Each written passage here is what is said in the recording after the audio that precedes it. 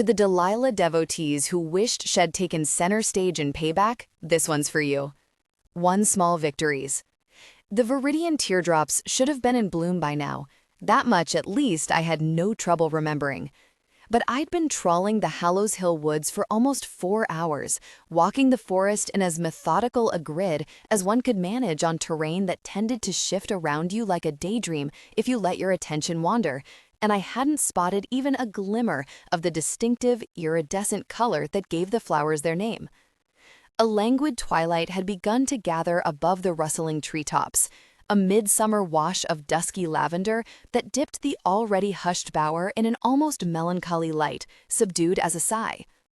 If anything, I was more likely to spot one of the elusive flowers now than I had been earlier. Viridians unfurled at dusk, revealing glinting amber centers, like fireflies, the stamens that held the magically active pollen I was hunting for. 6 months ago, I wouldn't even have needed to traipse along a grid. I'd been hiking Hallows Hill for pleasure since I was a kid, even when I wasn't on the prowl for floral ingredients for a tincture or brew. Many of the plants that thrived up here were unique, native to Thistle Grove. Exactly which herbs, blooms, lichens, and mosses grew where had once been imprinted on my mind like an intricate schematic, a precise framework crystallized among my synaptic pathways. In the before the oblivion times, I'd had a photographic memory, the kind science wasn't convinced existed, even if every other neurodivergent TV detective laid claim to one. But I'd really had one.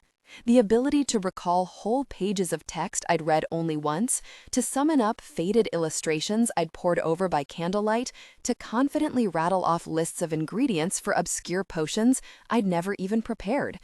The Delilah Harlow of before hadn't had the first idea just how much she'd taken her keen mind for granted. In my bleakest moments, I hated her for that smug complacency almost as much as I hated Nina Blackmore for what she'd done to me. With an effort, I shook off the creeping angst. In the months since I'd lost and regained most of my memory, I'd developed a maddening tendency to brood over my own misfortune, a waste of productive time if ever there was one, and turned my attention back to the forest floor. Viridian teardrops often grew in little clusters of 3, usually around the exposed root balls of deciduous trees. By early July, there should already have been a good crop of them ready for harvest. But Lady's Lake had been a little tempestuous lately.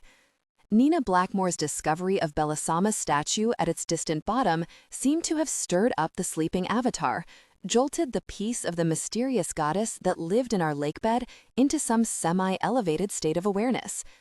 We now enjoyed the odd lightning storm crackling just above the lake on otherwise perfect days, while balls of St. Elmo's fire had been spotted drifting down Hallows Hill and through the town below, rolling through walls like ghostly electrified tumbleweeds and scaring the entire shit out of Thistle Grove normies. The oblivion glamour cast over the town prevented memory retention of spells directly cast by Thistle Grove's witches, but it was nowhere near broad enough to cover all the other unusual meteorological phenomena. Disturbances like that might have seeped into the forest as well, upset its natural growth rhythms, or shifted them. Just as I was about to cut my losses and call it a day, a flash of amber winked in my peripheral vision. I wheeled toward it, a flush of pure joy searing up my throat. Sensing my excitement, my raven familiar, Montalban, hopped down from one of the boughs overhead where she'd been examining intriguing insects and tracking my slow progress below. She landed on my shoulder, talons gently digging in for grip, then nestled her glossy dark head against my cheek and emitted a hoarse, contented caw. She didn't understand exactly what was happening, though familiars were empathically bound to their witches and attuned to magic. They weren't the snarky, anthropomorphized pets you saw in cheesy witch movies. But she could feel how happy it had made me to spot the Viridians, that this was something important to me. If nothing else, familiars excelled at very earnest, I love this for you vibes. Montalban and I had been bound for only a little less than 6 months. Ivy had thought that bonding a familiar might be healing for me as I recovered from the glamour, a friendly presence to both ground my mind and facilitate my scattered spell work. But I already couldn't imagine life without my salty little sweetheart always at my shoulder. See? I whispered triumphantly to her. Though I didn't really have to vocalize, Montalban could pick up on the general gist of my thoughts. But I loved talking out loud to her, like the friends we were. Still got it, my bitch. Craw, she agreed, ruffling her feathers. It wasn't a typical cluster trio, I saw as I bent to examine the flower. Only a solitary blossom, and on the smallish side as viridians came, growing in a nook just by a slim sycamore's base. But its teardrop petals were plump and glossy with health, a gorgeously vivid bluish-green, and nestled within, the stamens quivered with a rich dusting of that precious yellow pollen. If I was meticulous about extracting it, this single flower would be enough to cast a full iteration of Marauder's Misery, one of the anti-theft wards I'd been restoring at Tome's Omens ever since Nina fucking Blackmore undid 3 centuries worth of them in her brief and catastrophic rampage as a demigoddess. Flames and stars living in this town could be exhausting. I sank down by the tree's base, pebbles and blades of grass pressing imprints into my bare knees. Then I closed my eyes and reached for the flower, cupping my hands around it without grazing the petals. Sensing the flow of magic, Montalban brought her focus to bear on the spell too, facilitating my work with it. She couldn't make me stronger than I was, that wasn't how familiars helped, but her added attention was like a lens held to the sun. Anything I cast, she rendered finer and more precise. Like most magically imbued flora, viridians couldn't just be plucked by mundane means. They needed to be harvested with the use of a particular preservation spell to keep their potency intact. Magical botany was like that, infinitely fascinating and challenging, and also finicky as fuck. Hence why I loved it. It demanded expertise and finesse, a deep understanding of theories and disciplines that the other Thistle Grove families largely cast aside in favor of relying on their natural talents. Even the thorns didn't bother with it much, given their affinity for magically coaxing plants into simply doing whatever it was they wanted them to do. But arcane knowledge and its practical applications, that was where Harlows shone, especially this Harlow. I took a slow breath, twitching my fingers into the delicate position called for by the spell, lips parting to speak the incantation. The words floated into my mind's eye in swooping antique copperplate. I could even picture the yellowed page upon which the rhyming couplets had been inked. Then the entirety of the charm sluiced out of my head like water sliding through a sieve. All of it vanished in an instant. The words themselves, the lovely script, the aged grain of the paper. Where the memory had lived, there was now nothing. A cold and empty darkness, a void, like a miniature black hole whirling in my head. The panic that gushed through me was instantaneous, a prickling flood that engulfed me from the crown of my head to the tips of my toes, a flurry of icy pins sinking into my skin. And even worse was the terrible sense of dislocation that accompanied it, as if the entire world had spun wildly on its axis around me before falling back into place subtly misaligned. The oblivion glamour cast over the town prevented memory retention of spells directly cast by Thistle Grove's witches, but it was nowhere near broad enough to cover all the other unusual meteorological phenomena. Disturbances like that might have seeped into the forest as well, upset its natural growth rhythms, or shifted them. Just as I was about to cut my losses and call it a day, a flash of amber winked in my peripheral vision. I wheeled toward it, a flush of pure joy searing up my throat. Sensing my excitement, my raven familiar Montalban hopped down from one of the boughs overhead where she'd been examining intriguing insects and tracking my slow progress below. She landed on my shoulder, talons gently digging in for grip, then nestled her glossy dark head against my cheek and emitted a hoarse, contented caw. She didn't understand exactly what was happening, though familiars were empathically bound to their witches and attuned to magic. They weren't the snarky, anthropomorphized pets you saw in cheesy witch movies. But she could feel how happy it had made me to spot the viridians, that this was something important to me. If nothing else, familiars excelled at very earnest, I love this for you vibes. Montalban and I had been bound for only a little less than 6 months. Ivy had thought that bonding a familiar might be healing for me as I recovered from the glamour, a friendly presence to both ground my mind and facilitate my scattered spell work. But I already couldn't imagine life with my salty little sweetheart always at my shoulder. See? I whispered triumphantly to her, though I didn't really have to vocalize. Montalban could pick up on the general gist of my thoughts. But I loved talking out loud to her, like the friends we were. Still got it, my bitch. Craw, she agreed, ruffling her feathers. It wasn't a typical cluster trio, I saw as I bent to examine the flower. Only a solitary blossom, and on the smallish side as viridians came, growing in a nook just by a slim sycamore's base. But its teardrop petals were plump and glossy with health, a gorgeously vivid bluish green, and nestled within, the stamens quivered with a rich dusting of that precious yellow pollen. If I was meticulous about extracting it, this single flower would be enough to cast a full iteration of Marauder's Misery, one of the anti-theft wards I'd been restoring at Tome's Omens ever since Nina fucking Blackmore undid 3 centuries worth of them in her brief and catastrophic rampage as a demigoddess. Flames and stars, living in this town could be exhausting. I sank down by the tree's base, pebbles and blades of grass pressing imprints into my bare knees. Then I closed my eyes and reached for the flower, cupping my... I'd known that spell only moments ago. Now I didn't. It was simply gone, lost, as if it had been plucked directly out of my head by some merciless, meticulous set of tweezers. Crow! Montalban croaked into my ear, shifting fretfully from foot to foot as my distress seeped into her. I'm okay, I managed, through the terrible tightening in my throat. It's okay. But it wasn't. It felt nauseatingly like existing in 2 realities at once.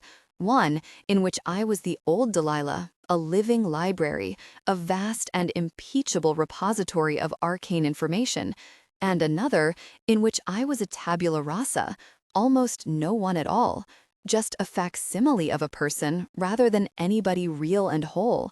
The dissonance of it was horrifying, a primal terror unlike anything I'd ever experienced before. The way, I imagined, some people might fear death, that ultimate disintegration of self if you truly believed nothing else came after. Though to me, the idea of living with a mind that couldn't be trusted felt worse than even the possibility of a truly final oblivion. I sank back onto my haunches, wrapping my arms around my chest.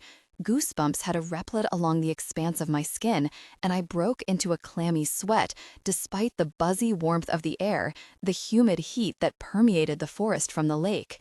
It's okay, I whispered to myself under my breath, rocking back and forth, feeling abysmally pathetic and weak, even as Montalban nuzzled my cheek, desperate to provide some comfort. You're all right. Try to relax and let it pass over you, like a reed in the river, remember? Don't fight against the current, because the current always wins. Sometimes, the simple relaxation mantra Ivy had improvised for me from her meditation practice worked, bleeding off some of the panic. Other times, it did absolute fuck all. The worst part was that no one understood why this was still happening to me. As a Harlow record keeper, I should have been shielded from a conventional oblivion glamour in the first place. Given our role as the memory keepers of our community, Thistle Grove's formal occult historians, we were all bespelled to be immune to such attacks. But Nina's form of the spell had been superpowered, whipped to unfathomable heights by the kernel of divinity that had been lodged inside her, the deity's favor she'd been granted by Belisama. Why that entitled Blackmore bitch had been deemed deserving of a goddess's favor in the first place was still beyond me. In any case, even after the mega glamour dissolved, helped along by my cousin Emmy's and my Uncle James's efforts, I wasn't rid of it entirely. 6 months later, I still sometimes lost memories like this, little aftershocks of oblivion riving through me even after all this time. Other times, I reached for knowledge that I should have had, that I knew I'd once possessed, only to discover an utter, sucking absence in its place. As if some vestigial remnant of the spell lurked inside me like a malevolent parasite, a magical malaria that only occasionally reared up. The lost memories did return sometimes, if I relaxed enough in the moment, or if I was able to revisit their original source, read the page that held the charm, pore over the missing diagram. But sometimes they simply didn't, as if my brain had been rewired and was now inured to retaining that piece of information. And it was all horribly unpredictable. Just when I'd begun to tentatively hope that I might be on the upswing, I'd tumble into yet another mental vortex, a churning quagmire where I'd once reliably found the diamond edges of my mind. But the self-soothing methods Ivy had taught me were always worth at least a try. I repeated the sappy read in a river mantra to myself several more times, trying my damnedest not to feel like someone who'd ever wear spiritual gangster apparel in earnest, all the while inhaling deliberately through my nose and exhaling out of my mouth. The familiar smell of Lady's Lake calmed me too, the distinctive scent of the magic that rolled off the water and through the woods, coursing down the mountainside to wash over the town. It was the strongest up here, an intoxicating smell like some layered incense, earthy and musky and sweet, redolent of frankincense and myrrh laced with amber and oak moss. As a Harlow, my sense of the lake's magic was both more intimate and more acute than that of members of the other families, and the flow of it up here, so close to its wellspring, reassured me, left me safe in the knowledge that I was still Delilah of Thistle Grove, on her knees on Hallows Hill with her beloved familiar on her shoulder, a Harlow witch exactly where she belonged. Abruptly, the harvesting charm slid back into my mind. A little frayed around the edges, some of the words blurring in and out of sight, as if my memory were a dulled lens that had lost some of its focus. But it was back, restored, intact enough that I would be able to use it to collect the Viridian. "Oh, thank you," I breathed on a tremulous sigh, my limbs turning jellied with relief, unsure whom I was even thanking. Ivy's mantra, the goddess Belisama, the magic itself? When it came down to it, it didn't really matter. Sometimes you had to take the smallest of victories and run with them. Sometimes they were all you had to cling to. 2. Mystery objects.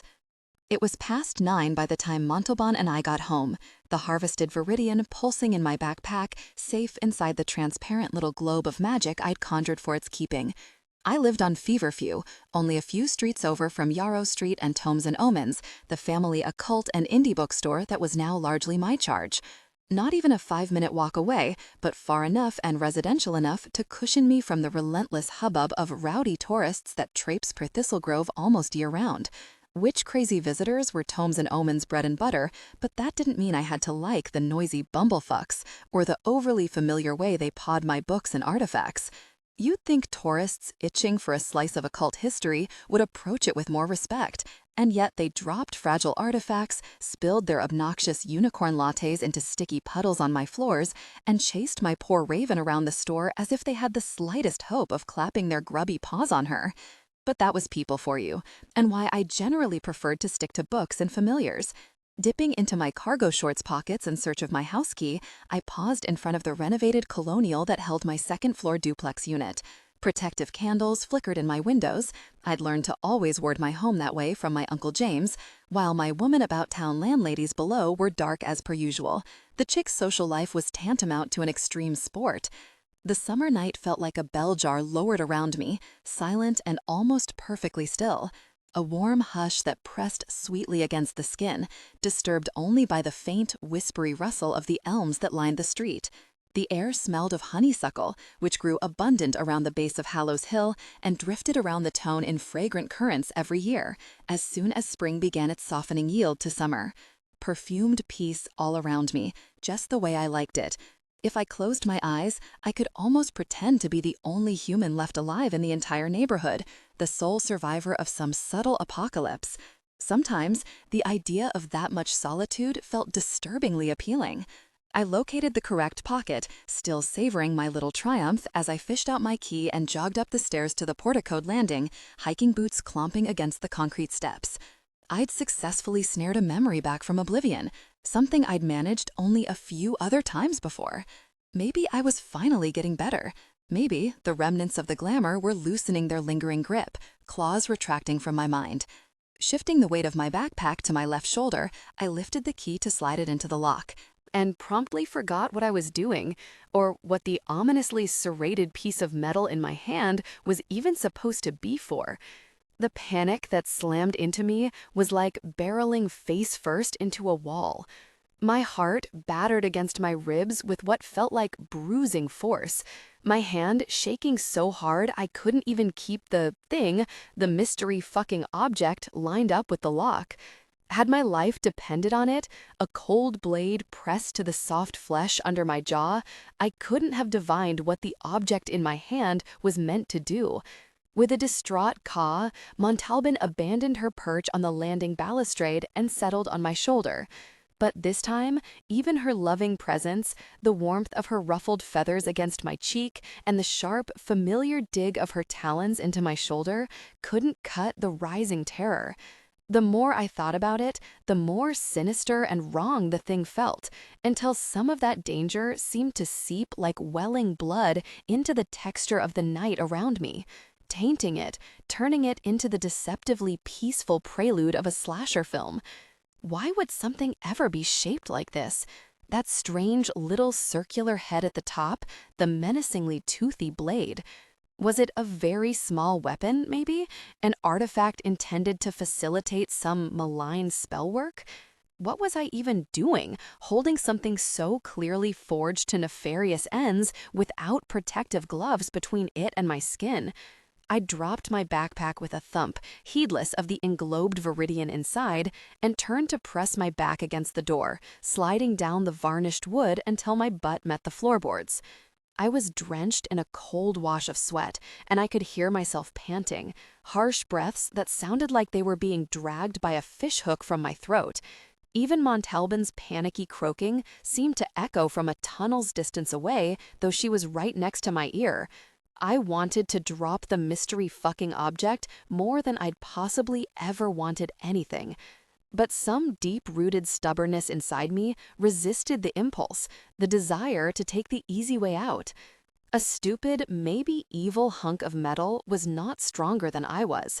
But I needed help. That much I did know, even if the admission felt like chewing on poison ivy, like the sting of nettles burning down my throat.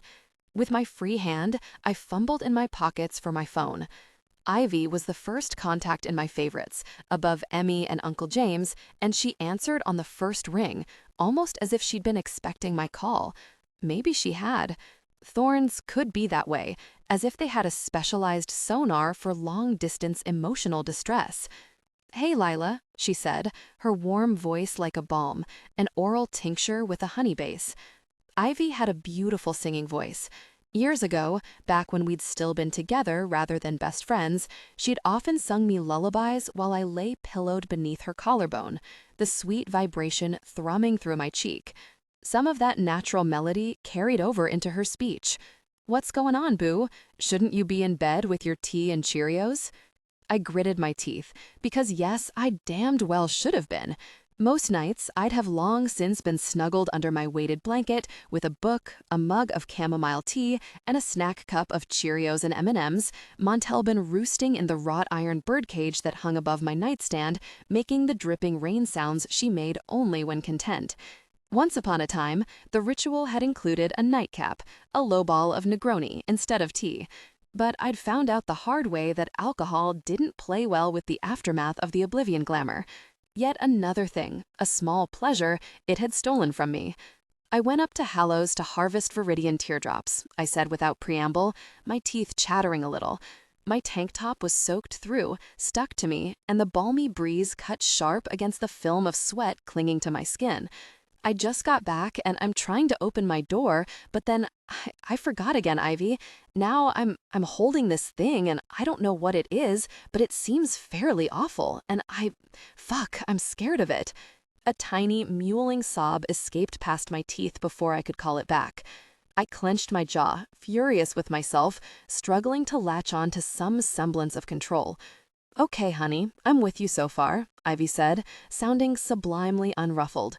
"You got home, and it sounds like you were trying to unlock your door. What does it look like, Lila, the thing you're afraid of? Can you describe it to me?" I rattled off as objective a description of the mystery-fucking object as I could muster, without mentioning any of my suspicions about weaponry or baneful magics. I didn't want to bias her. "Ugh," Ivy sighed once I'd finished. Her pitch didn't change, but I could still somehow feel the wealth of aching sympathy rolling off her and through the line. "I got you.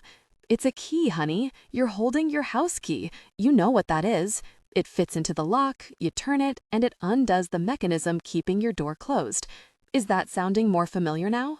A key, a fucking key had scared me out of my entire wits, because I'd remembered what it was almost as soon as she'd begun explaining it to me.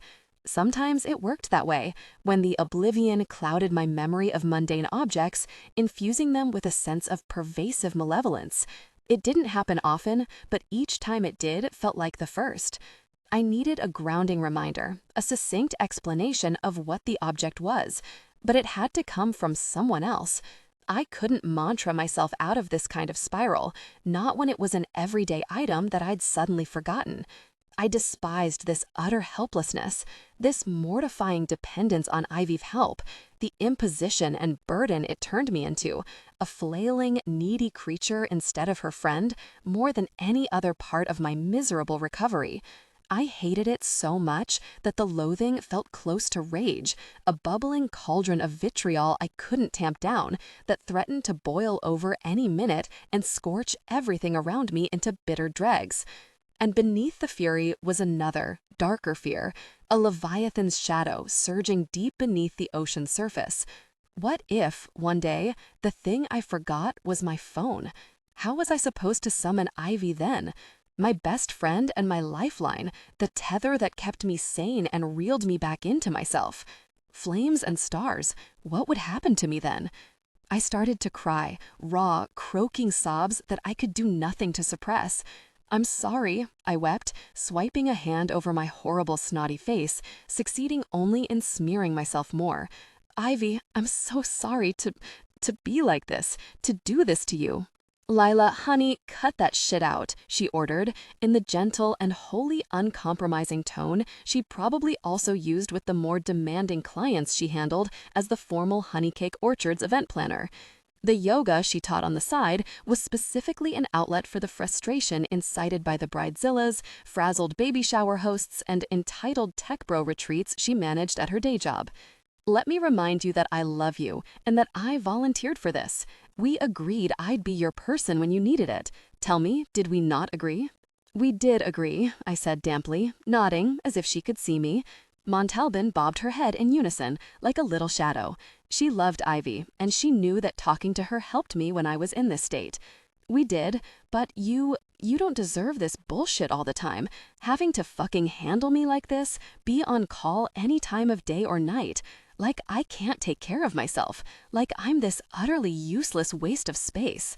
"Welp, that's it," she replied, and I could hear the soft rustling of thrown-back sheets. She, apparently, had been in bed. A shared love of early bedtimes had always been one of our things, back when we'd been together. "I'm coming over." I lurched back against the door in horror, nearly dislodging Montalban from my shoulder to an indignant caw of protest. "No, Ivy, no, you have to be up so early for that wedding tomorrow." "You don't have to do that. You really..." "Again, and I say this with love," she said, and I could hear the warm fondness in her voice. "But do shut up, bitch. Of course I'm coming over. This is no longer remotely a discussion. There's no way I'm letting you be alone right now, not when this is the prevailing mood. And have you had dinner, or did you forget to eat while you were up on Hallows?" "It's possible," I admitted, chastened. "I had some trail mix, maybe. I was really focused on harvesting the Viridian." "Of course you were. Pearl Dragon should still be open. I'll stop by and pick something up." "I had a light dinner anyway. I could use a dim sum snack. Want bubble tea too?" She'd probably had a healthy, substantial home-cooked dinner, but of course this was what she'd say. I closed my eyes and tipped my head back against the door, awash in equal parts guilt and gratitude, and suddenly aware of the seismic rumble in my stomach.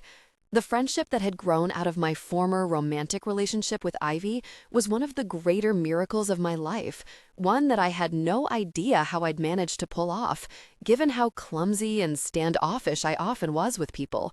Why she still chose to love me so hard was an enduring mystery.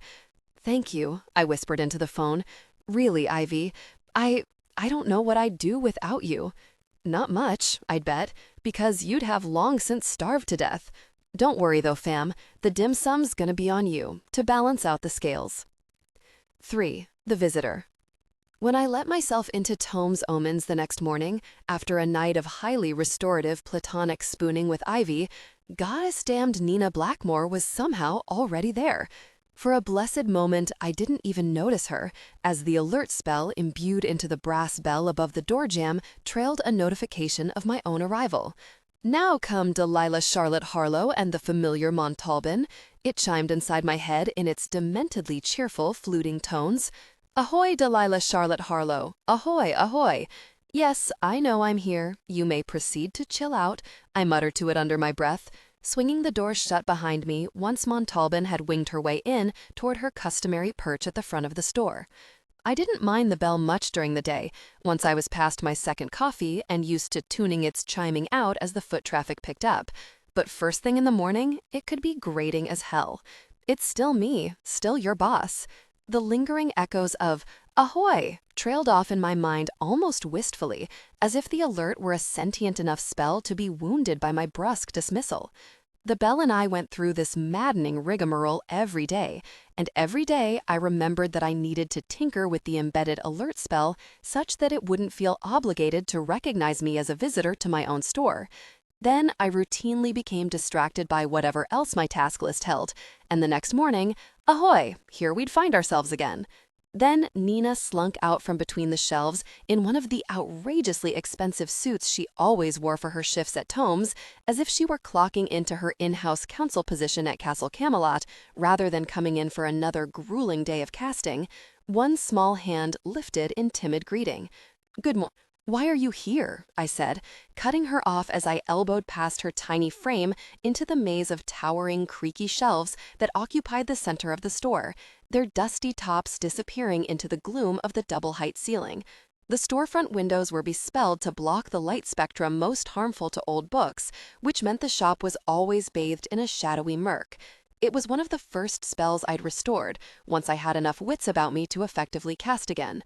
Nothing was more damaging to ancient tomes than too much light, and if it made the store spookier for the tourists, so much the better. As I stormed through the narrow aisles, the books rustled around me like roosting birds, shifting uneasily against one another as they picked up on my bristling annoyance. Over the years, the tomes collection, and, to a degree, the brick-and-mortar structure of the store, had a collective sense of self, keyed into its Harlow keeper. Normally, early morning at the bookstore was my favorite part of the day, the precious time I had it all to myself, to breathe the musty magic of its air, sort through the ledgers, and shelve new acquisitions before the hordes descended.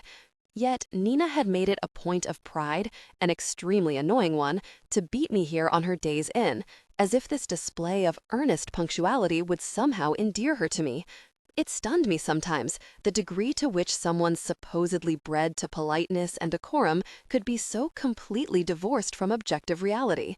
"It's Tuesday," I went on, dropping my backpack behind the imposing claw-footed glass counter that held a display of authames, crystals, and lockets for impulse purchases at checkout.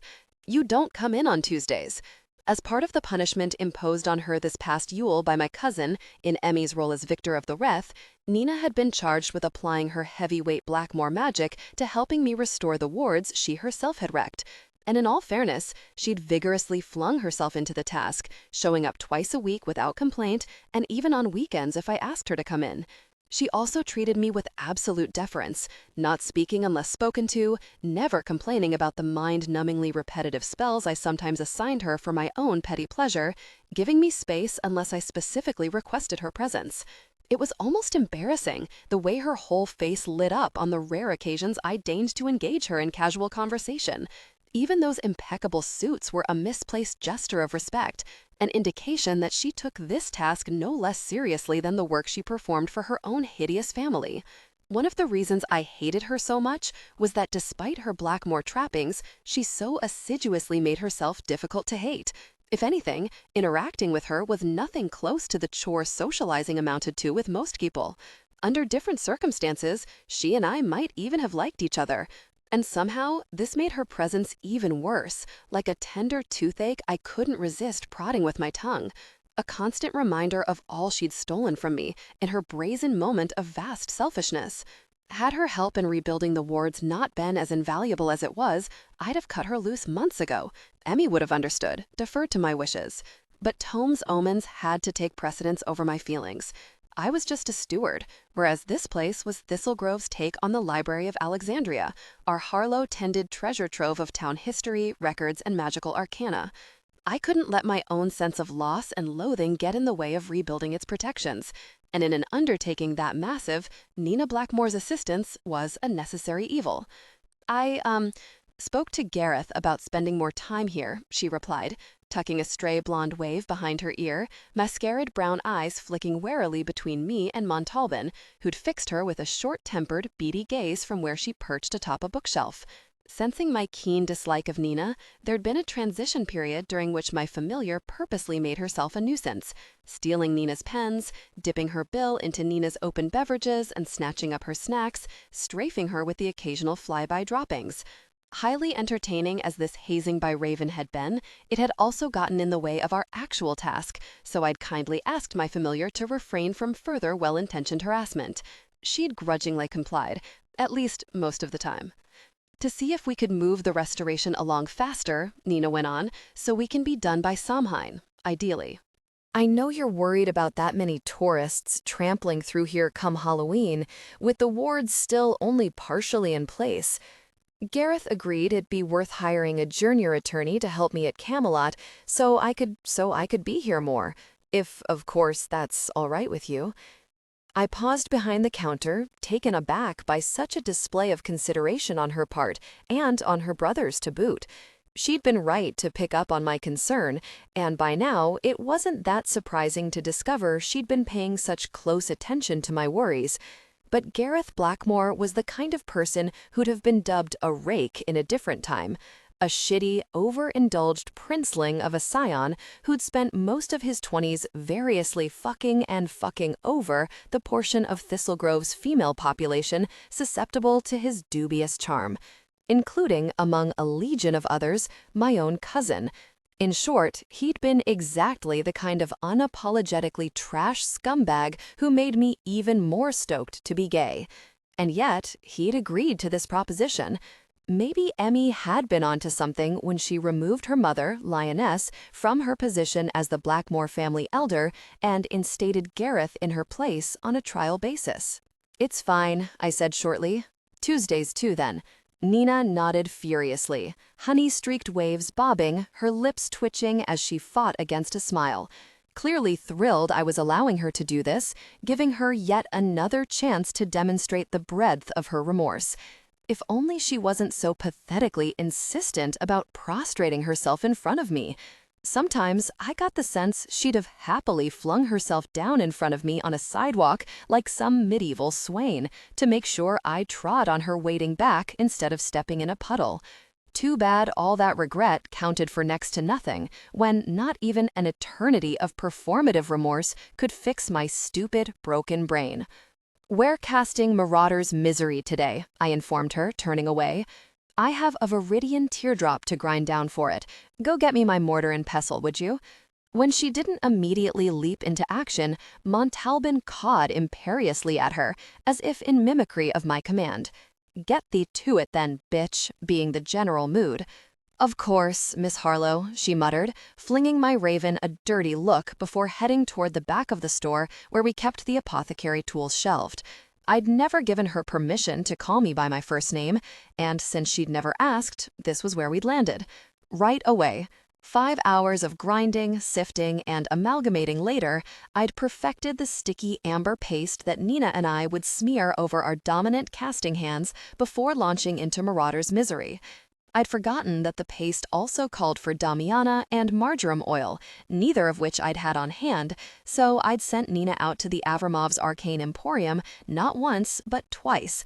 I hadn't done it on purpose, but I couldn't deny how much perverse pleasure it had given me to yank Nina away from the ward she'd been casting and then interrupt her precious salad lunch to have her play errand girl for me.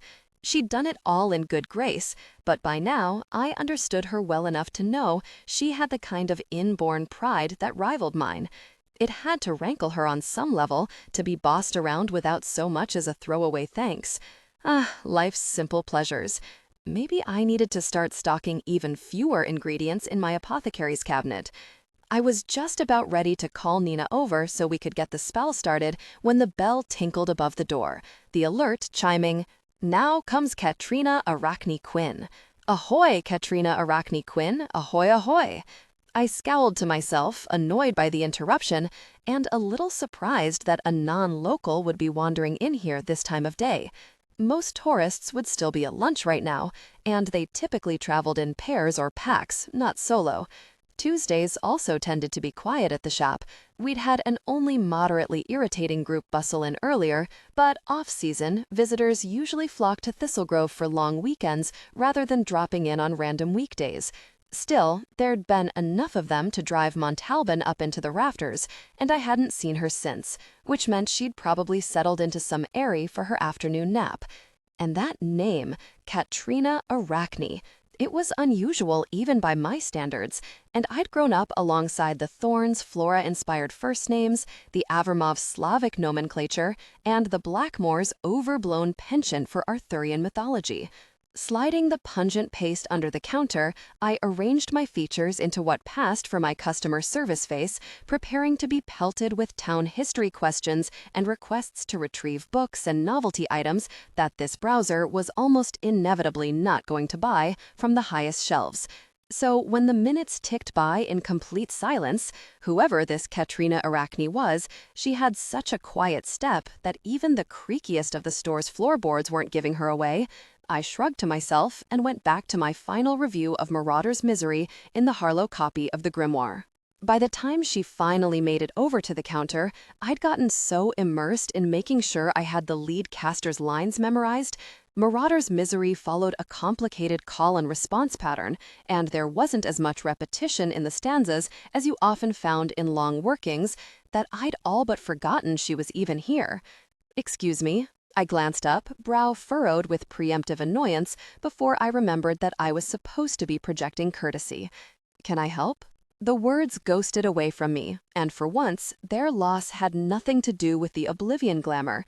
The woman standing in front of the counter was easily one of the most striking people I'd ever seen, and I lived in a town teeming with Avramovs, who looked like they'd been genetically modified to beguile victims into untimely ends.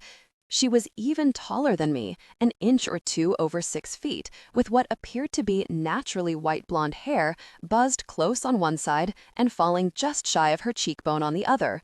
Her skin was dramatically tan against that shining pale hair, a deep and tawny amber.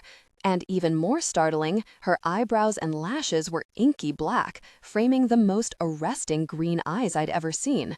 Long, narrow, and tilted up at the corners like a cat's, they were nearly the color of verdigris, both vivid and pale.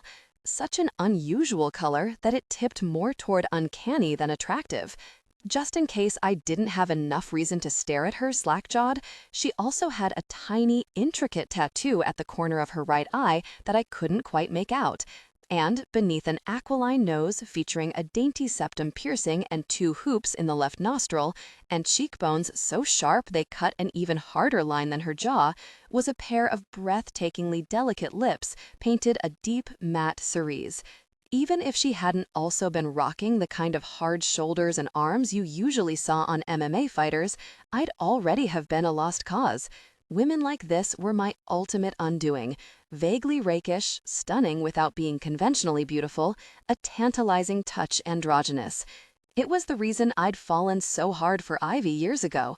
She and this woman obviously looked nothing alike, but the striking aesthetic and the general aura of brash sexiness pretty much embodied my type. Catriona Quinn smiled at me, slow and a little crooked, almost smirky, as if she was plenty used to eliciting this exact reaction from mortals unexpectedly graced by her attention. "I didn't mean to interrupt your reading," she said, with a flash of white teeth behind those black cherry lips, her gaze flickering down to the open grimoire. Her voice sounded exactly like she looked, low and distinctive and slightly husky, like incense smoke. There was the hint of an accent there too, something that softened her consonants a little, but I couldn't place it. Must be a pretty compelling story, that. You looked completely engrossed, practically worlds away. "Oh, no, it's no problem," I assured her, flipping the grimoire closed. Technically, I shouldn't have had it out in the open in the first place. We were supposed to keep this original copy of the spellbook safely in the attic, away from any prying eyes or sticky fingers. But it wasn't like any tourist would even know what they were looking at. Just, Work. Very, very dull. Were you, looking to make a purchase? Still with that lazy half-smirk, she slid a pack of tarot cards across the counter. It was a relatively shitty oracle deck, fairy-themed and mass-produced, nowhere close to the quality of the beautiful handmade decks we also kept in stock. I wrinkled my nose, unable to hide my surprise that someone like her would have chosen something so unabashedly cheap and boring. She laughed at my disdain, a silvery chuckle, higher-pitched and more melodious than I'd expected from that smoky speaking voice. Ah, so it's like that. I take it you don't approve of my selection? Well, it's completely up to you. I reached over to pick up the tarot deck and scan it. I was just thinking that we carry a number of more unique decks than this one, some of them hand-painted even, designed right here in town. To each their own, as they say, she said, flicking one of those gorgeous cut shoulders in a shrug. And hey, could be I'm hopelessly partial to trashy fairies. Sexy Tinkerbell here might be right up my alley for all you know. We all have our afflictions, don't we? I burst out laughing, unable to help myself. The pouty illustrated fairy on the cover of the deck, scantily clad and sprawled very suggestively on an oversized leaf, did sort of look like the porno version of Tinkerbell. She grinned fully at my laughter, crossing her arms on top of the counter and leaning over them in a lazy way that struck me as both extremely hot and casually territorial, as if she were somehow staking a claim on the store, and possibly me by extension. It should have made me bristle, and certainly would have had it been anyone else smearing their bare arms all over my clean glass, but instead it sent a full-bodied flush traveling up my skin. For what it's worth, I'm not, she went on in a confiding tone, into trashy fairies, that is. Witches are much more my speed these days.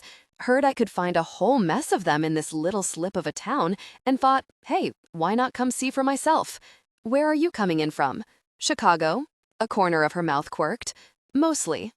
Well, you're definitely in the right place for witches, I informed her solemnly. We do take some issue at being referred to as trashy, however. The ones you'll find here come with a very storied history, highly dignified by all accounts. This is my first stop, but I can already tell, she said with equal mock seriousness, tilting her chin at my dove gray and white Harlow robes. I always wore them when working in the store, not just to cater to the tourists, but also because it felt right, in a sincere and symbolic way, as though I were already inhabiting my role as future keeper. A cult, but make it classy. No warts or pointy hats cheapening the vibe. I love your tattoos too, and your nails. I'd rolled up my robe sleeves while I worked on the paste, exposing the full-color floral tattoos that sleeved my arms like botanical illustrations, sprawling peonies and lilies and thistles, wreathed with renderings of my favorite magical flora, bristling broom brush and lacy pink aurora, sprite slip, and tenderweed. And my nails were more interesting than they had any right to be, considering how much I worked with my hands, but I loved keeping them long. This week they were coffin-shaped and painted fuchsia and black, a sinuous line of silver glitter drawn through them like a meandering river. Thank you, I said, flustered that she'd noticed my details just as I'd noticed hers. Her own strong hands were still resting on the counter, like the counterpoint and foil to mine. The backs veined, nails short and square and unpainted. She had an unusual bracelet around one wrist, black leather and cord in a complex knotted design that also held glinting little slivers of onyx. There was something very eye-catching about the way it was made. Now that I'd noticed it, my gaze kept drifting back down to its knots. I do my own nails, art therapy I guess you could call it, and I sketched the designs for the tattoos too. Before I could regret inundating her with personal information she probably had zero interest in knowing, her dark eyebrows lifted with delight. Artistic, I like that, she said, tipping her head in admiration, that asymmetrical slice of hair falling into her left eye. I'm a little crafty myself, as it happens. Enjoy a bit of weaving, here and there. Weaving struck me as the blandest conceivable hobby for a woman like her. Not that there was anything wrong with it, I just couldn't imagine someone who looked like a kickboxing pinup enjoying something so sedentary. Though maybe it meant she'd made that edgy bracelet herself. It felt much more in line with the rest of her. Did you want anything else? I asked her, clearing my throat as I folded the garbage deck into a complimentary velvet cloth for her. Not that it deserved any such protection. The cloth was probably of higher quality than the cards themselves. Or maybe a bag. I'm afraid we don't have any weaving supplies on offer. Oh, I always travel prepared, she replied. There was something oddly coy about the way she said it, some private moment of amusement as she tucked the deck into a back pocket with a half smile. Never know when one might need the materials for an emergency crafting session. Right, I said, a little uncertainly, thrown off by this tinge of strange innuendo, like she was keeping some secret with herself. Well, thank you for stopping by, and enjoy Thistle Grove. If you're looking for things to do, I highly recommend a visit to Honeycake Orchards. No trashy fairies there either, but it's a gorgeous place. Noted, she said, tipping me a little two-finger salute as she pushed back from the counter. I'm Catriona, by the way. Cat. Delilah, I replied automatically, though I normally never told Tome's visitors my first name. If anyone asked, the witch Harlow, proprietress of this establishment, had a suitably more ominous ring to it, like someone you didn't necessarily want to bother too much about what such and such trinket cost. Even if I wasn't, formally, the proprietress just yet, those smug, presumptuous trespassers didn't need to know everything. Delilah, she repeated, a gleam lighting in her eyes. The soft emphasis she put on each syllable made me acutely aware of the tip of her tongue flicking behind her teeth as she pronounced each of the L's. Beautiful name, one you don't hear so often. It was a pleasure to meet you, Delilah, and thanks for the insider info. It's much appreciated. You're welcome, I called after her, but she'd already turned away. And as she disappeared into the shelves, with a lithe, rolling gait that put me in mind of predators roaming the savannah in nature shows, I couldn't shake the feeling that I'd detected some sense of recognition in her, like she'd already known my name before I told her what it was, just like I'd known hers. It also didn't occur to me until after I'd heard the door swing shut behind her that she'd never actually paid for the fairy deck. 4. That's enough. Nina emerged from the shelves a few minutes later, looking put on. Who was that? She asked, glancing uneasily back over her shoulder. That woman who just left? I don't know, a tourist, I said testily, not inclined to share that I'd been so distracted by said tourist that I'd functionally allowed her to shoplift merchandise right under my nose. Under normal circumstances, that wouldn't even have been possible, but one of the wards Nina and I still hadn't fully restored was the one boarding petty theft. I'd ranked it as low priority, and now here we were. Why? Nina pursed her lips, making a disgruntled moo. I ran into her in the shelves, and she just felt off. The way she looked at me, I don't know. It was weird, somehow. Weird, somehow, I echoed sarcastically, more to hide my own outrage than anything, my mind racing. Why would someone even have wanted to steal such a cheap deck? Maybe Kat had been semi-honest with me during the deft misdirection I'd mistaken for real flirting. Maybe she just liked trashy things in general, especially if they happened to be stolen. Or it could have been a ruse, a way to keep me from noticing some more significant theft, I thought, with a zinging bolt of alarm. I'd have to run an itemizing spell later, make sure she hadn't strolled out with anything of more value. It was highly unlikely the anti-theft wards covering the most important books and objects were already in place, but not impossible. The ultimate offense, I continued, distracting myself from troubling thoughts by baiting Nina. Wait, could it be that... Did she fail to curtsy to you in passing? Nina shot me a flinty look, squaring her little shoulders. I didn't say rude, did I? She retorted, in one of the spicy flashes of spirit she managed to suppress most of the time. There was something a little askew about her, that's all. She just made me uncomfortable. Well, that's completely unacceptable. If she comes back, we can kill her, I suggested, only mostly joking. If that brazen thief ever dared come back here, she was certainly going to find out some things, hotness notwithstanding. Now, come on, I want to start casting Marauder's Misery before it gets too late. I slid out from behind the counter with the bowl of Viridian paste, holding it out to Nina so we could both slather our casting hands with it. I'll take point. Can you manage second? Marauder's Misery was one of the warding spells that ideally called for a circle. In a pinch, only 2 witches would constitute a circle, especially if one happened to be a Blackmore. Nina's knowledge of warding spells had been impeccable so far, but this one was a doozy, even if she'd had all that time to review it while I concocted the paste.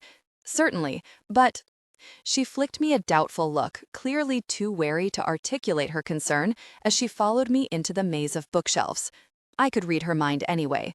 Marauder's Misery was a long, convoluted, and demanding casting, hours of exhausting spellwork, and Nina knew that I was still struggling. I'd have died before admitting it to her, of course, but I plied myself with a daily regimen of mundane remedies for ailing memory. Ginseng, ashwagandha, ginger root, lion's mane mushrooms, sage, turmeric, gotu kola, and an entire laundry list of other, mostly abysmal-tasting herbs. Some I steeped into the rank tisanes I swilled all day, and others I took as supplements by the handful. There'd been a brief period of dabbling in Adderall as well, but that had done nothing besides making me even more prone to biting Nina's head off at the slightest provocation. Even someone as unfamiliar with herbal remedies as your average Blackmore would have guessed by now what I was after. "What?" I barked at her, my already brittle patience splintering as we reached the bookshelf juncture that marked the rough center of the store. Sensing spellcasting action afoot, Montalban swooped down from where she'd been roosting in the ceiling gloom and lit on my shoulder with a raspy caw. "Is there a problem?" Nina shook her head, hair sheeting her face. "No, of course not. Whenever you're ready." Still glaring at her, I reached out to grasp her hand. We were both right-handed casters, which meant we had to form a circle by facing each other, left hands clasped between us, which, in turn, meant hours of standing face-to-face while she made insufferable doe eyes at me, exuding medical-grade penitence. Flames and stars, I'd be lucky if I had any uncracked molars left by the time this restoration was complete. I counted us down from 3. Then we lifted our viridian-pasted hands in smooth tandem, index fingers pointed up, both drawing counterclockwise circles in the air as I started chanting the charm, Nina following my lead through the long lyrical couplets. The air began to circulate as we cast, ruffling our hair and my raven's feathers, coursing in purposeful currents like an elaborate knot being crafted around us. In Marauder's Misery, the element of air became the protective medium, galvanized by the magical viridian pollen adhering to our hands. Once we'd finished weaving its defensive web, it would settle invisibly into place over the bookshelves, a transparent, interwoven shield. If any vandals ever broke in with the ill intent of damaging my books with anything sharp, which, according to the will I was infusing into this working, covered anything from nails to scissors to blades, the air hovering above the bookshelves would repel them. Upon sensing any malign intention, the kinetic energy stored in its knotwork would activate, blowing them away from the books while leaving the tomes themselves untouched. It wouldn't be pretty, but it also wouldn't kill them. Probably. Just teach them some pointed lessons, pun very much intended. For hours, Nina and I worked in nearly flawless tandem, a lockstep so neat and precise it felt close to joy, even as fatigue accumulated between us, building up like slow sediment. I'd become used to working with her, but it was more than just experience. While my magic buzzed inside me with a low, satisfying hum, hers nearly roared in response, like crashing waves. There was so much of it for me to draw on as the lead caster that it felt like having been granted access to a bottomless well. But it was her control over it that was the truly enviable thing. Her raw magic felt not just endless, but deft, and even I found it damn near impossible not to feel impressed by the masterful way she handled it. Manipulating its ebb and flow, feeding me exactly as much as I needed from her and never any more or less. Sometimes, collaborating with Nina felt almost disturbingly beautiful. There was a synchronicity that seemed like something innate, though as Blackmores and Harlows, we had no reason to feel such a connection. Some of it might simply have been Nina's own unbridled joy at being allowed to flex her magic. As part of the punishment Emmy had imposed on her, Nina was forbidden from casting under any circumstances besides the ward restoration, or defending herself or someone else from mortal peril. This was her only opportunity to lose herself in the kind of complex working she'd probably been used to casting every other day. Then, sometime around the 4th hour, I forgot my lines. One moment I was singing them out in a confident, clear alto without so much as a waver to my voice or will. The next, I stumbled, tripped up by the abrupt onset of nothing, a sudden and jarring absence where the next line should have been. Montalban sensed the surge of my panic, rasping out a harsh warning croak. Nina's eyes snapped open at the sound, then narrowed as she felt the ensuing disturbance in the working. Without skipping a beat or undoing any of the progress we'd made, she fluidly switched places with me, intoning the lead caster's next line, giving me time to recover or to fall back into the secondary supporting role so we could both carry on with the spell. The realization that she'd learned both parts in advance, setting herself up as my understudy, as if she'd suspected or even assumed that I'd need help, sent a gout of pure fury gushing through my veins. "Stop it," I hissed at her through clenched teeth. "I have this. I need a second." "Don't," she said, sharp, holding my eyes with a steely determination I hadn't seen in her before. "Please, don't do this. Can't you feel that it's already deteriorating? We've worked so hard, we can't just let it drop now. If you still know the secondary casting, of course I know it." It's a Harlow spell. She clenched her jaw, refraining from pointing out the obvious, which was that I'd clearly already forgotten the words to the primary casting of a Harlow spell. Aggravatingly enough, I did still know what came next for the secondary caster. I just couldn't latch on to what I'd been chanting before, as though that part of the spell had transformed into a slippery, soaped-up rope that had wriggled out of my grasp. Just give me a second. I rummaged furiously through my mind, scrabbling for the next line. Nina couldn't feed the words to me like a prompter with a script. It didn't work that way. If she continued speaking them aloud, she'd become the primary by default, the spell's central energy bending toward her will rather than mine, which meant any resulting casting would have much more of her in it than me. This marauder's misery would wind up a Blackmore spell instead of my own, and I couldn't stomach that idea, not for something so vast and pervasive, a charm that would become so integral to the fabric of my store. I'd always feel Nina's mark on it, even after she was finally gone. And I'd be damned if I let this happen to me again, this egregious helplessness. The need to rely on a Blackmore, of all witches, for the casting of a spell my own ancestors had crafted. And not just any Blackmore, but this one, the one responsible for my predicament. "I just need to think," I said, listing my head slowly from side to side. As I fought furiously to remember, all the pleasure I'd felt in the ease of our joint working rushed away from me, and with it gone, the lyrics themselves faded like ghosts, melting back into the ether, evanescing from my mind. As our casting lapsed, so did the spell itself.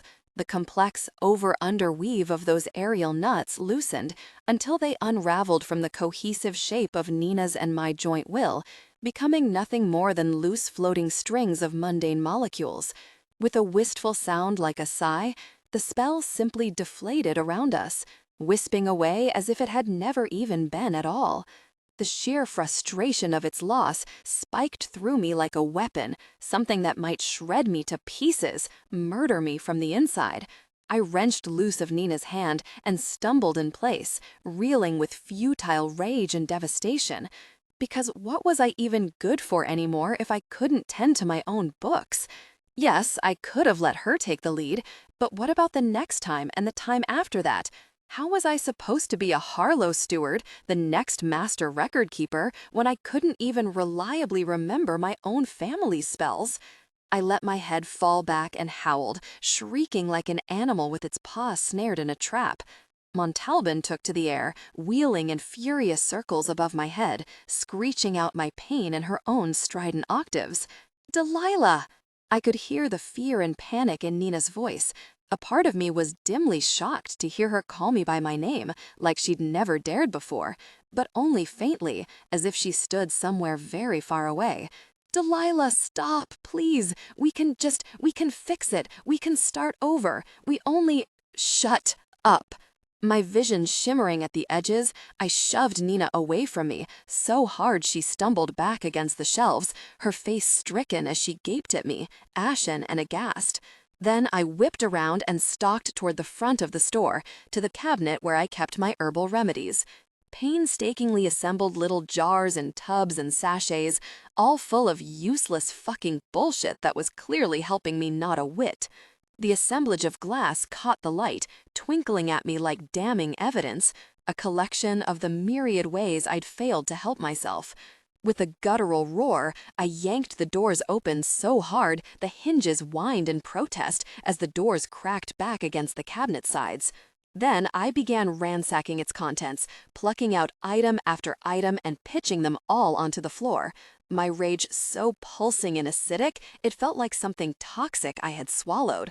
A vial of bitter, blistering venom I'd somehow managed to choke down. Everything that shattered as it met the ground, its contents strewing across the floorboards, only fed that bubbling inner turmoil. "Fuck you," I muttered to each item under my breath as I pulled it out and dumped it. "You pointless trash. And you, and especially you." Some of the shelves I swept clean in a single satisfying motion, sending everything flying off.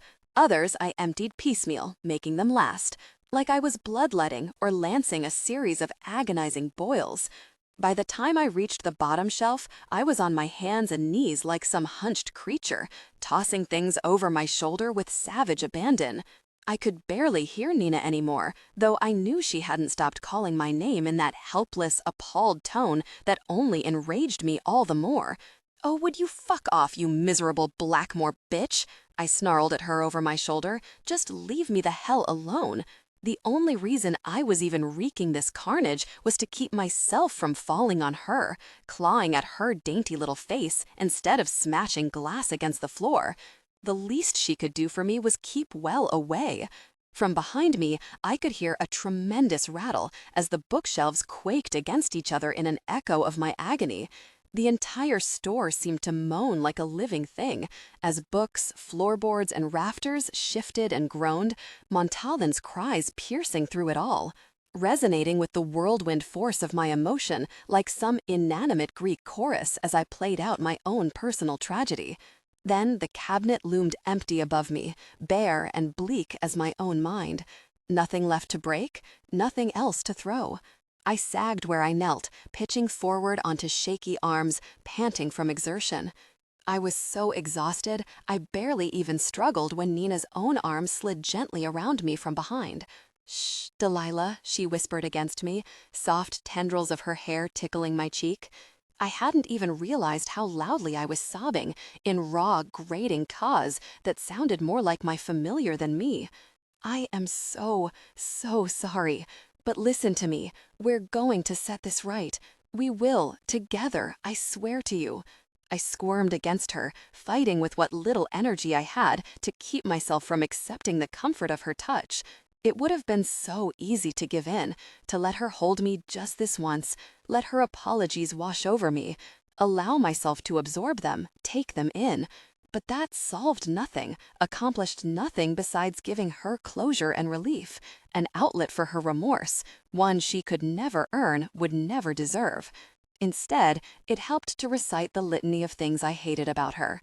The perfectly tamed loose curls of her hair, those deathly dull oval nails, rarely polished anything more thrilling than eggshell, the way she watched me with such overflowing, painful, seemingly endless hope, as though she kept thinking she might catch a glimpse of my forgiveness on the horizon, like the distant silhouette of some exotic bird.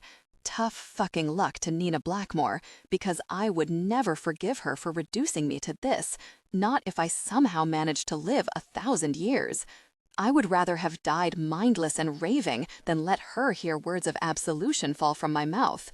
But she was right about one thing. I was going to set things to rights for myself, and I was going to do it on my own. I sat up and wrenched myself roughly away from her, still gasping for breath as I swiped one hand across my tear-streaked face. "Enough, Delilah," I whispered, shaky but adamant, as if Nina wasn't even there. "That is enough." 5. The Malefica. After banishing Nina for the night, I stayed at Tomes alone, sweeping and scrubbing at the mess I'd made, salvaging what herbs I could, though almost everything had gotten hopelessly commingled, and what could be separated out was largely contaminated, spangled with slivers of glass. I'd burned through a fortune's worth of herbs with my tantrum, which probably would have served me right in some sanctimonious way if I could bring myself to care, which I couldn't. Though, knowing myself, the guilt for causing such a deplorable waste would kick in later when I was least expecting it. Instead, I let my mind roam while I cleaned, riffling through my mental catalog of healing spells. Not the kind that we'd already tried, the above-board sort you might find in the grimoire, spell-smithed into existence by some benevolent thorn. I'd already been plied with every mental acuity spell Ivy knew, and even the Thorn Elders, Aspen and Gabrielle, had held a circle this past Astara with the intention of focusing their family's energies and harnessing the balancing force of the spring equinox into healing me. None of it had taken. But just because we tried everything in the Thistle Grove witch arsenal didn't mean we'd tried everything. By the time I stowed my broom and mop, full night had fallen beyond the Tone's windows. It was late enough that Montalban had returned to my shoulder to half-drowse against the curve of my neck, clearly wishing we were already home. Like her witch, my familiar wasn't exactly a party raven. Normally, if I was planning on staying late, I'd light candles in the many hurricane holders scattered throughout the store.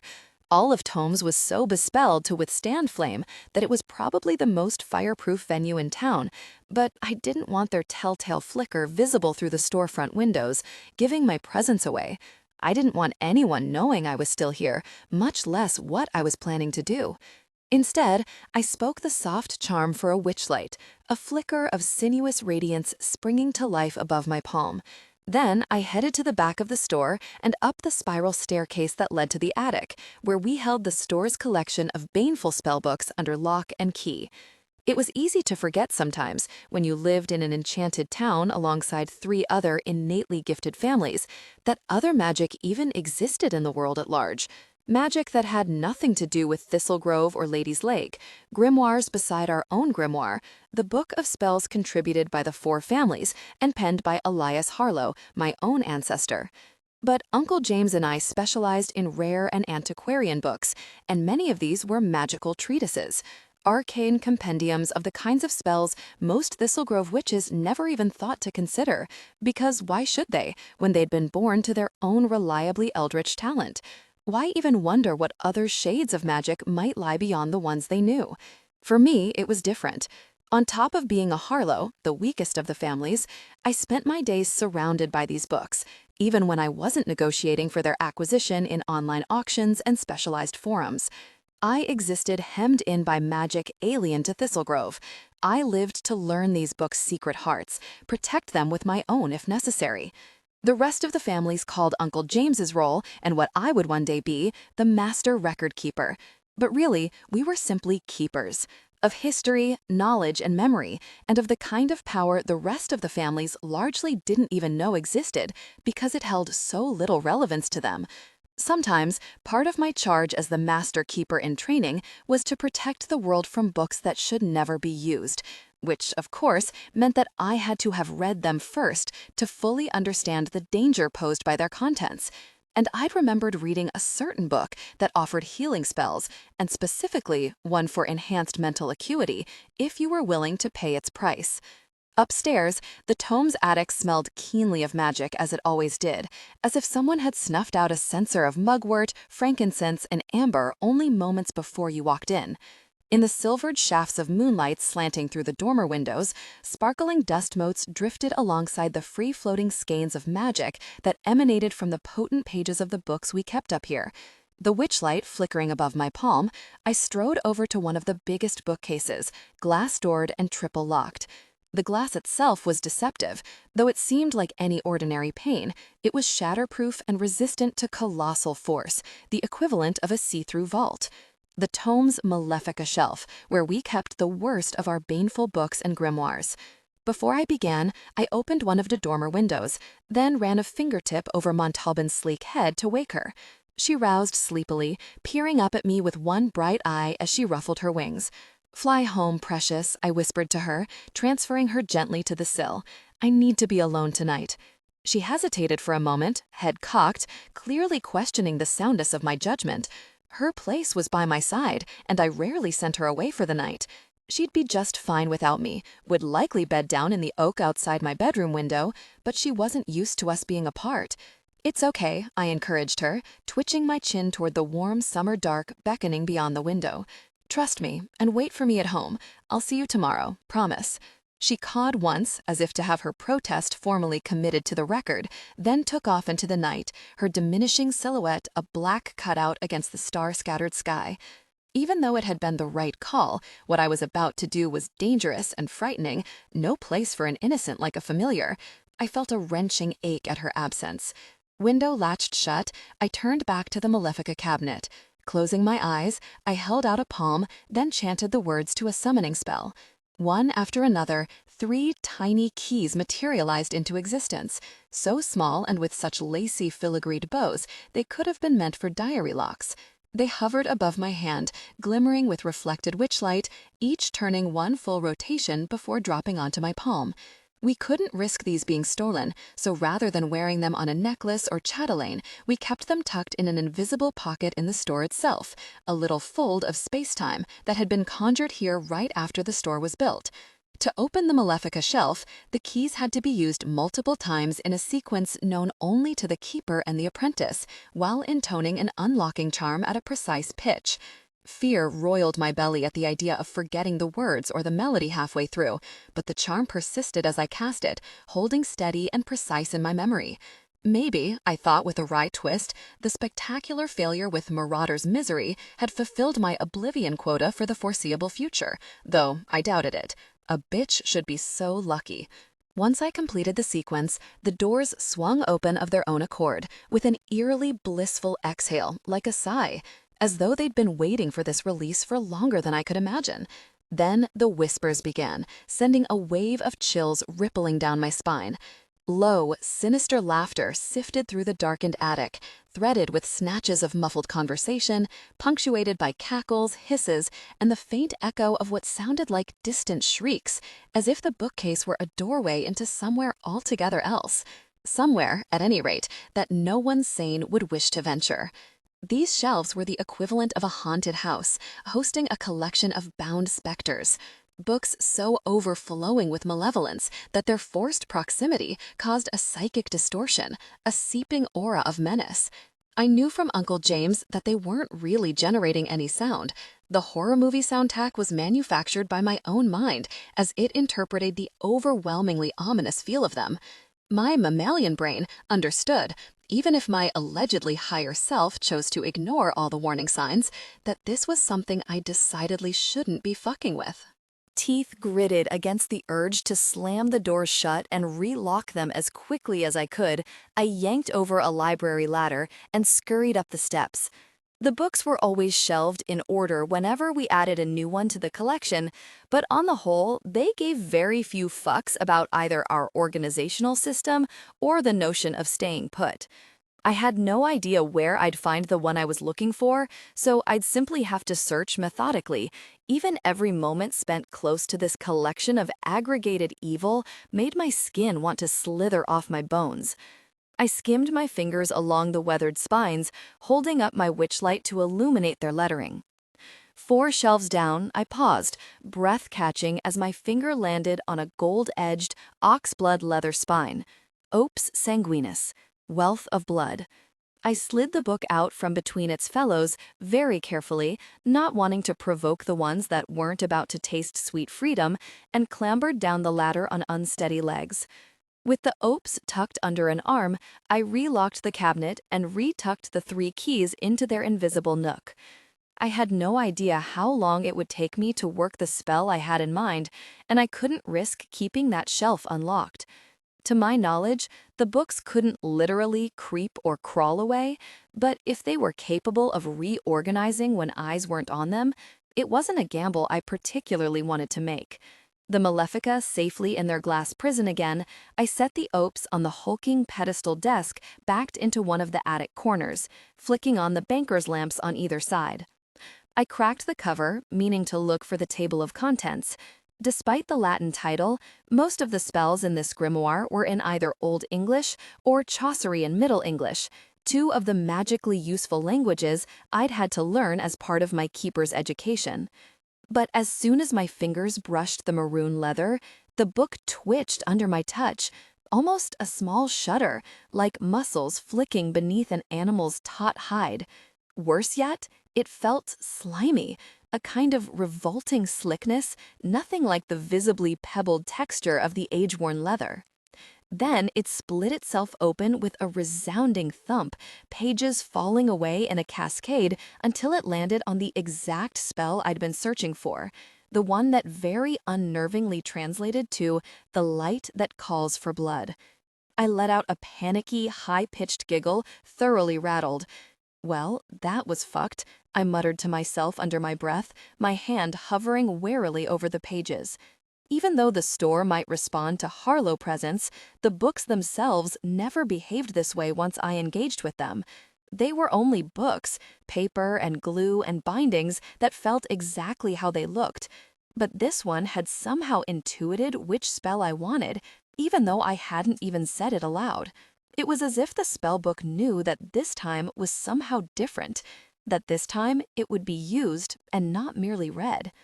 The deep sense of misgiving brewing in my stomach only gained strength. I already knew that this was miles from the best idea I'd ever had, but what if it was so much worse than that? Harlows weren't just keepers after all, but gatekeepers too.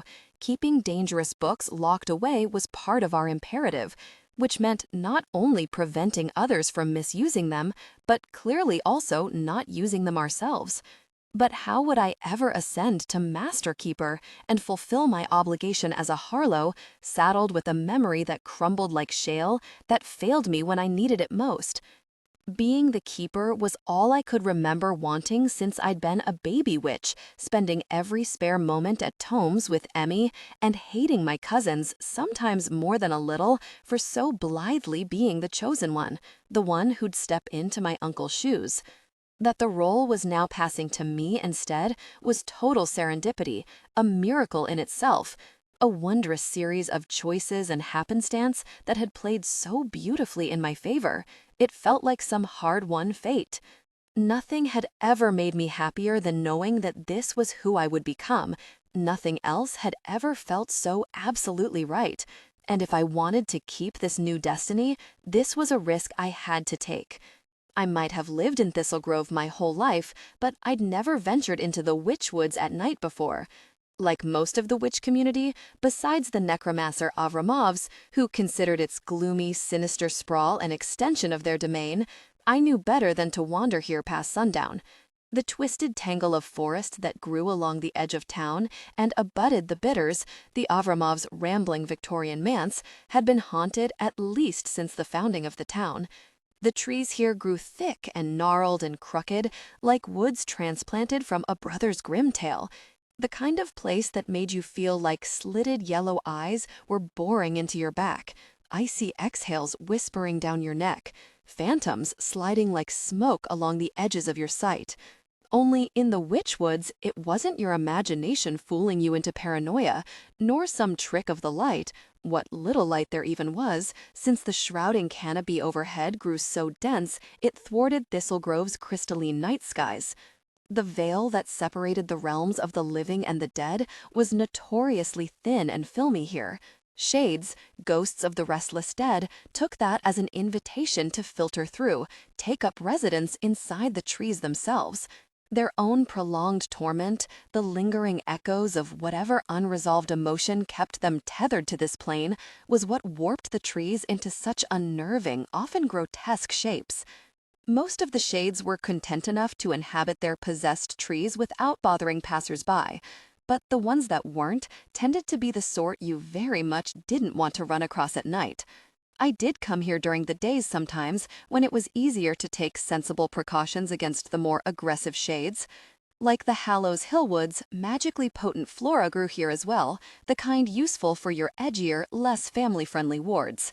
Unlike the Avramovs or teen normies out on a drunken dare, I'd never found a compelling enough reason to set foot here after dark. Tonight, I'd had no choice but to come. Back at Tomes, I'd cast a dowsing spell on myself, one that turned me into a human compass needle drawn not to water, but toward the ley line nexus that the light that calls for blood had instructed me to find.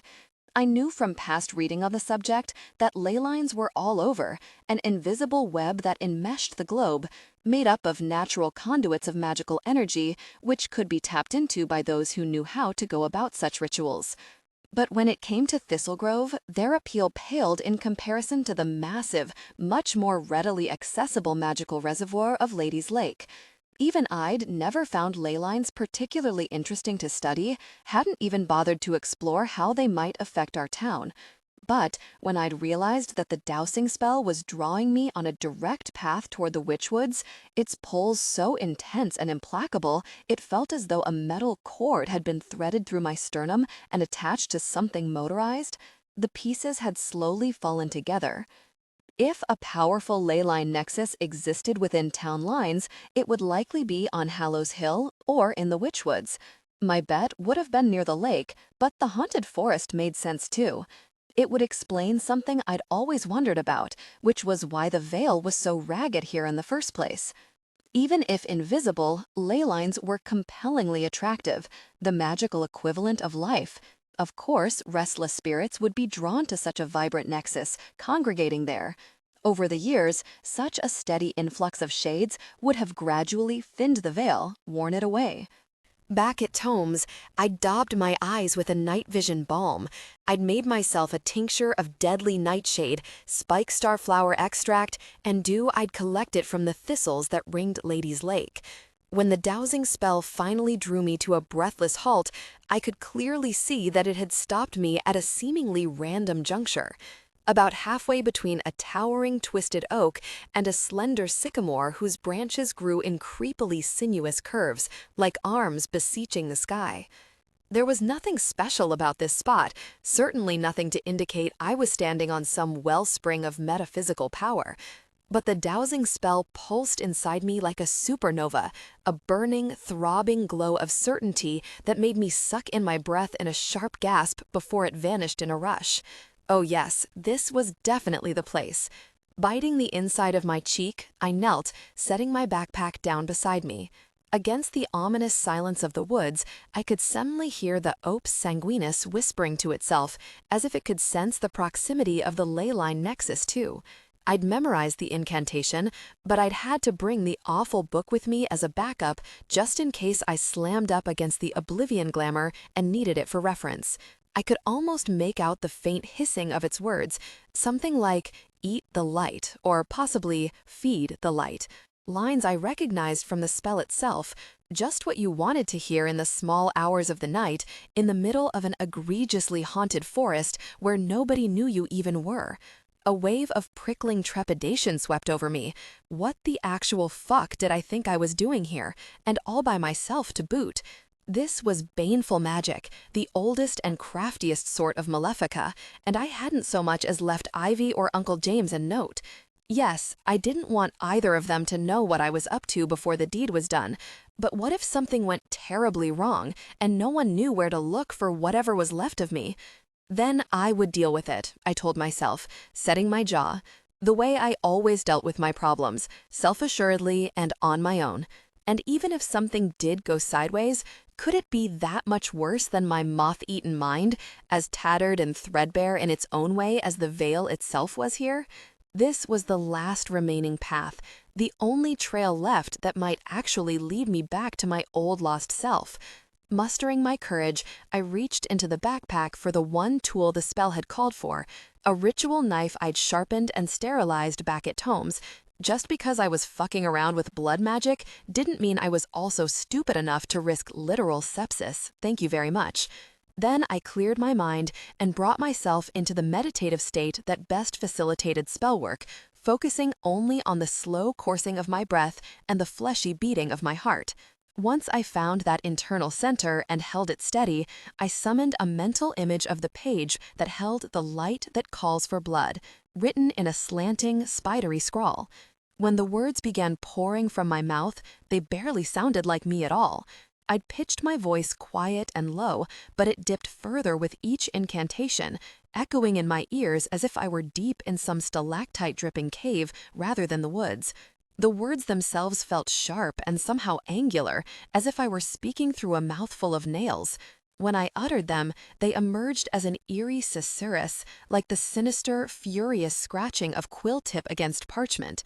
Much more profoundly strange than Old English when used in normal conversation, the way I'd practiced it with Uncle James.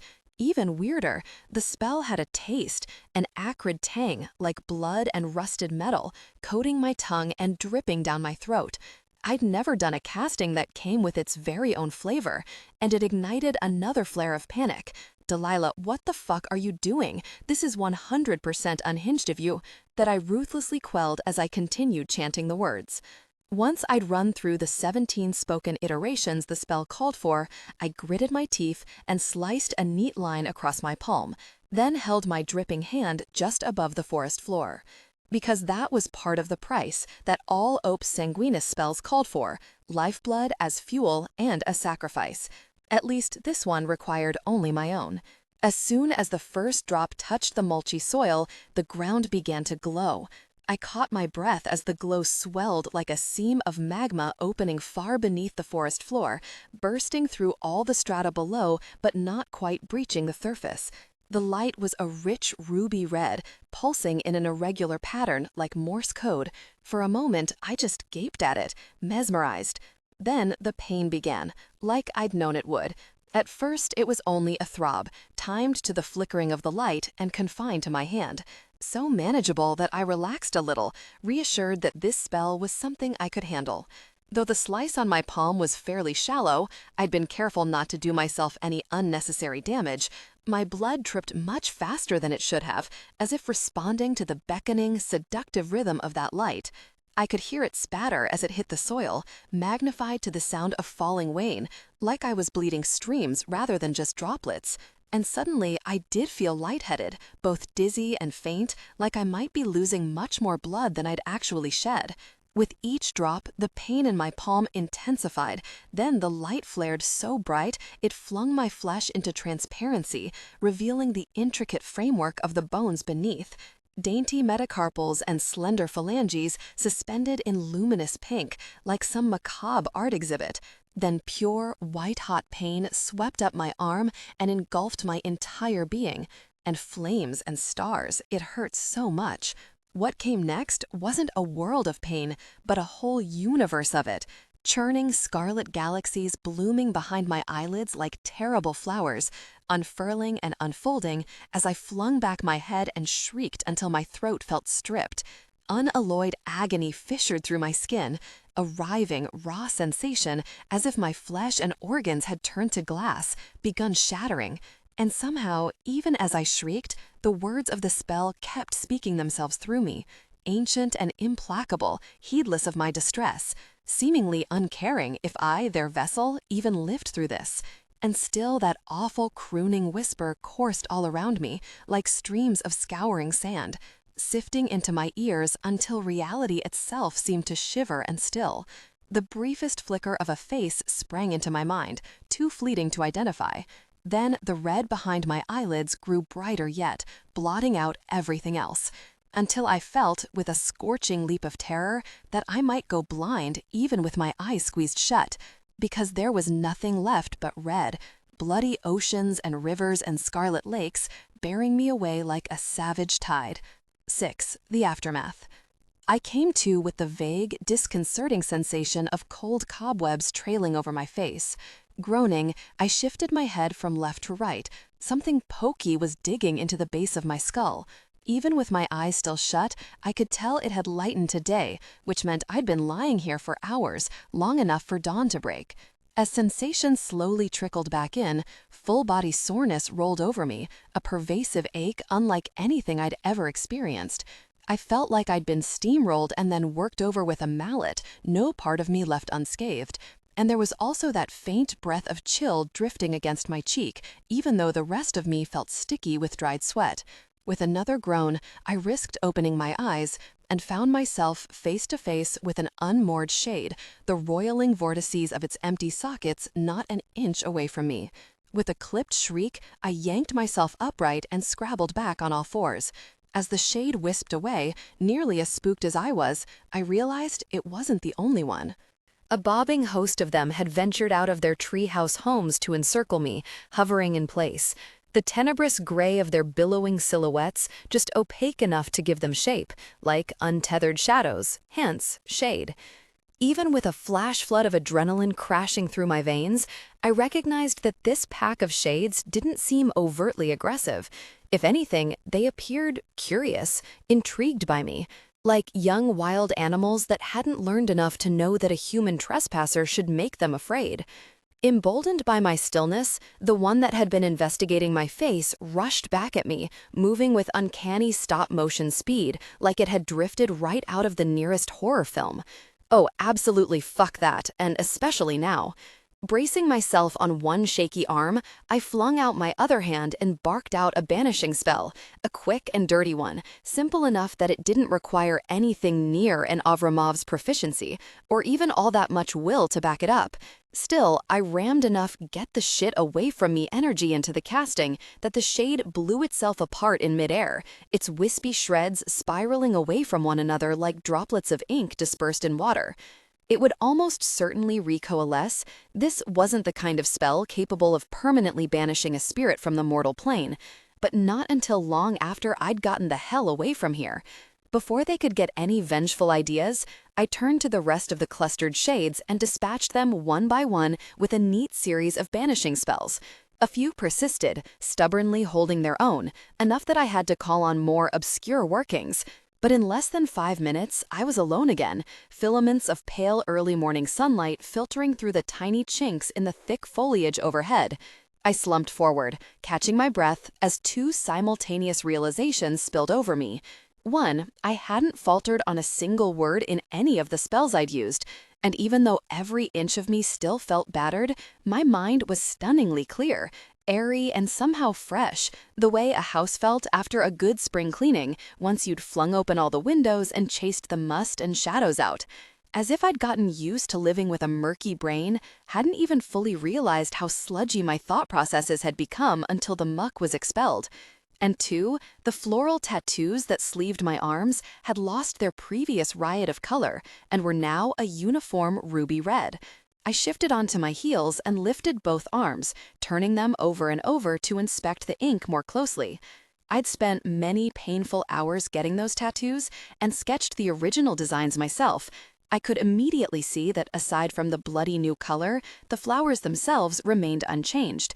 But tiny markings now trailed complex paths between them, what looked like spiky runes, an alphabet entirely different from the Old English the spell had been written in. It was as though the light that calls for blood had turned me into a human scroll, emblazoned itself into the still living vellum of my skin. I sank back onto my haunches, mind racing with the implications. On the one hand, my brain felt crystalline, scrubbed clean with cool water, clearly the spell's handiwork. On the other, there was no way that tattoos turning blood red augured anything remotely positive. Once I managed to lurch to my feet, a shimmering veil danced at the edges of my vision, as all the wooziness that the adrenaline had chased away came flooding back full force. Whatever the spell might have accomplished in terms of mental healing, it had also left me weak and wobbly, so drained it would take all the scant energy I had left just to drag myself back out of the witchwoods. Then I was going to badly need Ivy's help.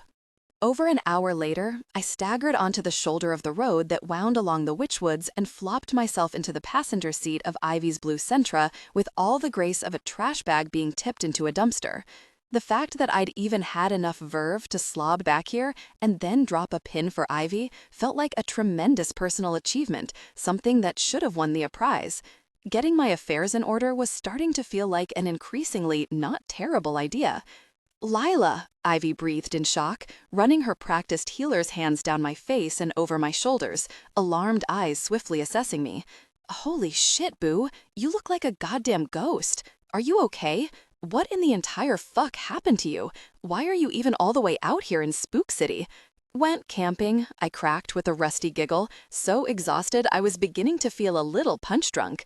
"Got a little lost." "Very funny. Try again." "I'll splain later," I mumbled, tipping my swimming head back against the headrest. "And no, I am not okay. I think something might be pretty wrong with me, in fact."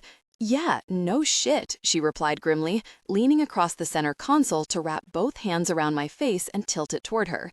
She smelled enticingly of pastry, caramelized sugar, and melted butter. She must have come directly from sorting out a catering order at the Honeycake Orchards bakery. Let me just take a closer look. I closed my own eyes with a sigh, the emerald and amethyst swirls of her healing magic unscrolling behind my lids as Ivy performed the thorn equivalent of medical imaging, sending her healer's awareness spiraling through my body, all the way down to my cells. Unlike a clinical exam, this magical scan felt languorous and warm, like a honeyed bath that lapped at you from the inside. By the time she was done, I felt even woozier, but pleasantly so. "Well, no wonder you look half dead," Ivy declared, sounding appalled as she drew back. "Delilah Charlotte Harlow, almost a fifth of your blood is not where it should be. And given that I'm not sensing any wounds or internal bleeding, I'm over here wondering just how the hell you managed to do this to yourself." "Woo, a fifth," I marveled giddily. "That a lot? Sounds like a lot." "It is. Under most circumstances, you'd need an emergency transfusion. How you managed to walk your exsanguinated ass out of those woods on your own steam is its own fucking mystery. You should be in hypovolemic shock right now." "Natural stamina?" I suggested, my head lolling.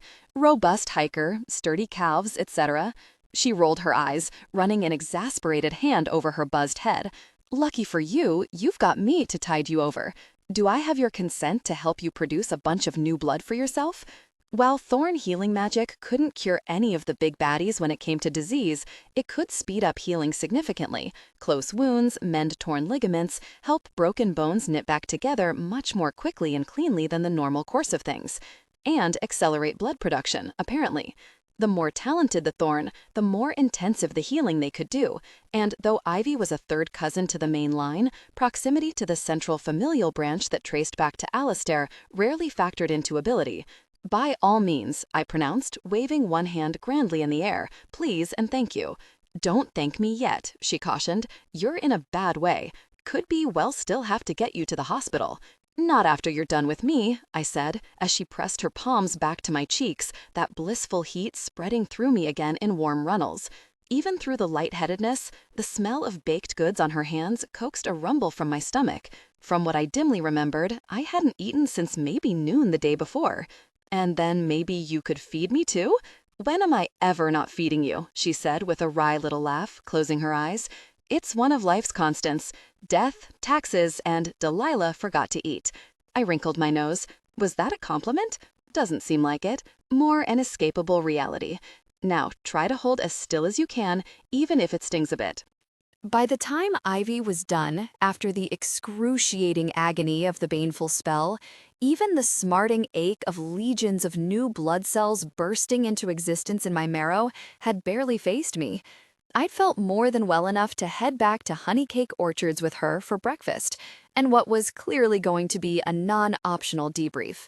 Once we arrived, Ivy had swooped into the bakery attached to the farmhouse restaurant to snag us a picnic basket of assorted goodies. She'd already gotten one of her underlings to cover for her before coming to rescue me. Wednesdays were the one day a week that Uncle James still liked to helm Tome's omens, so part of the reason I'd chosen to forge ahead with the spell the previous night, so I hadn't had to worry about calling in fake sick. She'd also let me into an unoccupied room at the Honeycake B&B for a badly needed shower, along with a borrowed change of clothes. Mine were a grimy rainbow of sweat, blood, and assorted witchwood's ick, but no amount of bleach was going to lift. Now we sat together in one of the secluded niches of the haunted hedge maze, where thorn-animated flowers swayed and sang for the tourists who traipse through the orchards each year for apple, pumpkin, and cherry picking, along with a variety of witchier-themed activities. But they never saw special enclosures like this, reserved only for friends and family. A checkered picnic blanket lay spread under us, the green walls of the hedges rising like fortresscapes to our backs, casting just enough shade to offer respite from the bright flood of late-morning sunshine. Pink eglantine roses with sunny egg yolk centers wound their way through the leaves, humming in three-part harmony and shedding their distinctive apple fragrance all over us. Ivy referred to this little niche as the Sweetbriar Enclave. Like the others, it would open only to a whispered password from a thorn. "You sure you're up to this?" Ivy asked, studying my face as we both tore into melty ham and Gruyere croissants. Clearly, I'm more than owed an interrogation, but I could wait a day or two, give you a chance to at least catch your breath. I told you, I mumbled through a hearty bite, tilting my face toward the sunshine. The warm breeze combed pleasantly through my still shower-wet hair, lifting it off my neck. I'm better than good. Whatever you tinkered with in the pipes really did the trick. And it was true. I felt almost bonelessly relaxed, better than I had in months. As if I'd finally released a breath held for so long that I'd gotten used to keeping it trapped under my diaphragm, locked down deep in my chest. And the sunshine, this picnic, Ivy's company, it all felt like part of the recovery the spell had triggered. A rediscovered ability to actually enjoy nice things without the pall of possible oblivion hanging over me. But Ivy shook her head, worrying at her silver lower lip hoop with her thumb. Her skin was such a deep, dark brown, it gleamed lustrous under sunlight. But even with that healthy sheen, she looked unusually drawn, her brow still furrowed with concern for me. Listen, all I did was boost you back to normal plasma, blood cell, and platelet levels, she said with a slow shake of the head. I didn't want to mess with your system too much. Whatever you're feeling, it's not because of anything I can take full credit for. So level with me, Lila. Why exactly are you looking so bright-eyed and bushy-tailed when you were giving potent Walking Dead vibes not an hour ago? I stalled with another bite, while a rose extended its pretty head to settle on my shoulder, stroking its petals against my neck. The flowers had been poking at me relentlessly since we'd sat down, straining to wrap themselves around my wrist, resting on the top of my head, even nuzzling ticklishly into my ear. And why do the eglantines keep doing all that? She demanded, narrowing those big, dark eyes at me. It's like they're suddenly obsessed with you. They don't even get that worked up over me. Something's different about you, Lila. You feel all jangly, buzzy somehow, not quite like yourself. What happened to you out there in the woods?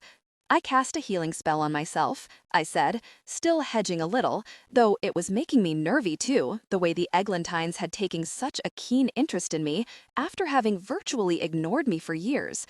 And I needed to be in a certain spot for it to work, a spot that happened to be in the Witchwoods.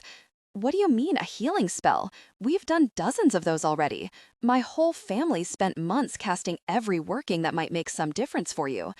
It's not a grimoire spell, I clarified, knowing she'd pick up on the capital G. It's from one of the other books, the ones we keep at Tomes. What the hell kind of a book, she said slowly, that already intent dark gaze intensifying more, would ask you to wander into a haunted-ass forest in the middle of the night, then somehow siphon off that much of your blood? Not to mention turn your tattoos that color and throw in all those creepy little marks? I glanced guiltily down at my arms, the newly scarlet hue of the flowers.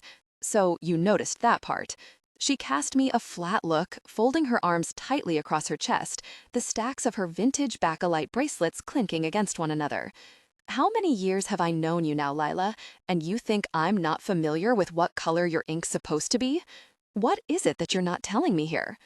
When I didn't respond, she huffed out an aggrieved sigh, flicking her gaze away from me before dragging it back to mine.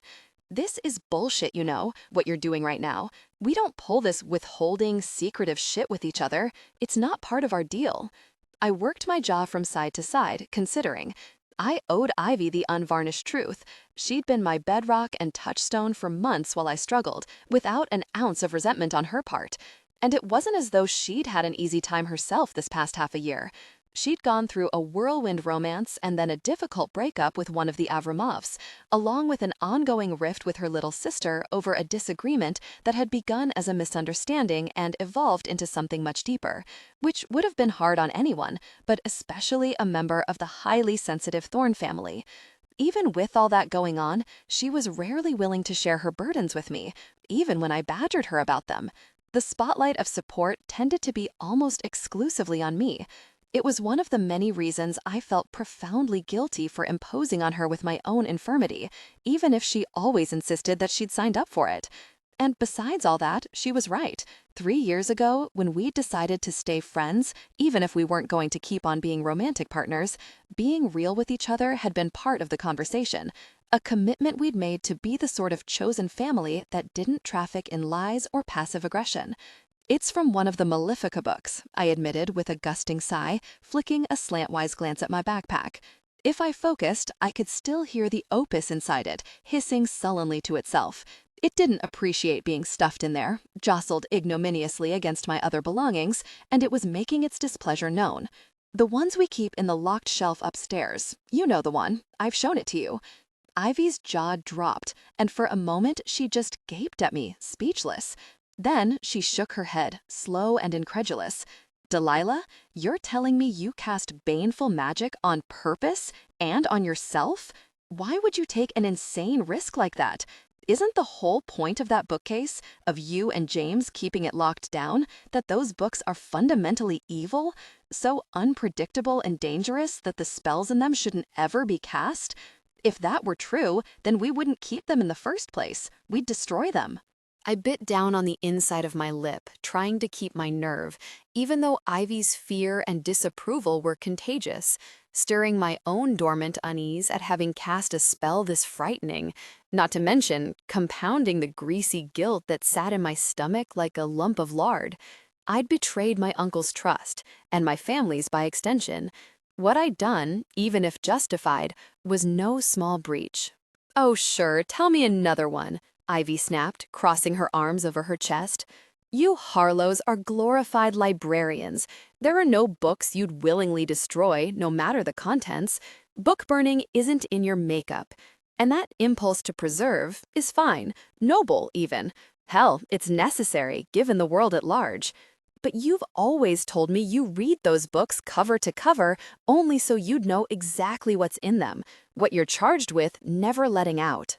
You're making it sound like I had half a fucking choice here?" I shot back, sudden fury boiling up in me.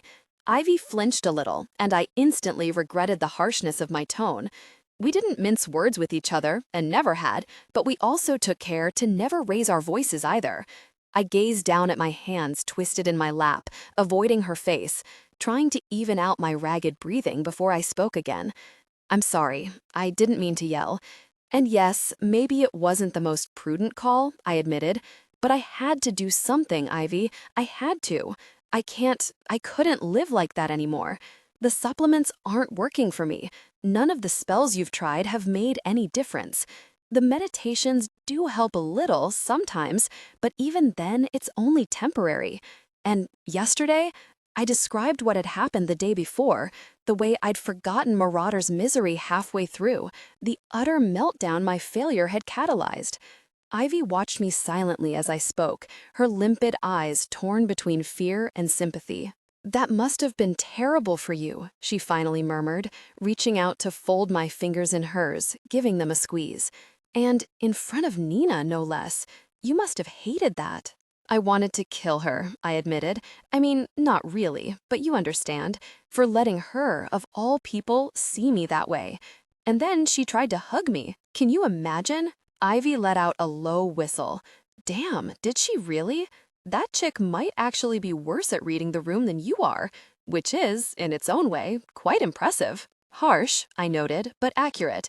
For what it's worth, I don't think her social skills are the problem.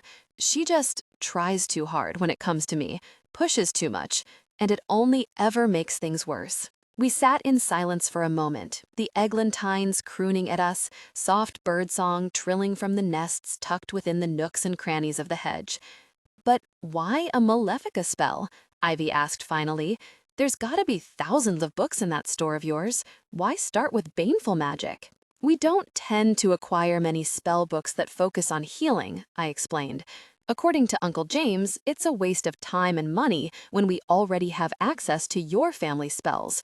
The healing-based grimoires that have come into our possession over the years pale in comparison to what you can do. And I know, because he and I have tried most of those outsider spells on me too. The benign ones, that is. So what was the one you used last night?" I grimaced, anticipating her reaction. "The Light That Calls for Blood. It's from a book called the Opus Sanguinis, The Wealth of Blood. Oh, fabulous all around." Ivy swiped a hand down her face, moaning quietly into her palm. "Fantastic. Wait, no, phenomenal. Now tell me everything, please. Since you didn't even give me the option of backing you up on this fool's errand, I at least deserve a full rundown. I described the events of the previous night as closely as I could, trying to ignore the canvas of emotions playing over her face as I detailed each step. Ivy was always transparent that way, incapable of hiding her visceral reactions. "What else do you know about the spell?" she asked once I'd wrapped up, ticking questions off her fingers. "Spellsmith? Origin? Historical context?" "Almost nothing." I spread my hands. "The Opus Sanguinis doesn't come with any foreword or preamble, no spellsmiths, editors, or aggregators are credited, and there's no explanation for why the title is in Latin while the spells themselves are in Old or Middle English. There's nothing in our store-wide index about it either, except for date of acquisition, which was about 3 generations of Harlow's back." "Then you need to talk to your uncle about this," Ivy pressed. "He's been master record keeper for decades. Even if there's nothing in writing about the opus, he might still know something about it. That spell is inside you now, Lila. At the very least, you have to understand how it works, what you did to yourself when you cast it." "I can't drag him into this, Ivy," I argued, shaking my head. "He'd be furious with me. I broke our most important rule, doing what I did last night. Depending on how he chooses to look at it, I also broke his trust, possibly the sacred trust even, when it comes to Harlow keepers. There wasn't technically a prohibition on Harlow keepers helping themselves to the spells in the Malefica books, but that was only because one so obviously didn't need to be made explicit. Casting baneful magic from an external grimoire we were charged with protecting went against everything we stood for. If he ever found out I'd done this, there was a better than good chance that Uncle James would never forgive me, and that he'd reconsider having appointed me as the next keeper. Lila, and look at me, I cut her off, gesturing broadly at myself, all but thumping my chest to demonstrate my newfound haleness. I'm fine, better than fine, so much better than I've been since all this began. Whatever this spell's origin, whatever else it might do, does that really matter right now? What matters is that it helped when nothing else did. I can think again, properly. I feel like myself, like the way I used to be. Ivy, please, can I just be allowed to enjoy that for a while?" Ivy subsided, closing her eyes and releasing a whooshing exhale. "Okay," she said a moment later, weariness settling into every line of her striking face.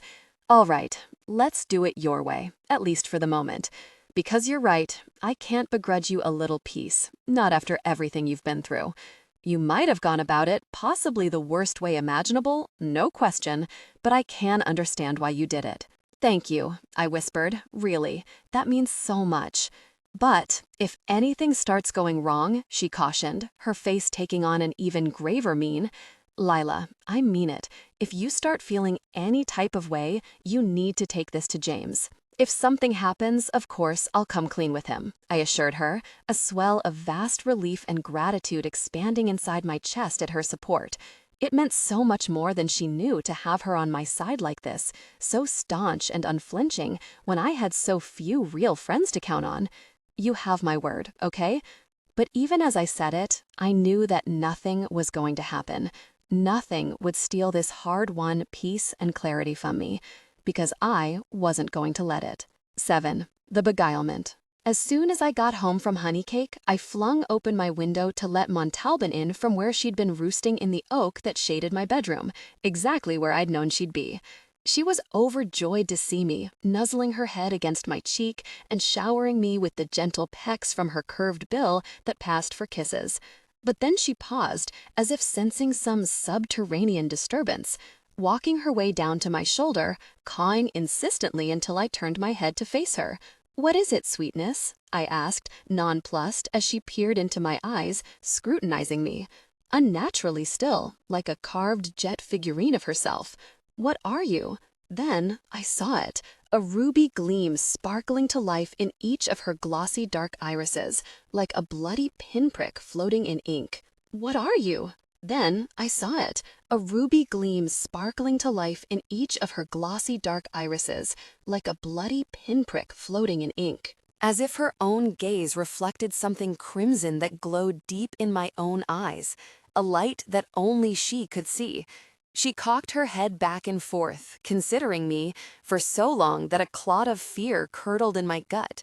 Nothing had ever thrown my familiar like this, not since we'd been bonded. But then she gave a dismissive little head bob and nestled back against me. Whatever she detected, it clearly wasn't enough to dilute her affection or our bond. So I'd been right to tell Ivy not to fret over me, I thought to myself, the scrim of fear breaking apart, loosening and melting into relief. We might all need some adjusting to this new normal, but we would be fine. I would, at long last, be fine.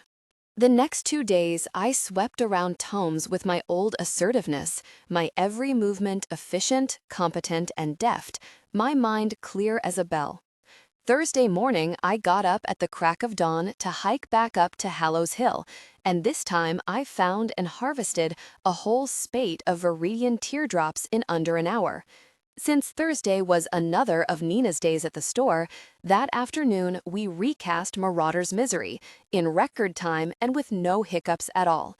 And when Morty Gutierrez, Nina's partner, and owner of the quirky Shamrock Cauldron bar dropped in to bring her lunch, I even felt magnanimous enough to accept their turkey, apple, and brie sandwich offering. Through careful observation of my ordering habits, Nina had deduced that this was my favorite item on the Shamrock's menu, but most of the time I demonstratively declined anything Morty brought me when he came to visit her. Free food from the Shamrock didn't exactly count as a Blackmore bribe, but it felt close enough that I liked turning it down on principle.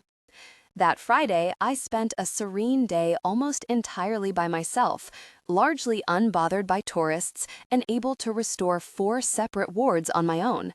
Casting without any fear or doubt hanging over me felt like flexing a newly healed muscle, a little tentative, but deliciously satisfying all the same.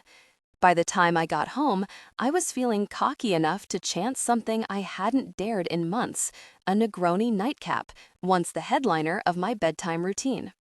When the first couple of sips left me neither spinny nor nauseous, I drained the cocktail and made myself another in a little impromptu celebration. Tucked up under my weighted blanket and surrounded by the prints of botanical illustrations I'd plastered all over my bedroom walls in lieu of wallpaper, I felt a kind of pure contentment I'd been afraid I'd lost forever. Because this was all I really needed out of life. A book in my lap, a low ball in my hand, my muscles still aching pleasantly from yesterday's hike, and the warm knowledge that I'd wake tomorrow fully equipped to live the dream that was running tomes. I was so relaxed, I drifted off between one page and the next, having barely managed to flick off my bedside lamp before succumbing to sleep, Montalban already drowsing in her open cage. So when I woke to a room shrouded in a darkness, the shadowy silhouette of a figure floating just beyond the window across from my bed, I barely registered any alarm at all. Just a dream, I thought hazily to myself, as the silhouette clicked long nails in a beckoning rhythm against the glass. Only a dream, as I flung off my blankets and set both feet on the floor, the parquet much colder under my soles than it should have been, as though something were sucking the ambient heat from the room. The window itself was rimmed with ferns of frost, but only in the places where the shadow's hands grazed the glass. I had to come all the way close, nose nearly pressing against the panes, before I could make her out, because it was a her, and flames and stars, she was beautiful. The shadow hovering in front of my window was no shadow at all, but a nearly naked woman with midnight hair that streamed in glossy, sculpted currents to her waist. Folds of some gauzy, weightless fabric, like the night air given texture, draped across her full breasts and twined just below her waist. She all but glowed against the dark, with the kind of pure and poreless milky skin that had clearly never withstood sunlight. Her face was heart-shaped and impossibly lovely, a chiseled nose with nostrils as precise as blown glass, a soft sweep of cheekbone under gleaming alabaster skin, and curved lips the color and lushness of summer strawberries. Her eyebrows were feathered black arches, so symmetrical and dense they might have been sketched by someone who had personally witnessed the eyebrow version of the Platonic ideal.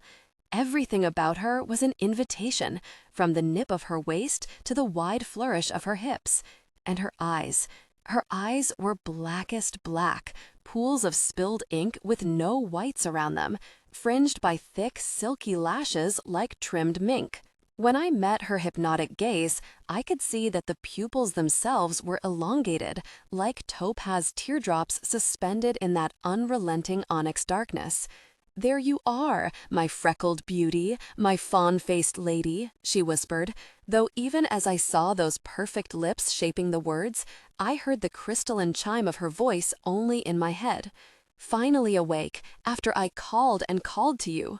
The surge of lust that bolted through me made me literally weaken the knees, turned them to water.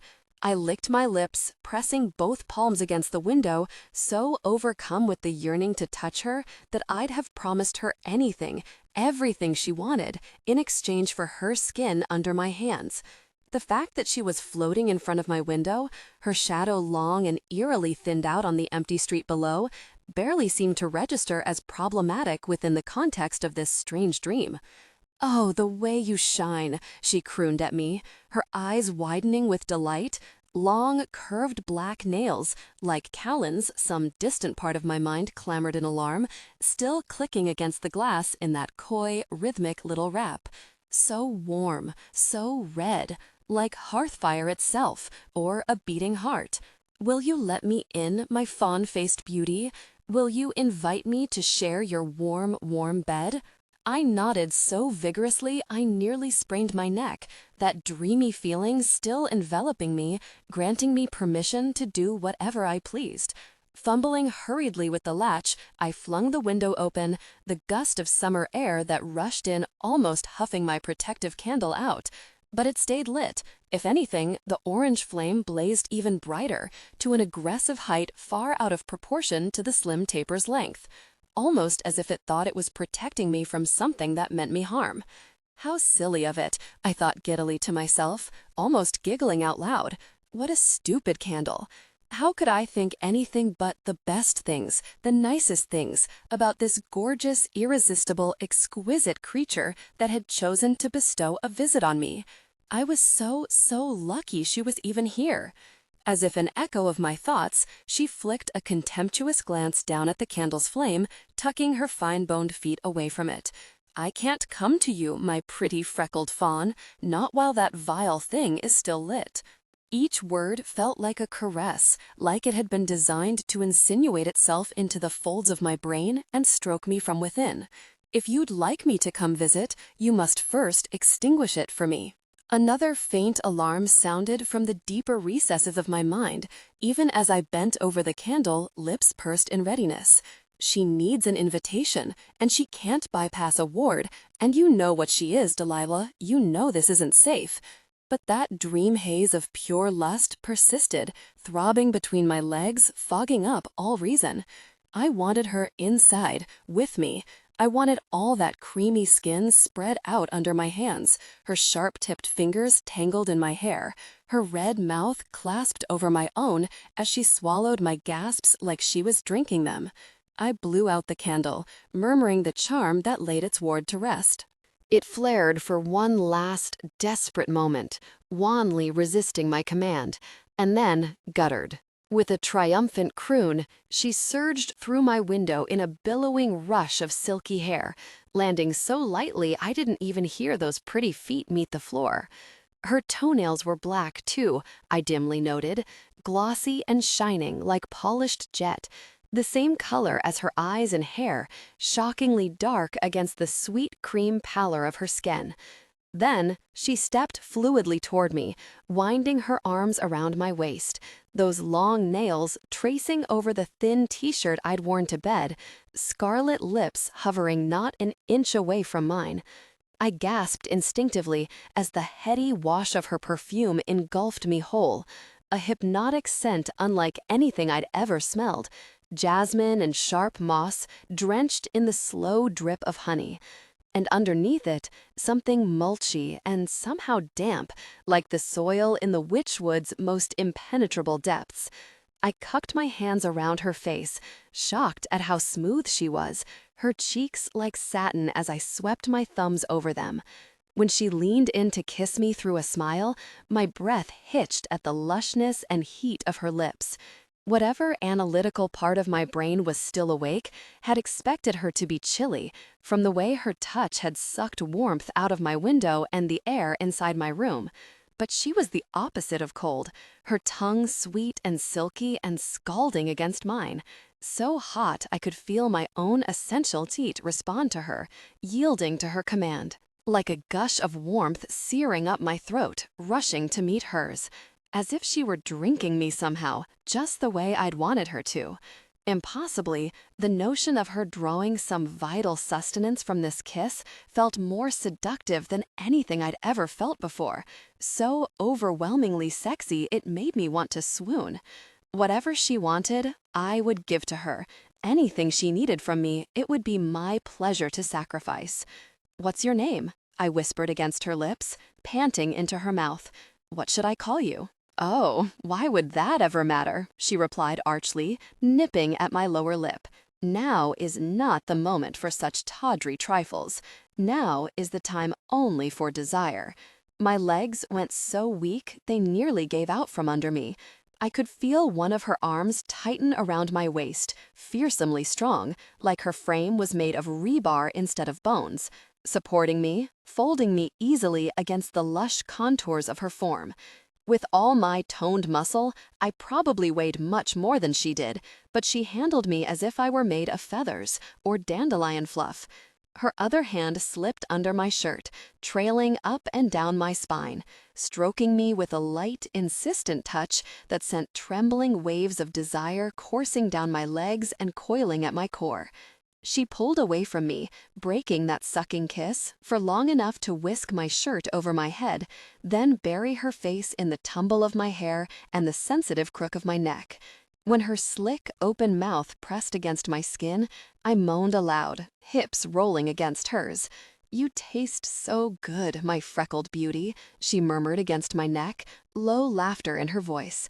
Her exhale brought a delicious stippling of goosebumps unfurling down my side, my mind roiling into a decadent whirl of chaos, a tumult that made it impossible to form a thought beyond sheer want.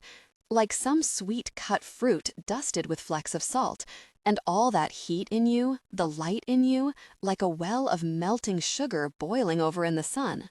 "Will you let me taste you?" "Yes," I whispered urgently, in a low, needful rasp I barely recognized as my own. "Please, anything you want." With another silky laugh, she walked me backward until my calves pressed against the mattress edge, pushing gently on my shoulders to sit me down. Then she slid into the space between my legs and knelt, reaching up to cup both my bare breasts in scorching hands. I let my head fall back as she pressed and rolled them beneath her palms, then pushed them together and drew my nipples into the forge of her mouth, sucking them into hardened, throbbing peaks until I thought I'd really melt, turn into the pool of sun-warmed sugar she said I tasted like. Spurred on by my moans, she trailed licking kisses down my sternum and my navel, then dipped lower still, using her teeth to tease up the edges of the boy shorts that I slept in, sinking sharp, luscious bites into the insides of my thighs. I wanted her to peel those shorts off me with such mindless ferocity that I felt like I'd die if I didn't feel her mouth on me at once, like I'd crumple beneath the crushing force of my own lust. Just as her fingers slid under my elastic waistband, nails grazing against my skin, an image crashed into my mind. A bold, intent, almost hawkish face, white blonde hair obscuring one verdigris eye. The other narrowed in fury and revulsion, an intricate tattoo nestled in its corner. The same face I'd seen when I cast the light that calls for blood, only clearer, much more focused now. And this time, the vision lingered instead of winking out, for long enough that I managed to recognize her. Catriona Quinn, who'd stolen a fairy oracle deck from me 3 days ago and was now cat-burglaring her way into my mind. "Wake up, Delilah," she hissed at me. I felt an almost physical mental lurch, as if she'd snatched me by the shoulders and given me a robust shake. Stop her. She's a succubus, and she's fucking eating you right now. If you don't stop her, you are going to die tonight." "Am not," I argued, like a petulant child, "and I want her." As if she could tell something untoward was happening, the beauty, the succubus, stilled between my legs. Then she gave a delicate shudder, like a cat twitching off an unwanted touch. Montalban began to stir in her cage too, issuing a disgruntled squawk. Maybe she'd also felt the psychic shockwaves of Catriona's intrusion in my mind. "What is that, my fawn-faced lady?" the succubus whispered, with a new touch of wariness, black and topaz eyes snapping up to mine. That underlying odor of mulch and darkness deepened, taking on a sharp note that was close to rank. For the first time, I sensed a low current of menace emanating from her, a spine-tingling sense that maybe she was the kind of houseguest I should have thought twice about before inviting in. Or should I say, who?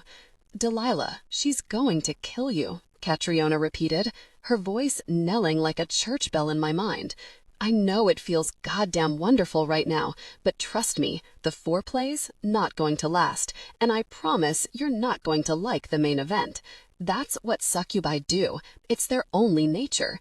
And I know she's strong, but so are you. Resist the pull. Banish her now."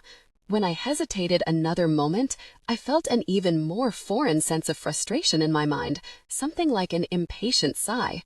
Then a shocking, icy flood of sensation crashed over me, like the psychic equivalent of a freezing shower. It sluiced the lust right off me, grounded me in place, reminded me of myself and the profound wrongness of what was happening right now. "Succubus," I whispered aloud, a torrent of panic gushing through me, even as Catriona's presence in my mind blinked out. I knew their lore from the books, demonic temptresses, supernatural beings that fed on the life essence of their victims while seducing them. Like more traditional vampires, if vampires were more inclined to fuck you to death than drain your blood. But for all my knowledge of their lore, I'd never thought I'd meet one in the flesh, glowing like a fallen star on my bedroom floor. Before tonight, I hadn't even been totally sure they existed. As far as I knew, not a single one had ever made her way to Thistle Grove. "So you do know my name," she whispered from between my legs, tucking a sheaf of glossy hair behind one small shell ear. And this time, her red smile split wide, showing pearly, even teeth with delicately pointed canines. Not sharp enough to bite, not like I imagined a vampire's would be, but sharp enough to at least hint at what she really was, what kind of family she belonged to, or one of them at least, and the least important one at that. Still, how impertinent of you to feign ignorance, and here I thought you wanted to be mine. "I do not, and I want you to go," I snapped back, scrambling away from her, even more frightened by the unmistakable new edge of warning in her tone. Now, fully awake, Montalban had begun causing a ruckus in her cage, flapping her wings and rattling at the bars. But I sent her a stern mental command to stay put. The last thing I needed was for the succubus to somehow target my familiar and entice her too, if that was even possible. As soon as I'd put some distance between us, my teeth began to chatter. The comforter under my knees was crisp and freezing cold, as if she'd already consumed most of the room's warmth. Be gone," I added, as if my voice weren't shaking. "When we were having such lovely fun, you and I," she purred inside my mind, crawling onto my bed on her hands and knees, her flanks and shoulders rolling with the lithe grace of an apex predator. That sweet overlay of perfume, moss and flowers and sticky honey rose to the fore again, and I could feel renewed waves of beguilement battering at me like breakers, threatening to recapture me in their undertow. Oh no, I think I won't go just yet. Gritting my teeth against the onslaught, I frantically riffled through my mental grimoire of banishing spells. The ones I'd used on the Witchwood's shades wouldn't even begin to faze her. She was a chthonic creature of another order of magnitude. But the spells I remembered that specifically targeted succubi always required the entity's true name to bind and banish them. What utter bullshit, I thought to myself as she settled back to hover over me. How exactly were you supposed to discover the name of a creature about to consume your essence? Take a fucking quiz? Phone a friend? Just as her parted lips drifted back down to mine flames and stars, she smelled so good, and tendrils of her hair drooped like the softest fern fronds over my cheeks. A spell blazed into my mind. It was ancient, inscribed in one of the crumbling grimoires that Uncle James and I hadn't dared crack open more than once, afraid that even with preservation spells in place, they might disintegrate under the oil of our touch. It wasn't a succubus-specific banishment, but one intended as a catch-all, a last resort for situations like this. When you were inches away from fang and claw, staring your demonic end dead in the face. Normally, I wouldn't even have considered it. It was another baneful spell, this one wholly fueled by the caster's pain. But all's fair in love and war and death by sex, I thought wildly to myself as I stared into the succubus's eyes, glistening like chitin shells right above mine. Then I bit down on the inside of my lip as hard as I could, at the same time as I scratched deep, vicious grooves into my palms. As the pain blazed up, I spat a word, multisyllabic and harsh, in a language long since dead and buried, directly into the succubus face, infusing it with as much get-thee-gone will as I could muster. Sensing the current of magic, Montalban gave a sharp caw and homed in on the spell, funneling it through herself, making it that much keener when it struck the succubus. With a clipped, insectile screech, the demon lifted off, dragged away by something that I couldn't see. That invisible force yanked her away like a rag doll, then simply sucked her out the open window, as if my room had turned into a breached spaceship hull leaking into outer space. 8. The Huntress. I dragged myself into Tomes the next morning after a miserable, sleepless night. I'd spent the darkest hours purifying my apartment with a censer of rosemary, mugwort, and sweetgrass, then cast every ward I could think of to secure my home against intrusions. It was now likely much safer there than at Tomes, so I instructed Montalban to stay put rather than come with me to the store, in the guise of asking her to guard our home after she threw a screechy tantrum over being parted from me again. But even as wrung out as I was, I couldn't cast off the churning fear, the new questions that whirled through my mind like dust devils. Why had the succubus singled me as her target? I'd never even heard of a paranormal manifestation in our town that wasn't the direct result of a spell cast by a Thistle Grove witch. That was a remote possibility, but I doubted that even the most daredevil Avramovs would summon a succubus. And from what I knew, they were perfectly capable of hosting life-draining orgies without any paranormal assistance. As much as I hated to admit it, the much likelier explanation hinged on the fact that I'd recently cast a baneful blood spell and accessed a ley line nexus. Maybe something about that combination was oddly irresistible to succubi, or maybe it had been an isolated incident, the timing just a bizarre coincidence. But I couldn't quite bring myself to believe something so improbable when a connection between the events was so much more likely. And how, in the flames and stars, had Catriona Quinn wormed her way into my head?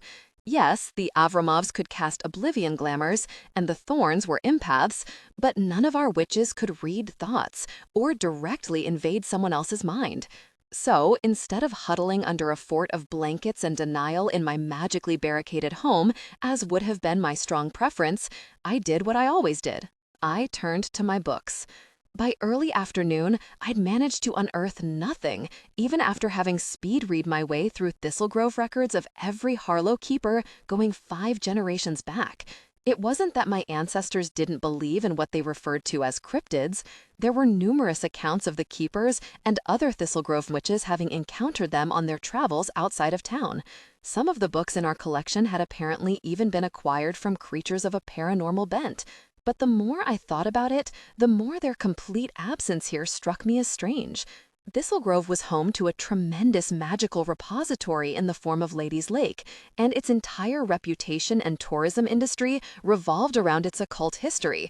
Wouldn't supernatural creatures be drawn here in hordes? And yet they weren't. Unless you counted the shades that haunted the Witchwoods, which I didn't. Restless spirits were everywhere, and in a town overrun by a clan of unearthly gorgeous necromancers descended from Baba Yaga, an absence of apparitions and possessions would have been much stranger. But in more than 300 years, no one had reported a single encounter with any cryptid other than a shade, besides a very dubious mention of a satyr in the Hallows Hill Woods during the Beltane of 1943, which was wryly dismissed by the recording Harlow keeper as a case of wishful thinking and too much spring wine. But the succubus had been very real, and she'd homed in on me specifically. By the time I slumped over the counter with a tension headache brewing behind my eyes, not even 4 cups of industrial-strength coffee could dispel my growing dread. It seemed almost certain that my spell had triggered something unforeseen, something that had resulted in a personalized invitation to that succubus. And if that was the case, how could I be sure it wouldn't happen again? I was dismally contemplating a 5th cup of coffee just to see if more caffeine might forcibly lift my spirits when the alert bell chimed. Now comes Catriona Quinn. Ahoy, ahoy. My entire body sprang into full alert, and without thinking, I queued up a list of defensive spells and began drawing on the magic it would take to cast them. Yes, she'd helped me last night. Without her intervention, chances were very good that I'd wound up a succubus feast, but she was clearly no ordinary tourist either. For all I knew, she'd saved me just to corner the market on killing me herself. By the time she appeared from between the bookshelves, hands raised and palms out, a corner of her mouth quirked with amusement. My own hands were all but crackling with restrained magical energy. "I come in peace," she called out theatrically, sauntering over to the counter. Again in a simple, stretchy tank, this time black, form-fitting charcoal pants lined with a multitude of subtle pockets, and heavily scuffed combat boots despite the summer heat. She jerked her chin at my hands, lifting a dark eyebrow. "So, no need for any sparkies, unless it puts your mind at ease." "What are you talking about?" I said inanely, given that we were clearly far past the stage of playing dumb. She shouldn't even have been able to sense my burgeoning spells. A normie certainly wouldn't have. Both the locals and tourists seemed completely unaware of the lake's magic, the fragrant roil of it throughout town, the way the air itself seemed to fizz and shimmer with raw potential. But Catriona Quinn was obviously miles removed from being a normie. She rolled her eyes, tossing her head to clear that blonde swatch of hair away. "Listen, I know you're a witch, and I don't mean you any harm," she said bluntly. "Which isn't to say I haven't killed witches before, but only what you might consider the wicked ones." I stared at her, slack-jawed. "Who the fuck are you?" "I the fuck am Cat," she replied coyly, tilting her head to the side, platinum hair swishing right back over her eye. "I thought we already covered this bit." "That much I do know. Catriona Quinn." A flush of satisfaction surged through me at the look of surprise and calculation that flitted across her face before she schooled it back into the smooth neutral of that self-assured amusement. She hadn't expected me to know her full name. Now she was reconsidering what else I might know. So let me rephrase. What are you? Not a normie, that's for sure. Oof, is that what you call them around here? She pulled a face, sucking air in through her teeth. A bit on the nose, don't you think? Verging on offensive. Oh, you mean offensive? Like barging into someone else's head uninvited? What was that? She cupped a hand around her ear, cocking her head. You know, I've never heard many thanks for saving my life from a sex pest demon. Please accept my eternal gratitude sound like that before. Must be a regional dialect thing. Despite myself, I sputtered a chuckle. Okay, yes, so I'm in your debt for that. But this isn't going to be like the other day where you talk me in such circles that I let you stroll out of my shop with something stolen. I paused for a moment, outrage resurrected. Whatever you are, you have abysmal shoplifting taste. She grinned at that, white teeth flashing against cerise lips. Touché. Sorry about the deck. That was a necessary evil. I needed to establish a telepathic link with you, and stealing something symbolic is one of the easiest ways to create one. In my defense, I deliberately chose something I assumed didn't matter very much to you. If anything, you should be twice grateful that I took that awful schlock off your hands on top of saving your life. When I didn't say anything, struggling to process the notion of a telepathic link, one I hadn't consented to boots, she added a dry, "You're welcome." How is a fairy oracle deck symbolic of anything? I demanded, my head beginning to spin like a shoddy carnival ride. Yet again, in my rush to delve into the research, I hadn't eaten anything today except for half a stale bagel and a handful of lentil chips. In combination with shock and too much coffee, the results were suboptimal. And why won't you just tell me what you fucking are, instead of talking around it? Occupational hazard, she said with a crisp shrug, those impressive shoulder muscles bunching under her tawny skin. Or maybe you could call it an identity disorder. I have a hard time staying linear, occasionally. Why don't you come eat with me? I'll explain what I can. You need to eat anyway. I can smell your blood sugar plummeting from here. You can smell my blood sugar? And you want to have dinner with me? I asked, flummoxed, finally lowering my hands. Thrown as I was by this bizarre conversation, I'd at least decided she didn't constitute any imminent threat. More of a late lunch given the hour. And unlike last night, I wasn't even planning on having the meal be you. See? She spread her hands, tipping me a wink and a broad, winning smile. I'm already a way better date. 20 minutes later, we were at Cryptid Pizza because my life had become surpassingly strange and meta even by Thistle Grove standards. Pop culture depictions of werewolves, vampires, Bigfoot, Swamp Thing, and the creature from the Black Lagoon hung on the walls in neon frames. One of the walls had a claw mark decal, making it look as though something with huge talons had rent it. Another featured a rotating black and white spiral that formed a swirling, hypnotic tunnel if you stared at it too long. The chandelier was shaped like a UFO, complete with twinkling lights and occasional X-Files sound effects. Kat seemed thoroughly delighted by the twee quirkiness of it all, chuckling to herself as she dispatched her slices in efficient, fastidious bites, while I gobbled mine down. She'd been right about my sorry state. The caffeine had masked my hunger, but with creamy goat's cheese, caramelized onion, and glistening coins of pepperoni actually in front of me, it had taken everything I had not to drag the entire pie over to my side of the table and snap at Kat's hand every time she reached for a slice. "This is a ridiculous place," she said, gleefully taking in the decor. "What a fucking brilliant way to hide real magic in plain sight. Kudos to your local fiendish masterminds." Speaking of hiding in plain sight, or, for instance, posing as a clueless Taurus with a fairy fetish, I said pointedly, washing down the last of my second slice with a swallow of soda, here we are, breaking bread, or rather bread and cheese and processed meats, just like you wanted. "So, what are you? You're remarkable. Do you know that?" she said, vertigrous eyes locking on mine, and the avid intensity in her gaze stirred something low in my stomach. I could make out her tiny tattoo now, a delicate, stylized spider perched on an equally small and intricate web, just to the left of her eye. So relentlessly forthright. No wiggle room with you whatsoever. What's that about? I shrugged a shoulder. I am, apparently, just rude, as my little sister will happily tell you. Genevieve and I had had our share of disagreements over the years. We had very different ideas on how to approach social mores and niceties. Jen built her life around elevating them into an art form, while I preferred to circumvent them altogether, thereby avoiding the waste of time they inevitably entailed.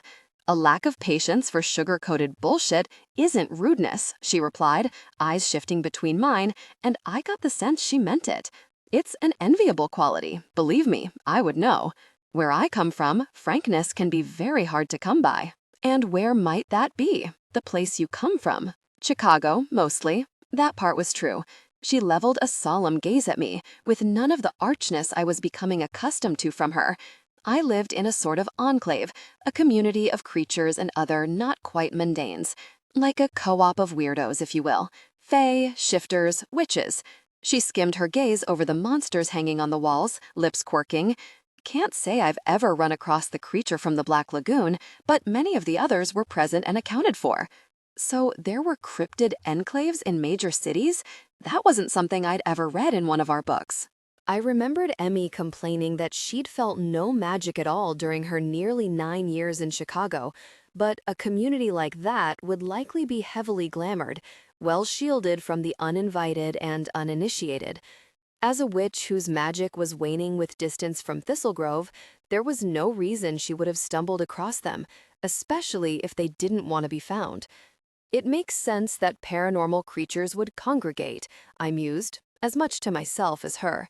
Safety in numbers, common interests, protection from discovery by mundanes. Exactly. We call it the Shadow Court. She smirked a little at that, a corner of her mouth curling.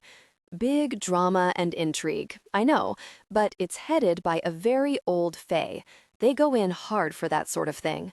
Many of its members are fae as well, belonging to one of a number of factions. We call them clans. Other, less human-passing creatures don't tend to stay long enough to put down those kinds of roots. Usually they're just passing through. Fae, I echoed, running a mental tally on what I knew about them. There were many different variants in the lore, but the creatures that normies often called fairies all tended to be morally ambiguous in one way or another. Sly, conniving, tricksters at heart, silver-tongued, often dangerously charismatic and beautiful, experts at blurring lines and enticing humans into playing bit parts in their elaborate narratives. The literature all indicated a tendency toward megalomaniacal dispositions that favored self-interested scheming, the kind that in humans usually led to venture capitalism and politics. So, is that what you are? You still haven't said. I'm only half-fae, like many of us are.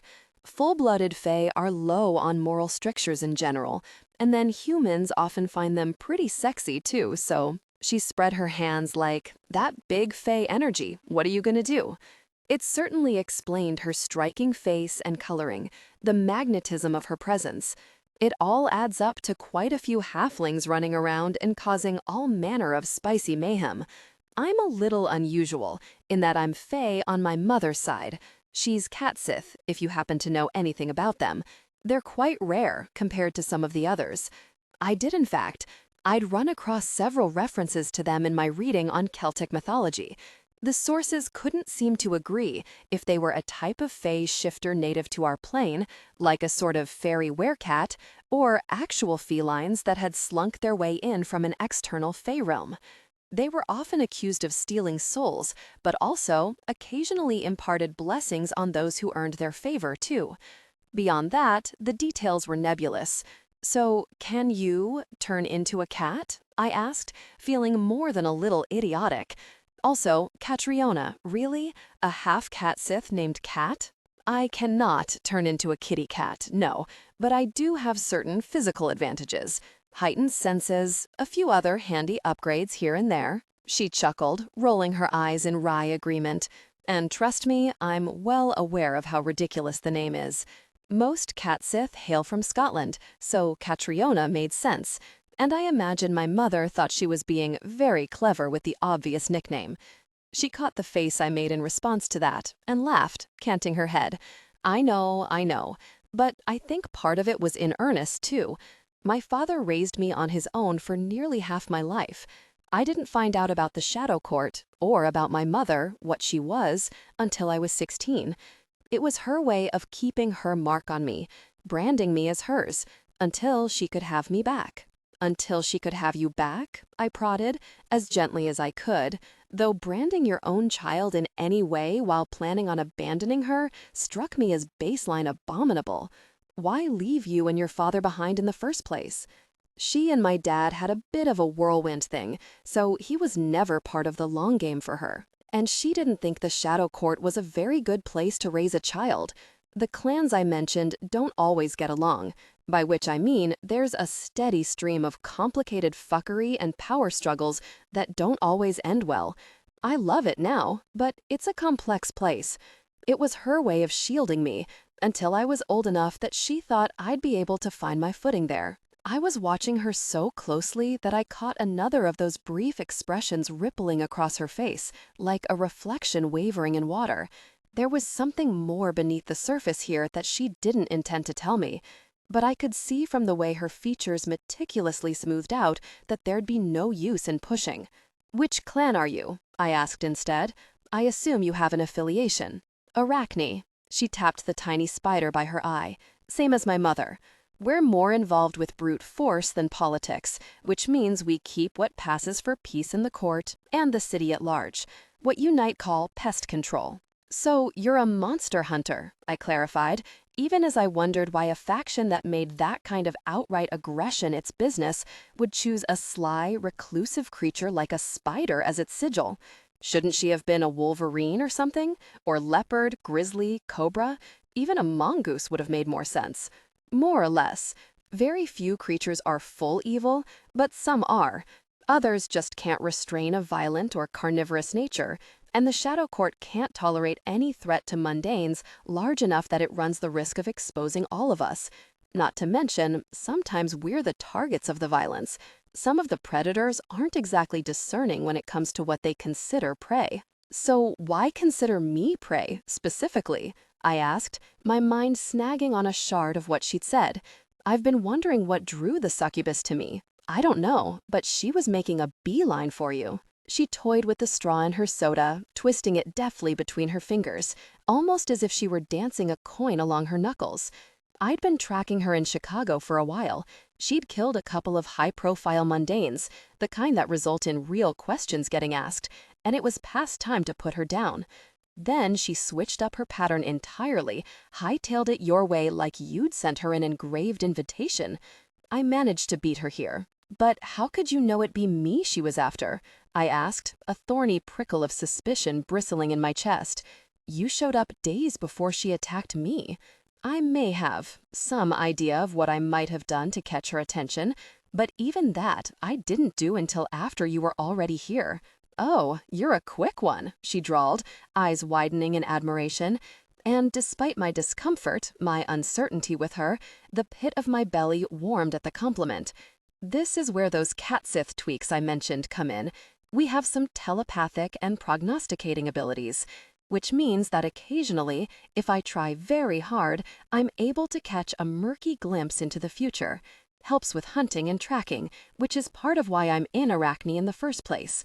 When I realized the succubus had changed direction entirely, heading away from the city, I focused those abilities on her. And what did you see, exactly? Looking forward tends to be nebulous stuff, probabilities rather than certainties, but I caught enough clues to piece together which town to aim for. She flicked up a shoulder. The name of your store, for one, and you working in it, and you on your knees, bleeding in that fucked up forest on the edge of town. I saw that you were casting something very big and, from the looks of it, exceptionally nasty. Many demon kind have powerful future sight. I'd wager that's how she knew to head your way, too, even before you cast the spell. I felt you in my head that time, too, I said, the pieces still not quite falling together. Something about this story didn't track, but I couldn't put my finger on what. Just for a second. But how is that possible? If seeing that spell was part of what led you here at all, that would have been before you established the psychic link with me at the store. I know, it's confusing as hell. She pulled a sympathetic grimace. Future sight can get squirrely that way. I actually witnessed that moment over a week ago, before I ever came here, much less had a link in place with you. You only felt me at all because I experienced an emotional response strong enough to briefly filter through to you. Once I arrived and found you, I knew I'd need a real connection, to be able to try to protect you whenever she eventually made her move. I scrutinized her, chewing on the inside of my cheek. So why didn't you just tell me she'd be coming from me that day at Tomes? Let me make my own preparations. Oh, my mistake. She tilted her head to the side, all mock earnestness.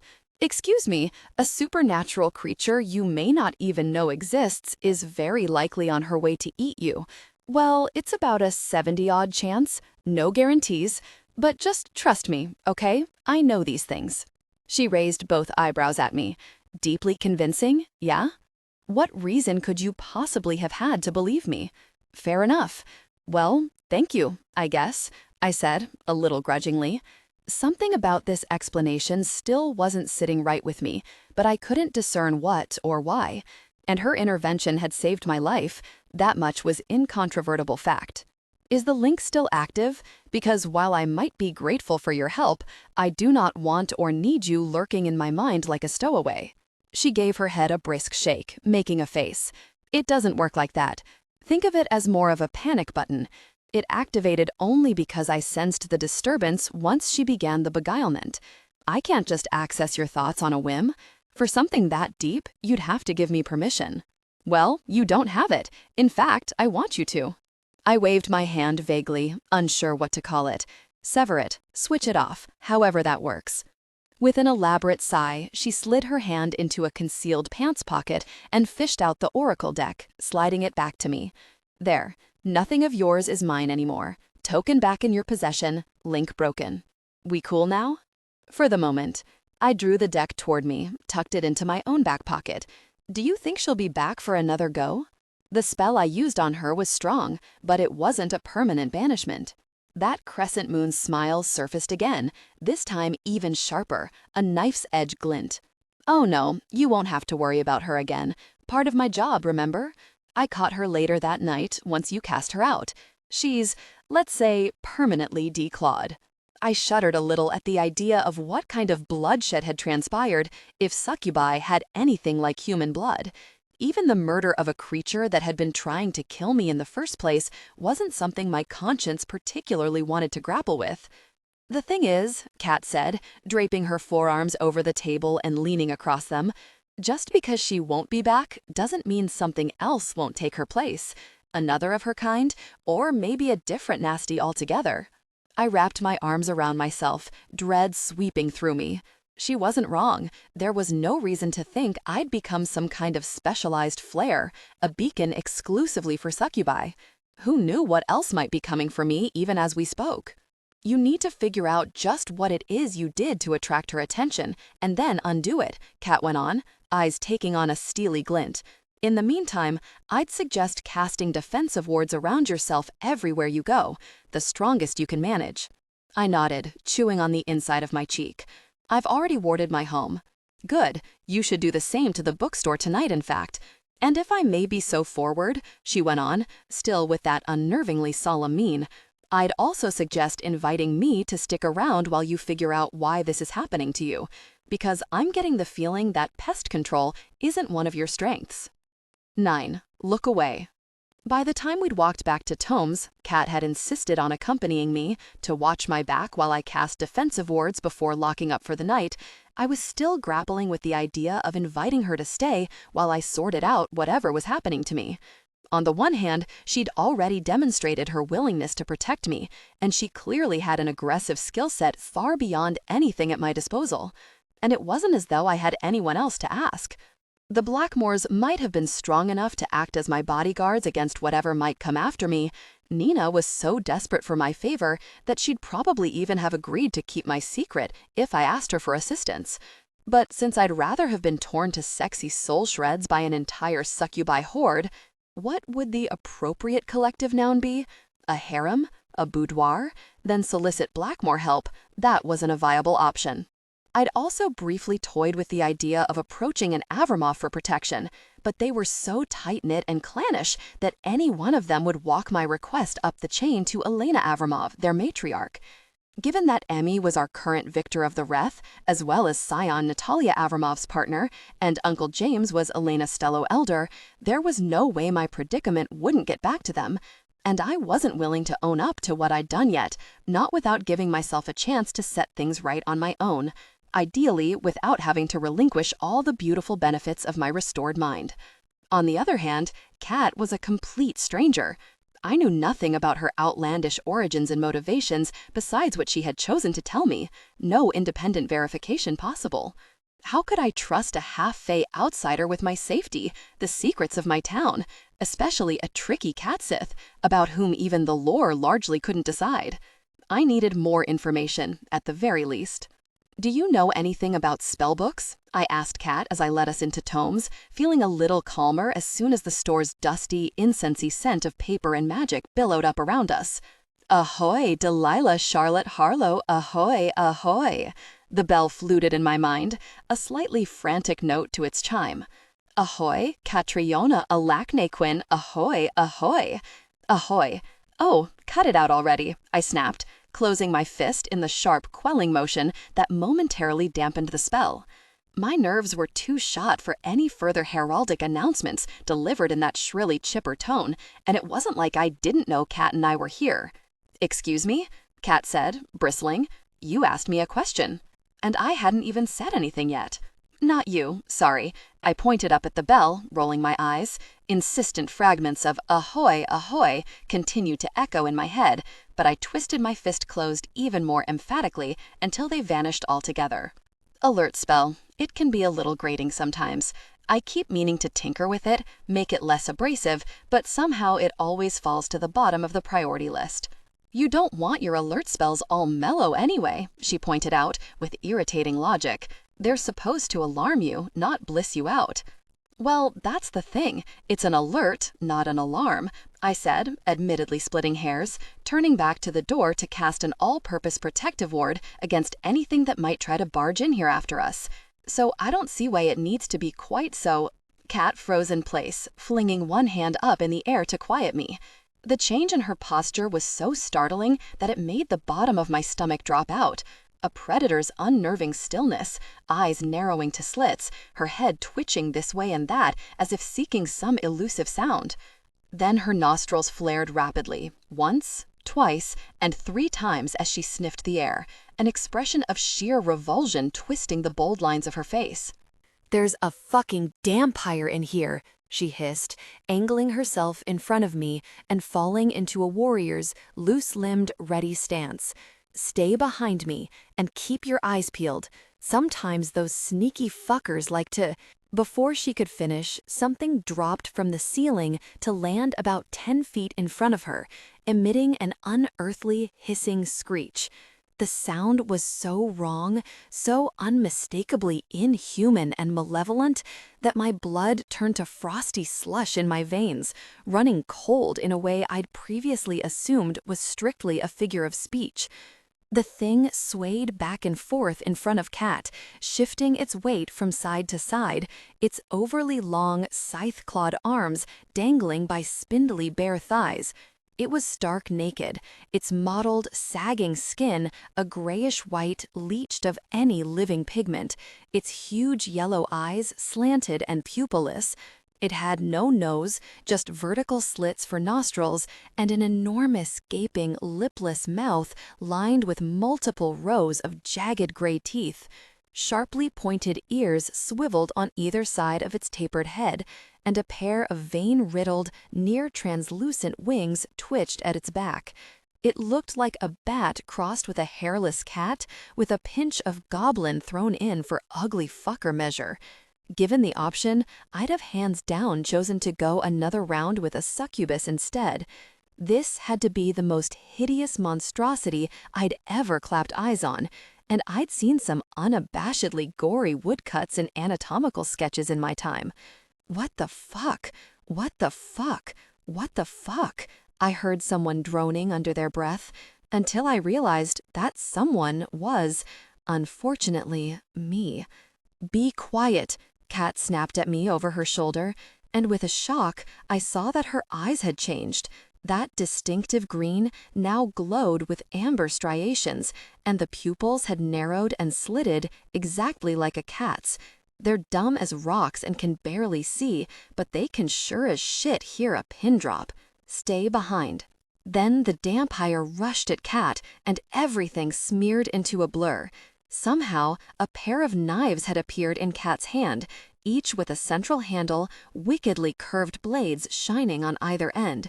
I could see her lunge toward the thing, slashing at it with both knives, with an agile grace that was somehow both fluid and precise. But both of them moved with such preternatural speed, my eyes soon lost the ability to track their clash. I caught only a series of crystallized snapshots, isolated glimpses of motion. A long, ragged gash from one of Cat's blades appearing across the creature's chest, accompanied by another of those eldritch screeches. A ferocious backhanded swipe that sent Cat's head rocking back before she recovered herself. A swift booted kick delivered to the monster's spindly calf with a gut-wrenching crunch, drawing out an even deeper howl from the dampire. a threshing whirl of claws slicing across Kat's midriff and making me gasp even as she spun away. But by then, my mind had come to quasi-terms with the horror of it all and begun functioning again, and I realized there was something we could be using to our advantage. Tome's own built-in defenses, the very ones Nina and I had been restoring. "Get close to the bookshelves," I bellowed at Cat from my safe vantage point several paces back. "Make it lash out at you, and then duck." "Kind of busy over here, Delilah," she snarled through her teeth, fending off the whirring blur of its claws as it advanced on her. "Maybe I just do it my way, you know, the way that historically fucking works?" "Trust me," I pressed, "just try it." She flashed an impatient, mistrustful glance at me over her shoulder, hesitating for a split second, then gave a brusque nod. In 2 steps, she deftly maneuvered them both so that her back was pressed against one of the shelves, seemingly cornered, unable to retreat. The dampire rasped what must have passed for a triumphant cackle with its kind, a guttural ha-ha-ha that would have been almost comical if it had issued from that tooth-riddled maw. It clearly hadn't dawned on it that Cat had purposely rendered herself vulnerable. Still cackling, it swiped at her, only to catch nothing but air in its curved claws as Cat fell to one knee and then rolled away in a neat somersault, springing back to her feet behind it. But the dampire's claws had caught something. They'd sheared close enough to the vulnerable, exposed spines of the books that lined that shelf, triggering the marauder's misery that Nina and I had worked so hard to cast. The kinetic energy captured in the invisible web that encased the bookshelves detonated with a whoomp of displaced air that made my ears pop. A miniature tornado whipped up from out of nowhere, wrapping itself around the dampire like invisible chains.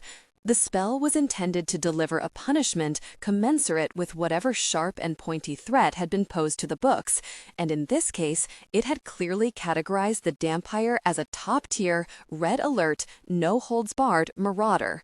While Cat and I watched, me slack-jawed at getting to see the activated spell in full effect, her grinning with unbridled delight, Marauder's misery spun the shrieking creature all the way back up to the ceiling, gave it a thorough pounding against the rafters, then slammed it back down to the floor so hard that it bounced before collapsing on the floorboards, spindly limbs in a starfish splay.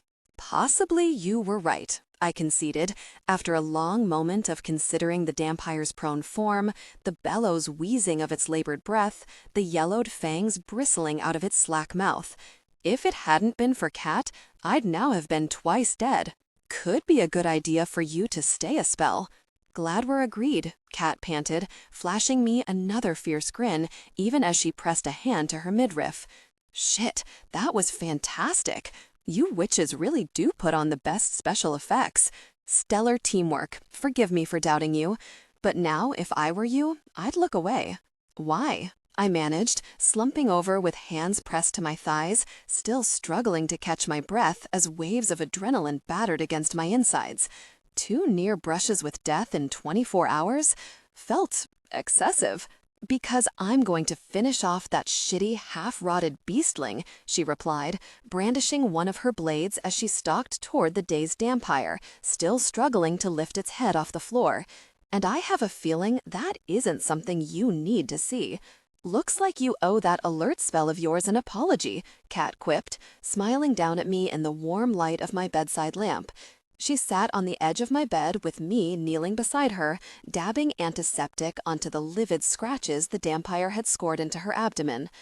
"Before we'd left Tome's, I'd cast flame-based protective wards on both doors and all the windows.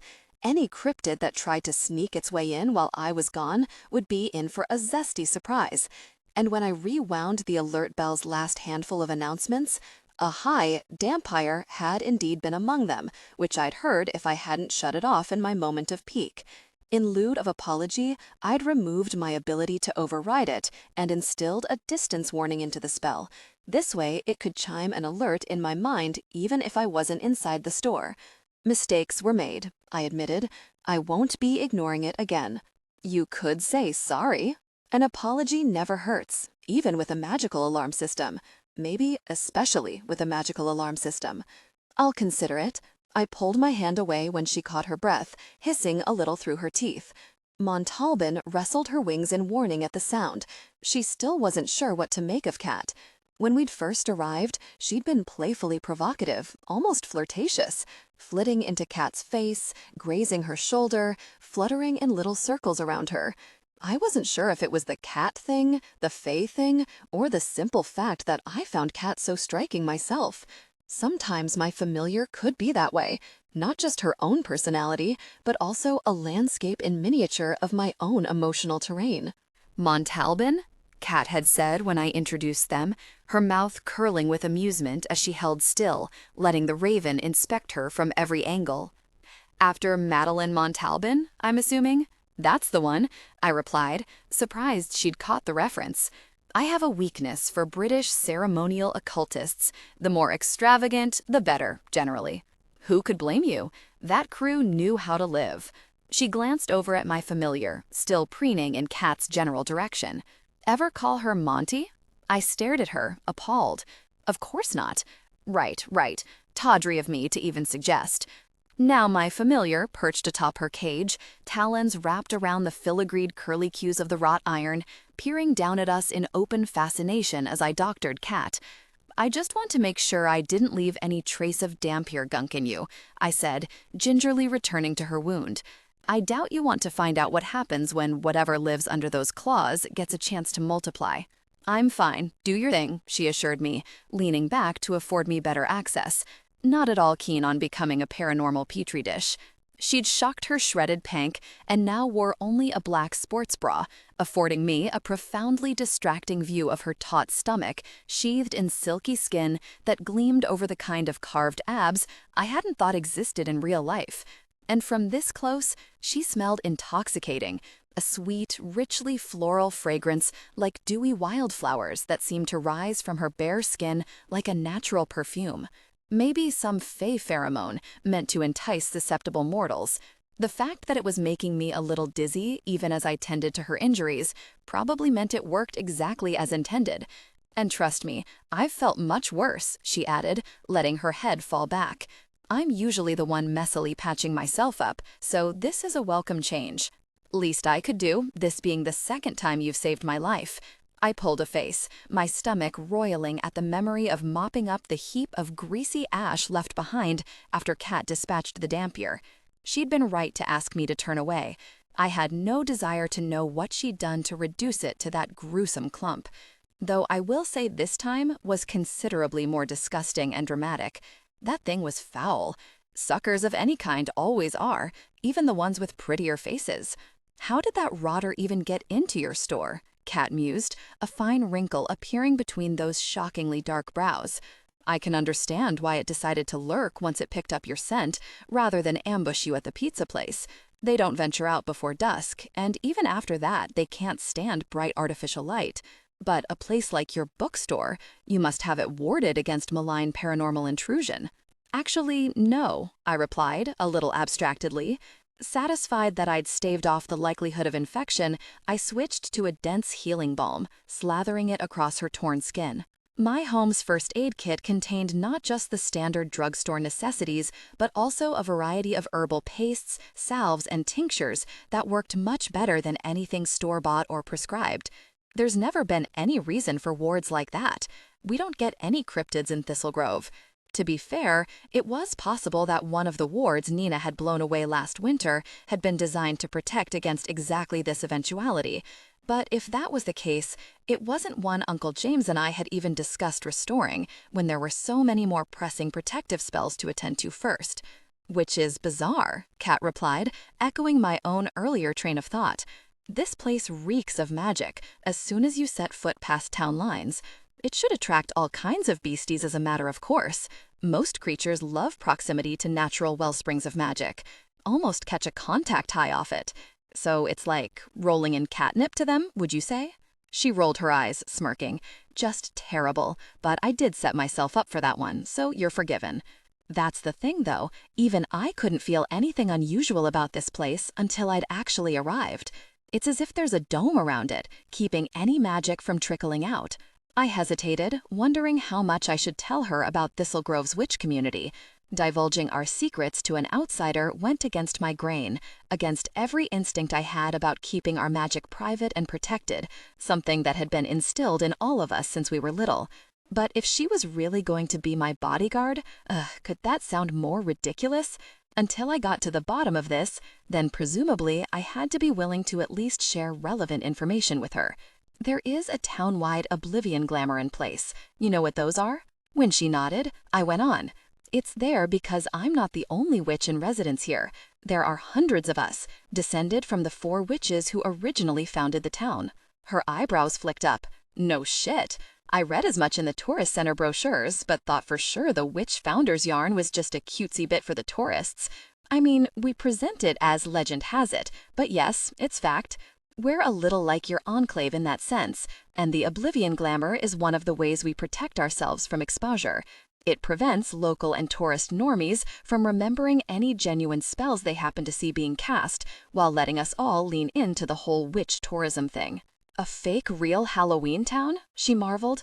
Or would that be the other way around? In any case, that's genius, and probably nicely lucrative. So you're thinking that glamour extends to cryptids, but in a broader sense? I'm not sure. I paused, thinking it over. It could be there's an entirely separate one, designed specifically to keep them out. But if there were, I'm the one who'd know about it. My family specializes in keeping this town's secrets, guarding its history. Something of that magnitude, it should be in the records. But it isn't. Even secret keepers aren't always privy to all the secrets, she murmured. Her eyes had fallen to half-mast, as if she found my touch much more enjoyable now that I'd finished with the astringents. Especially the more valuable ones.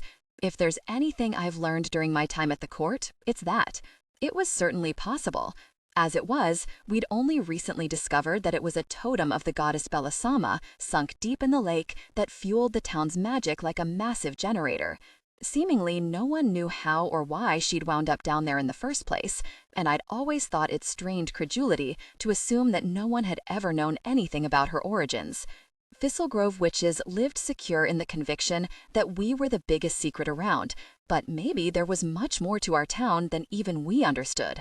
Layers of illusion, a treasure trove of things that still lie hidden and unknown. Given my current predicament, the prospect of further question marks shouldn't have thrilled me, but it did. The idea of uncovering something fresh, unearthing something wholly new, it appealed to the explorer in me, the archaeologist adventurer. Now that I was charged with tomes and omens, Uncle James was the one who got to spend as much of his time as he wanted on the road, which meant any electrifying finds and acquisitions were more likely to be his than mine. But this time, I might be the one on the brink of some grand discovery. Well, we aren't going to get to the bottom of it tonight, I concluded, gently smoothing an adhesive bandage over the scratches, now shiny with salve. And you're all set. I'm not sure how half-fae do with healing, but this should give you a nice boost. It's based on a spike star extract emulsion, one of the magically active plants that grows by the lake. You're very skilled at this, she remarked, a slow smile curling those fine-cut lips as she sat up, carefully twisting her torso back and forth to test her range of motion. Barely felt a thing. Is healing one of your affinities? Oh, no, that would be the thorns, I said, hastily gathering up the contents of my first aid kit and scrambling to my feet, suddenly much too aware of my closeness to her. They're green magic practitioners, natural healers. I'm just an herbalist. I specialize in magical flora, the kind that, as far as we know, grows only around here. I do see you like flowers, she noted, green and amber gaze skimming over the botanical illustrations plastered on the wall across from my bed. I'd noticed that her eye color hadn't returned to normal yet, the pupils still a little feline. Maybe it took a while for her equivalent of adrenaline to subside as well. Now that I wasn't distracted by tending to her, I could also feel the high-octane buzz still juddering through me, a belated tremor thrumming in my hands. Though the ink was a dead giveaway from the jump. As she rose from the bed in a lithe, sleek movement, her gaze strayed down to my arms. trailing slowly over the flowers winding around them, narrowing at their scarlet color, and the lines of tiny angular runes now marching between the stems and blooms like an army of sinister ants. But that color, that's new. And some very juiced-up power sigils, too. She reached out to graze a fingertip over the inside of my forearm, tracing the designs, bringing a flood of heat rushing to the surface of my skin, narrowing to the fine point of her touch. My, that must have been some baneful spell you cast in that forest of ghosts and ghouls. I'm no witch, but even I know you don't cast a blood working like that on a whim. She brought that uncanny green and gold gaze up, locking it with mine. The intensity between us felt magnetic, like something pulsing and alive, especially with how much of her skin I could now see, that dew and wildflower scent surrounding her like a fine mist. A much softer smell than you might imagine for someone as fierce as her. "So tell me, Delilah," she said softly, mink-lashed gaze shifting between my eyes, "what brought someone who clearly doesn't suffer fools to that kind of reckless brink?" "It's certainly a story and a half," I replied, clearing my throat and drawing my arm away from her, turning toward the living room. Anything to bleed off some of that burgeoning tension between us. You know what? I could really use a drink, and I bet you could probably do with one too. Why don't I pour us both a nightcap? "Oh, hell yes," she said ardently. "I can't think of anything I'd like more. And could I trouble you for a shirt?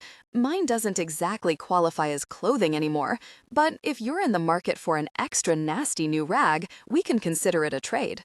10. Burnt sugar. By the time I'd mixed Negronis for both of us, it was past 10. Besides Ivy and Montalban, I hadn't had much in the way of company in years, and sitting with Kat, curled up on opposite ends of my plush couch, felt more intimate than it should have. I'd cracked the window to let in a sweet waft of breeze, the summer darkness outside like a gauzy curtain separating us from the rest of the world. And there was a surreal element to it as well, sharing bittersweet cocktails with someone not entirely human, the first real cryptid who wasn't trying to kill me that I'd ever met.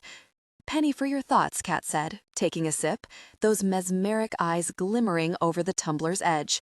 I didn't go in much for material extravaganza, but I liked having beautiful glassware, and the cut glass facets heightened the vivid sparkle of her irises, their reflected light dancing over her spider tattoo.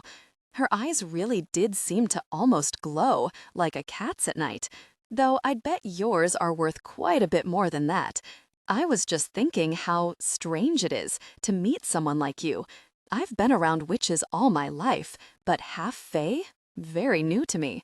I took a sip of my own, scrutinizing her, and to be honest, I'm not sure why you're still here, why you'd want to be. Your allegiance is to your shadow court, right? So why stay with me? Why continue to protect me instead of heading back to the city? She shrugged a shoulder. "Because it's what I do. Monster hunter, remember? I keep people and non-people safe from the things that go bump in the night. And it's starting to seem like you're becoming quite the epicenter of monster activity. Seems to me like here is exactly where I need to be." I took another long swallow, trying to organize the tumble of my thoughts. "You don't believe me," she observed, cutting me a keen look. "Why? I've read enough about Fae to know that ulterior motives, mind games and machinations, that type of thing, are your calling card. And I don't truck much with deception or obfuscation, as you've noticed, so I suppose I'm wondering what's really in this for you." "That's fair enough," she replied, tipping her glass to me. "For the moment, would you be satisfied with simple curiosity? I've never seen activity like this before, multiple predators flocking to one person. Given my line of work, it's in my best interest to understand aberrations like this. I'm also curious about your strange little town, and I'm very curious about this spell you cast, the one you think caused all this. I'm going to refrain from a curiosity killed the cat joke, but please know how deeply the restraint pains me." She snickered into her glass. Duly noted and appreciated. When I continued to hesitate, she leaned forward, the simple white V-neck I'd lent her tightening around her shoulders. Along with the inches she had on me, she was also much more muscular, leggy and broad-shouldered and lean-hipped in a way that was even more distracting half a Negronian. Look, you're in some fairly deep shit here. I'm sure you realize as much. So you're going to have to trust someone, she said quietly. And seeing as you're clearly unwilling to go to friends or family with this, for reasons that you'll note I haven't asked about, out of courtesy, it might as well be me. Not to mention, I've already put my life on the line for you once. If that's not proof enough of good intentions, what is? I mulled her words for another moment, considering my options. She was right. I did have to trust someone, as much as the idea of relying so heavily on anyone other than myself and my familiar pained me even more now that I'd clawed back my mind and former independence.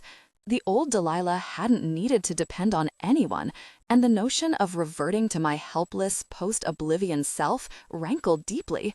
And Cat was a near total stranger, and a supernatural one to boot. She'd appeared in my life only a handful of days ago and immediately proceeded to steal something that belonged to me, to establish a psychic link without my knowledge or permission. As magnetic as I found her, how could I trust that her motives were what she claimed them to be? But I wasn't willing to go to Uncle James or Emmy with my predicament, and drawing Ivy any further into this thorny tangle would only put her in danger, place her squarely in the path of whatever shark-toothed shadow thing might make for me next. So what choice did I have but Cat? Asking for help isn't a weakness, Delilah, she urged softly, still fixing me with that piercing gaze. But being too proud to accept it is. Believe me, I know. I gave a single nod, running my free hand through the loose fall of my dark hair, toying with the ends where they curled by my waist. I caught the way she followed the motion, the subtle shift in her posture, an almost imperceptible lean toward me. I'd wondered if the attraction I felt had been entirely manufactured, a ploy to steal that deck from me. But I was increasingly feeling the genuine weight of her attention. Whatever misgivings I had about her, the spark flaring between us felt very real and decidedly mutual. Nothing like the, admittedly delicious, artifice of the succubus compulsion. There was nothing dreamy or hazy about Kat's presence here. The warm, hyper-vivid reality of her sitting across from me, so close I would barely have to reach to touch her. 6 months ago, I started, licking my lips, a nervous lump expanding in my throat. I couldn't believe I was about to admit this to her, and yet, here we were. Something happened here. A member of one of the other families, the Blackmores, experienced a massive spike in power. She tried to steal something of importance to her from my shop, and to cover her tracks, she cast an oblivion glamour on me, a much, much more powerful one than it should have been. I was omitting some crucial details here, but even if I had decided to trust her, it was to the degree strictly necessary. If I didn't absolutely need to share things with her, like the existence of Belisama's statue in the lake, then I'd keep them to myself, at least for now. It wreaked havoc on me, I continued, my chest tightening. I lost almost a week of memories completely, and even after it was reversed, it left after effects. It destabilized my mind, left me prone to memory loss and disorientation, basically stripped away many of the things that make me me and that make me capable of doing my job, the thing I love most in the world. "Fuck, that sounds terrible," she murmured, and the empathy in her voice twisted in my stomach like a clenching fist. To be vulnerable like that, I can't imagine what I'd do if I couldn't trust my body anymore, much less my mind. It was terrible, yes, I said, clearing my swollen throat. I had to depend on people in a way I'd never needed to before. I hated it, and nothing helped undo the residual damage. The family of healers I told you about, the Thorns, tried everything. Everything safe and above board anyway. "So that spell you cast," she said, putting the pieces together, "it was for healing?" "Yes, for enhanced mental clarity and cognition. But a baneful working, from a blood magic grimoire, one of the ones my uncle and I are charged with keeping locked away." I shook my head, torn between fury at my circumstances and frustration at my own choices. I shouldn't have done it, I know. It was stupid, dangerous, reckless. That's not me. I think everything through, analyze every scenario half to death, and this time I couldn't bring myself to even consider any adverse outcomes. Desperate people do desperate things, Delilah. She reached out and set a sympathetic hand on my knee, the lightest graze, though it sent a warm wash of sensations spiraling up and down my entire leg. Yeah, you've wound up with a profoundly fucked situation, but you'll only make matters worse by beating yourself up about it. I nodded, biting my lip, distracted by the runnels of heat still wending through my leg, that wildflower scent of hers making my head swim. It wasn't like I was any stranger to arousal, although it had been a while, unless you counted the succubus, which I definitively did not, but the draw to her was much stronger than what I normally felt, an almost irresistible compulsion to get closer. Maybe the succubus had left behind some lingering vibes, or maybe it was that cat was so compelling, her raw charisma more magnetic than anyone I'd ever met before. What spellbook was it? Fae can work magic too, though differently than witches do. But we also use grimoires sometimes, and the Shadow Court has an extensive library. Most of us study magical praxis as part of our education. Could be I've at least heard of it. It's the opus sanguinis, I said, struggling to form coherent thoughts, the heat of her hand slowly edging out everything else. Do you know anything about it? I haven't heard of that one. Her voice had dipped lower, gaining a husky edge, and the way she was watching me, heavy-lidded and intense, made me want to squirm. But it might be helpful to take a look at the spell together. It could give me some sense of why it has the beasties so taken with you. I hadn't moved my leg away, and she'd taken that as permission to begin stroking my knee in slow, concentric circles, sending tingles spiraling through me like ripples in a pond. Maybe, I swallowed hard, letting out a quaking little sigh. I was thinking, we could go to the Witchwoods first. The spell required an offering of blood to a ley line nexus. Whatever side effects it brought about, they started there. Oh, that's interesting, she breathed, sliding closer to me until our knees almost touched. I do know quite a bit about ley lines. Yes, let's start there. About tonight, though. What about it? I half-whispered, my breath snaring in my throat. I was wondering if I could stay here instead of heading back to my motel. She quirked her head coyly, lifted those black eyebrows. It could be safer for you, having me close. I know you've warded everything, but even the best wards aren't ironclad. If anything else took a shot at you, I'd be right here to take it on. Right, it makes sense. I don't have a spare room, but this couch isn't entirely terrible to sleep on. Good. Now that we have that settled, she slid her hand farther up my leg, resting it on my thigh, her eyes a green blaze in the dim lamplight. Do you want me to stay, or do you want me to really stay? Really stay, I said, without even having to think about it. The idea of not kissing her was becoming physically painful, the very notion of it like an impossibility. Oh, I was so hoping that's what you meant, she said, with a flash of that bright, ferocious smile. Then she leaned in and wrapped a hand around my nape, pulling me in for a kiss. It was deep and silky hot, as if we'd leapt right into the middle of an achingly delicious makeout session rather than the beginning of one. Her tongue sweeping slick against mine, her lips deft and soft and insistent. She tasted like Negroni and burnt sugar, and combined with that dizzying wildflower smell, it brought a furious pulse of desire throbbing to life between my legs. When she tangled a hand in my hair, pulling it tight enough to hurt a little, I moaned aloud into the kiss. So you like things a little sharp, she whispered against my mouth, sinking her teeth into my lower lip until I gasped. I had a feeling you might. She was right. For all that I came across as relentless and assertive in every other aspect of my life, or brashly aggressive, depending on whom you asked, I loved to be the one to yield in bed, to feel someone else's edge pressed hard against me. How did you know? I whispered back. Maybe I smelled it on you.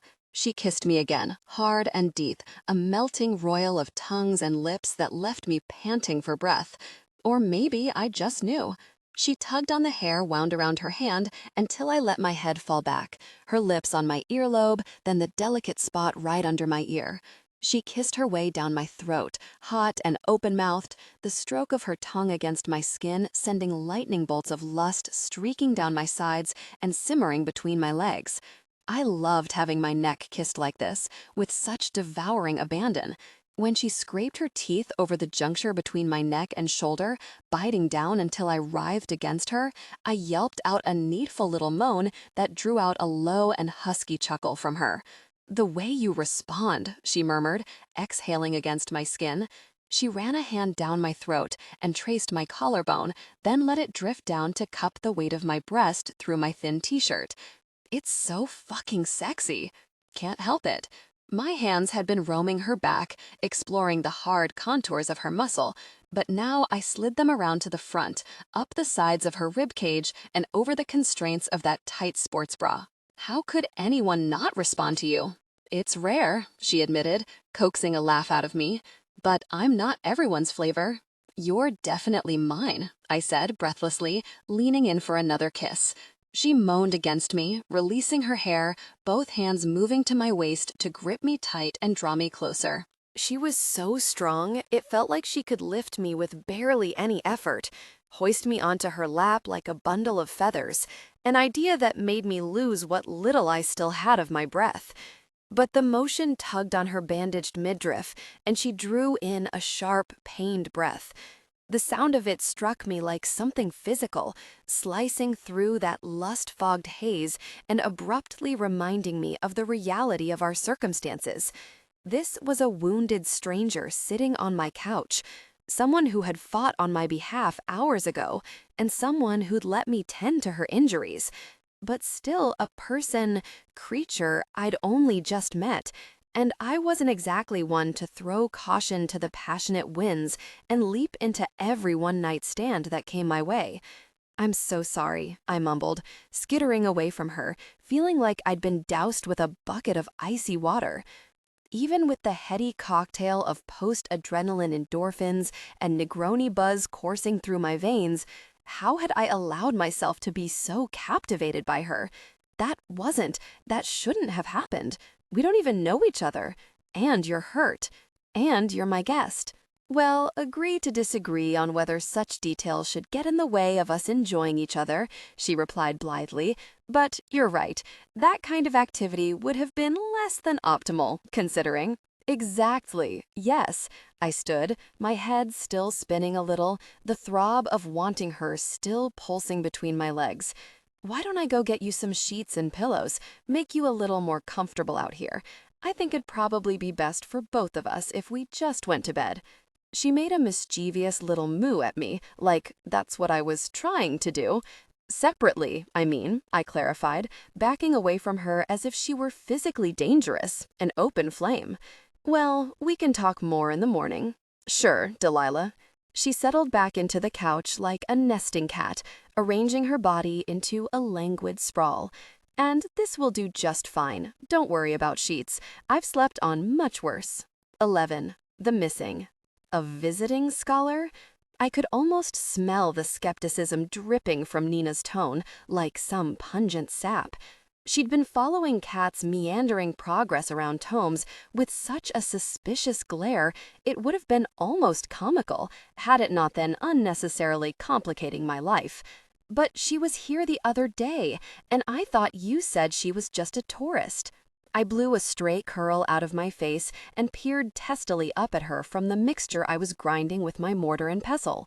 "She's also an old friend, and maybe I didn't feel the need to share my personal business with you," I retorted. "Are you, unbeknownst to me, composing some vital record of who I choose to keep company with? Or did I miss something and I report to you now?" "No," she muttered, letting her eyes drop, her hands twisting together in front of her waist like a fidgeting schoolgirl's. "Of course not. She's just new to the equation, that's all. And she's barely spoken a word to me this morning. I thought if I at least knew who she was to you and what she was doing here, I could be the one to try to break the ice." Given Nina's quasi-pathological obsession with observing social mores and also appeasing me, this was likely partly true. But I sensed something else at play here, The vibe she'd picked up off Cat that first time had rubbed her wrong, and it was clearly a gut feeling she still hadn't shed. And it hadn't helped that, as she said, Cat hadn't bothered to acknowledge her beyond a breezy initial greeting, as if Nina's presence barely registered. My new bodyguard was here today only because restoring the wards was still my responsibility, along with running tomes. I couldn't just abandon it in favor of getting to the bottom of what had happened to me. Not to mention, my uncharacteristic absence would raise eyebrows, even if I attempted to pass it off as illness. I practically lived here. The only sick days I'd taken since I began working with Uncle James almost 2 years ago had been in the immediate aftermath of the Oblivion glamour, the terrifying week in which my mind had felt like a crumbling edifice, ready to collapse at a passing breeze. If the curse of the glamour had come with any silver lining, it was that I remembered only bits and pieces of the painstaking dismantlement Emmy and Uncle James had performed while they stitched me back together as best they could. The process had not been painless. With that kind of precedent, if I suddenly began blowing work off, it would be immediately obvious to anyone who knew me that something was awry. So we'd agreed that I'd continue with my business as usual, with Kat spending the day at the store in her guise as a visiting academic with an interest in antiquarian books, in case any peckish cryptid came shambling inside in search of me. That persona gave her an excuse to prowl around the bookstore, browsing whatever caught her interest while keeping an active watch on the perimeter. According to her, predatory cryptids tended to be more active at nighttime, but in her experience, they were also unpredictable enough that she'd been reluctant to keep a distance from me even in daylight hours. This concern for my well-being warmed me, despite myself. I was still reeling from our encounter last night, that blisteringly passionate clash, so out of character for me. I dated when I could scrape together the time, and I'd been with Ivy for several years before we parted ways. But I didn't do that, swoon directly into strange women's arms like some kind of bodice ripper heroine with more supercharged libido than sense. And the rippling heat was still there this morning whenever Kat and I caught each other's eyes, anytime a whiff of that lush wildflower scent drifted its way to me. I'd never had a fantasy about sexy encounters between bookshelves in my entire life, but I was more than making up for that now.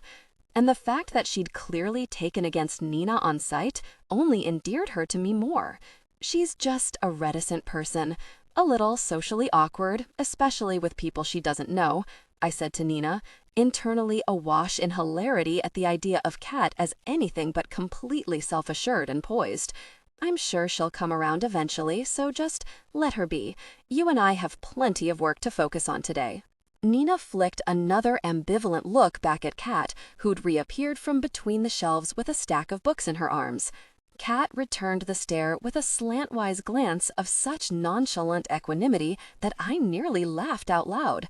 Nina could have been a lamp or a signpost for all the attention or respect Kat chose to pay her, and seeing a member of the monumentally self-important Blackmore family so casually dismissed by someone other than myself gave my serotonin levels a very pleasant spike. "You're the boss," Nina said evenly, though I could still see the unease stirring in her dark brown eyes. "Ready whenever you are."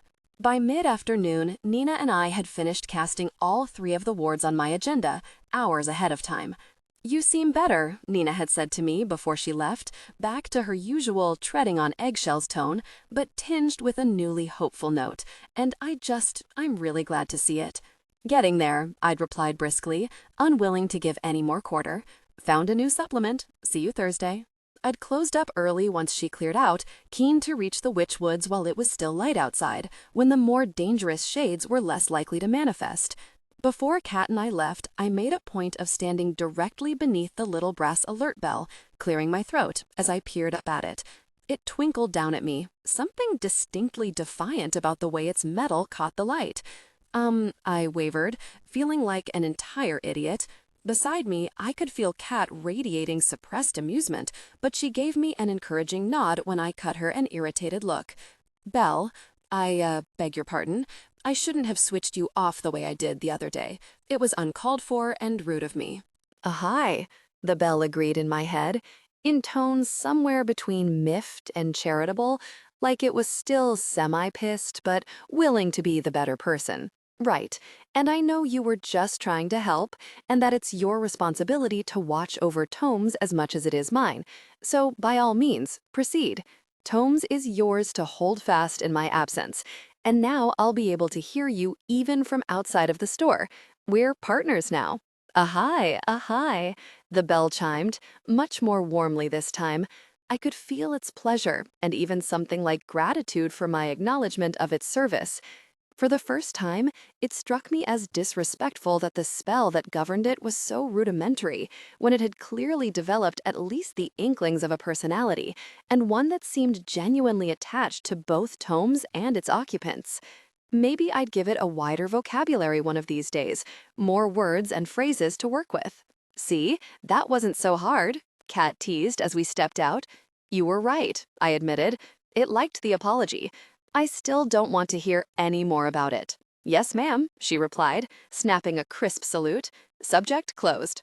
After I'd finished recasting protective wards and sent Montalban winging home, even if we'd all be warded to the hilt, I wasn't about to expose my sweetheart to whatever might be lurking in the Witchwoods. Kat drove us to the wood's outer periphery in her rental. Beyond that, we struck out on foot, attempting to retrace my steps from the night I'd cast the light that calls for blood. You know, Chicago has a lot of paranormal hotspots too, Kat remarked, glancing around us with a hunter's sharply assessing gaze. Weak daylight sieved like sparkling dust through the cracks in the overlapping mesh of boughs overhead. The trees around us bent and gnarled, their bark contorted into unsettling shapes. The air was dank with wet leaves and decaying mulch, heightened by the summer heat. There was a watchful quality to the silence, with none of the usual background noise you found in wild places. Even birds and insects proceeded with caution here. Even if I knew she was much safer at home, I found myself wishing for Montalban's reassuring presence on my shoulder, her familiar shadow falling over me as she tracked me by sky. So it's not like I'm any stranger to zones of vastly heightened creepiness, she continued, but I have to admit, this forest is giving me pause. It's like an infestation on the macro scale, bigger than anything I've ever felt. I can't believe you came traipsing in here solo in the dead of night just to cast a spell. Ballsy move. Needs must, I said with a shrug. Like you said, I was desperate, and at least this time we're going in prepared. If we were any more prepared, we'd be rattling. She held up an arm, giving it a shake. I feel like a walking castanet. I'd loaded us both up with protective talismans and amulets from the tome's trove of magical objects, and it seemed to be working. I could feel the hairs on my neck prickling as the presences in the trees took note of our passage, but nothing had ventured out so far. I was keeping fingers crossed that we'd reach the nexus unbothered.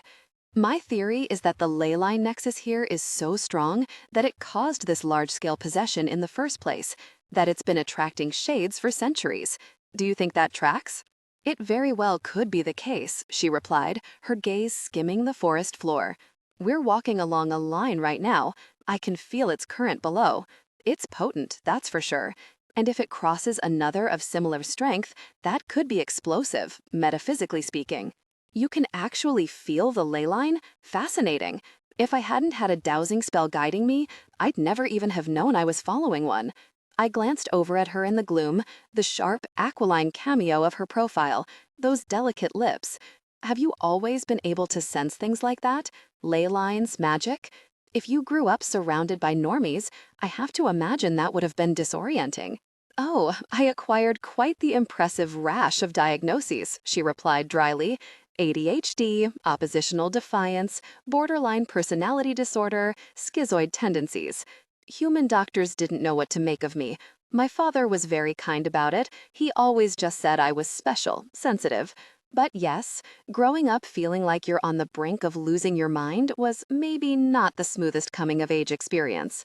And you really had no idea at all about what you were? Having grown up in the magical haven that was Thistle Grove, I couldn't imagine such alienation, the desperate, crushing isolation she must have experienced, even with a human father who did his best to understand the de facto changeling he'd wound up parenting alone. Like someone adrift in a foreign land with no one to cling to, no one to share and validate her unique reality. Even as introverted and antisocial as I was, I'd only ever been alone because I chose to be. I wasn't particularly close with my immediate family, except for Uncle James and more recently Emmy, but we all belonged to the Harlow family and to our larger witch community, even if we weren't constantly in each other's faces and business like the Thorns and Avramovs tended to be. Not having been given the choice of belonging seemed barbaric, monstrous, an exceptionally cruel thing to do to your own child, no matter your intentions. None, she replied, a little grim. As far as my dad was concerned, he'd fallen madly in love with the most beautiful, charming woman he'd ever met, then got his heart shattered when she walked out on him and their 3-day-old infant.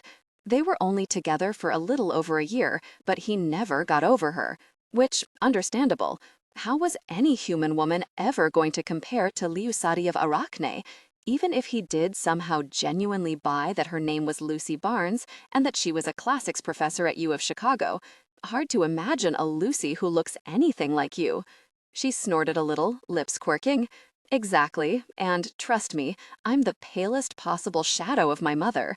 But my dad, he does data analysis for insurance companies, of all things, if that paints any sort of picture for you. Even for a mundane, he has a very mundane mind. Limited imagination, extremely grounded. I pulled a face. Ouch. I do mean that mostly as a compliment. He's exactly the kind of stable, decent person you're probably imagining.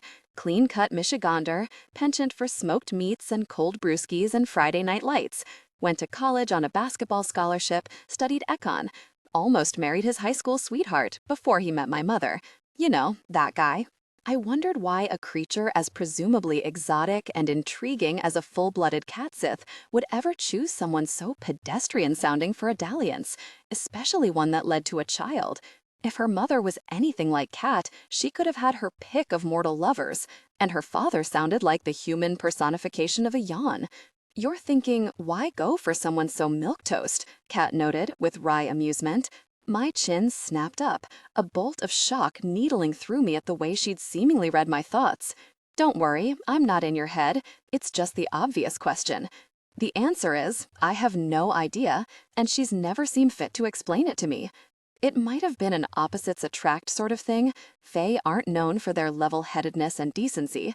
From what I know, her life had been very exciting up until then, a constant parade of interesting times. Maybe she was craving some stability. I could understand that. From what you've said, it sounds like the Shadow Court isn't exactly a paragon of civility. She barked out a rough laugh at that. No, indeed, Den of Vipers would be more appropriate. Not everyone's always scheming and jostling for power, of course. Many of its more peripheral members are just living their lives. But it's not the kindest place, and members of Arachne don't enjoy a particularly calm existence there. And what? When you turned 16, she just scooped you out of your life? More or less. My father and I were living in a northern suburb of Chicago. I was going to private school, on the crew team even, if you can imagine that. Then she just appeared in my room one night, scared the shit out of me, told me who she was, gave me a wholly terrifying demonstration of what my body could do, the psychic abilities I'd been suppressing, informed me in no uncertain terms that the Glencoe chapter of my life was over. I can almost understand why she'd do it that way, I suppose, I said. Better to make a clean break, maybe.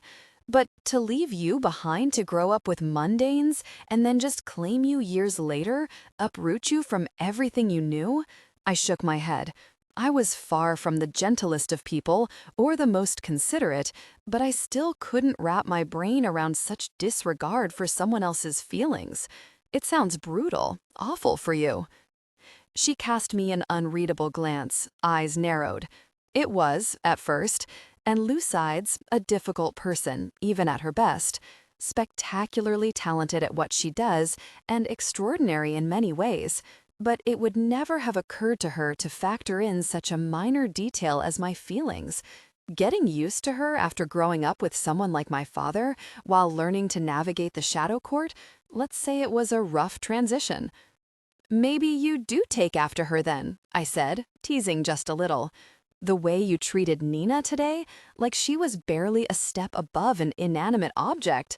I'm given to understand that this is non-standard behavior for most humans. Well, I'm not human, am I? And I was polite enough to her, she said with a shrug. Why strain myself beyond that? She's irrelevant to me, and besides, you clearly can't stand her. True. She's the one who cast the oblivion glamour I told you about, the one that wrecked my brain. Working at Tomes with me to restore the wards she also blasted to hell is part of her rehabilitation. I snorted, shaking my head. Though most days, it feels more like some punishment I don't deserve. I thought it might be something like that. She smiled at me, slow as spreading honey, her eyes glinting brilliant green against the dim. All the more reason to keep putting her in her place then. I fought back a smile of my own, inordinately pleased that she'd taken my side so instinctively, especially against Nina. Then something occurred to me, a piece of her story she'd left out. What about your father? I asked. What did he do after you disappeared like that? There must have been an Amber Alert, a search for you. He doesn't sound like the kind of person who'd have given up easily on a missing daughter. She looked away from me, setting her jaw. No, she said, subdued. It stirred something in me, to catch this small glimpse of suppressed vulnerability, the deeply human part of her. He isn't. I told you, Fae can do magic as well, right? Well, we're no strangers to oblivion glamours either, or to tinkering with other people's memories. Lucide planted false memories in his mind, of him and me fighting, me telling him she'd reached out to me, that I'd chosen to live with her in Chicago, that I'd always hated living with him, was bored out of my mind, couldn't stand it anymore. Cat, that is. My stomach twisted at the idea, balling itself up like a rag. That's horrible. She shrugged, jaw still stiff. It was the best damage control she could come up with. And she was right to take me. I couldn't have survived there. My Fae blood would only have gotten stronger, my medical problems worse.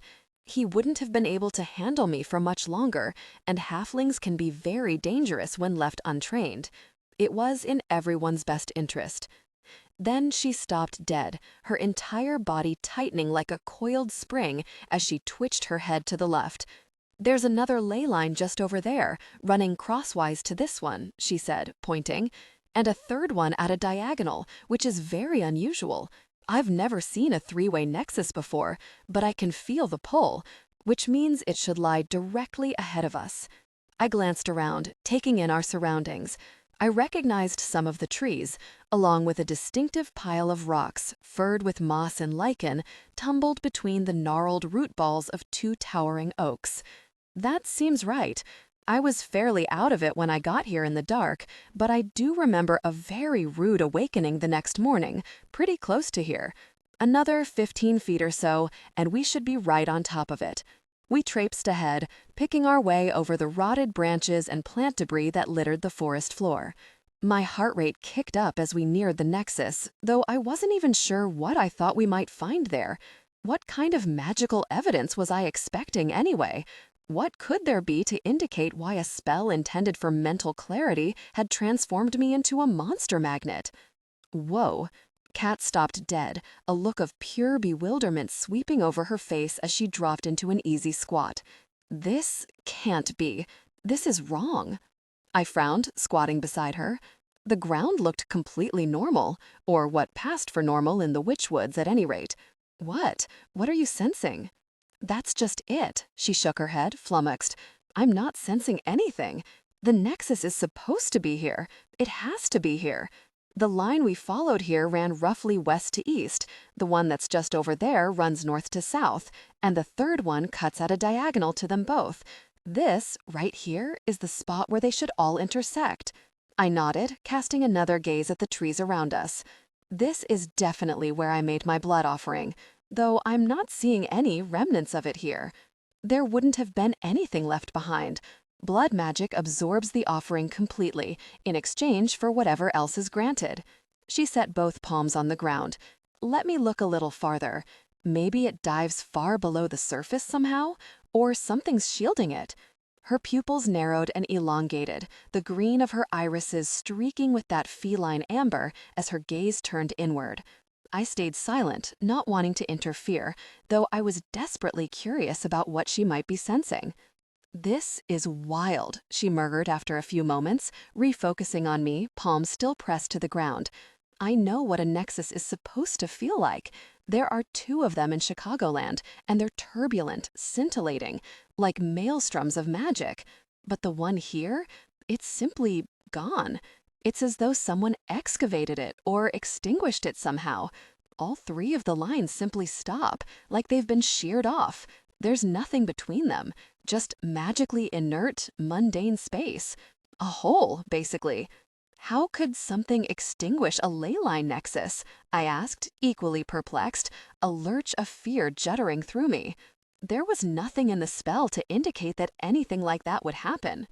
"Because it's not possible," Kat said firmly, with a brisk shake of her head. "Ley lines and their nexuses are inexhaustible, infinite resources of magic. You can't just suck one dry like a well. Clearly the spell you cast harnessed the nexus's power and put it to use in restoring your mind, but something like that shouldn't have interfered with the existence of the nexus itself." "I don't understand," I murmured. "What did I do? It isn't like I suddenly have superpowers. I might be clear-headed again, back to my old self, but my magic isn't any stronger or different than before. It can't have been that immense of a spell. Something that sounds like it might be unprecedented." "I don't know how this happened," Kat said, meeting my eyes with a gaze so grave it rhymed the pit of my stomach, encased it in frost. "But a disturbance like this? In my experience, that never bodes well for anyone." 12. The Nightmare. We walked back together, both adrift in separate pools of silence. My mind wheeled like a bird flung off course by a storm, trying to alight on anything concrete. Whatever I'd expected to find in the Witchwoods in the way of evidence, an entire missing nexus hadn't been on the list. We were both so lost in our private musings that it took a moment for either of us to realize that something out of the ordinary was happening. Kat caught it first, reaching out to grab my arm. "Delilah," she said, low, her grip on me tightening. "Look." Following the jerk of her chin, I realized that an entire row of trees in front of us was seething ribbons of gray. Sooty streams of ectoplasm sluiced out of them, merging in the middle to form a roiling, inky mass that hovered 6 feet above the ground. "Is that normal?" she asked me under her breath, in the same dangerous blade's-edge tone. "Something that always happens here this time of day?" "Definitely not," I replied, voice rasping through a throat suddenly clogged with fear. "Flames and stars, where was an Avramov when you needed one? Uncanny shit like this was their specialty. It's like the trees are bleeding ectoplasm. Normally, when shades vacate their trees, they immediately recoalesce into spirit form. I've never seen pure ectoplasm flow out of wood and then just hover this way, unformed. Then some other entity must be using them," she said grimly, releasing my arm to whisk both of her double blades out from the hidden pockets in which she kept them sheathed. Like raw material, to allow itself to manifest. Slowly, the nebulous mass began taking shape into dark, swagged, trailing folds, like translucent robes that barely brushed the ground and draped over the suggestion of skeletal limbs, gaunt and reaching hands that stretched hungrily toward us. And above the robes floated a bony face with flecks of Arctic blue glowing in its sockets like luminous ice, its skull shrouded by an ectoplasmic cowl. Its maw hinged slowly open until it gaped to an unnatural, macabre degree, revealing huge, curved ectoplasmic fangs, the lupine kind you saw only on predators. And then it began to howl, an eerie vacillation between high-pitched keens and deep, velvety growls, in a purely hellish timbre that broke my entire body into gooseflesh. Ugh, motherfucker, Cat muttered through her teeth, lifting her blades. Her eyes had gone green and gold again, her entire posture vibrating with tension. Yeah, this is terrible. Cat, what is that? I asked, my voice fluttering high with panic as we both backed away from the floating apparition, my heart slamming against my ribs. I prided myself on being level-headed and pragmatic, but this was somehow ineffably worse than both the Dampire and Succubus had been. At least those had both been flesh and blood monsters, as opposed to an eldritch nightmare. This looked like it shouldn't even fucking exist, like something torn from a horror story that teen witches told each other around crackling bonfires on Samhain, when shadows seemed to leap the highest. I've never seen anything like that. It's a wraith, she replied, her voice raspier, dipping closer to a growl. I hadn't noticed it last time, but her nails had changed, lengthening into glossy claws where she gripped her hilts. Another sucker. But this one doesn't drink blood or feed on your life essence. These nasty bastards dine exclusively on souls. I've never seen one before either. They're pretty damn rare. But we're warded against shades. It shouldn't even have been able to manifest. She flicked her gaze up at what was visible of the sky through the entwined branches, then shook her head. It's close enough to dusk, and this thing isn't a shade. Wraiths are demonic entities in the same family as succubi. It doesn't manifest in the physical plane unless it wants to feed, and then it builds itself a material form from ectoplasm. It's much, much stronger and more cohesive than a shade, and I'm guessing it isn't here for me. As if in answer, the wraith's form finished gaining substance. Then it streaked toward us in a blur of black and gray, still keening that awful howl. Snarling, Cat leapt in front of me, bringing both blades together in a sweeping slash. The thing evaded her easily, sliding away, but she'd managed to at least nick it. I could see the shaved-off wisps of ectoplasm catch fire in midair before burning away. So her knives weren't just ordinary blades, which stood to reason for someone who fought monsters. To affect something made of spirit matter, they had to be bespelled, capable of inflicting damage on creatures not of this plane. The wraith rushed her again, coming at her in a series of flitting, erratic movements that made my head spin.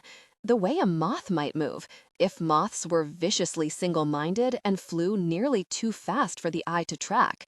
Cat fought back furiously, dodging and leaping, steadily slicing away at its edges like a flenser, evading those wicked fangs and claws. When it swooped in low to the ground like a bat skimming for bugs, aiming to cut her off at the knees, she somehow catapulted herself over its head, tumbling through the air in a series of lithe turns and flips before landing weightlessly behind it, which left nothing between the wraith and me. A low, harmonic chuckle issued from it, a triptych of harsh notes laid over one another. Its icy eyes narrowed in something like anticipation, and it began floating inexorably toward me. I backed away, tripping over a fallen branch and losing my footing, landing so hard on my ass my tailbone twanged. The wraith flew at me even as I scrabbled backward like a crab, until my back pressed hard against a tree trunk. No escape, nowhere to go.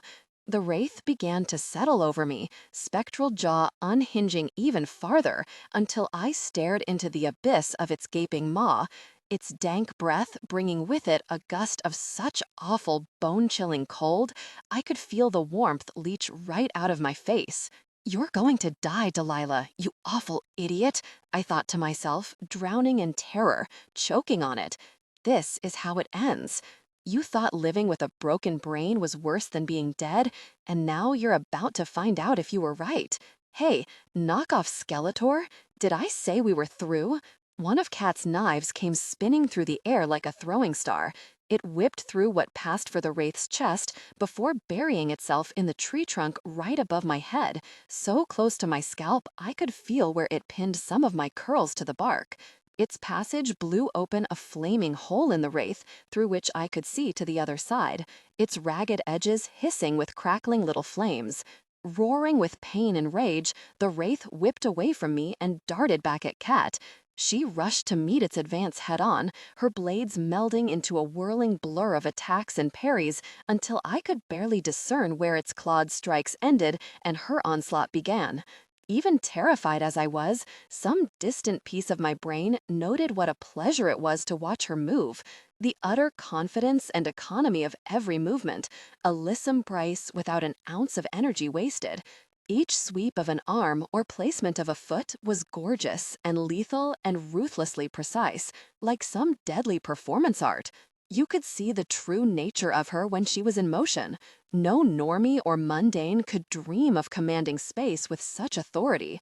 Then the wraith abruptly pulled back, billowed like smoke under her blades, and materialized close enough to gouge its ghostly claws into her chest. Cat stumbled and fell to a knee, her shriek of pain piercingly higher pitched than a human scream, her knife tumbling from her hand as she clapped a palm to her chest. I could see from the way blood welled bright between her fingers that the gashes were bad, much worse than what the dampire had inflicted on her. The wraith issued something like a satisfied sigh in that same harmonic timbre.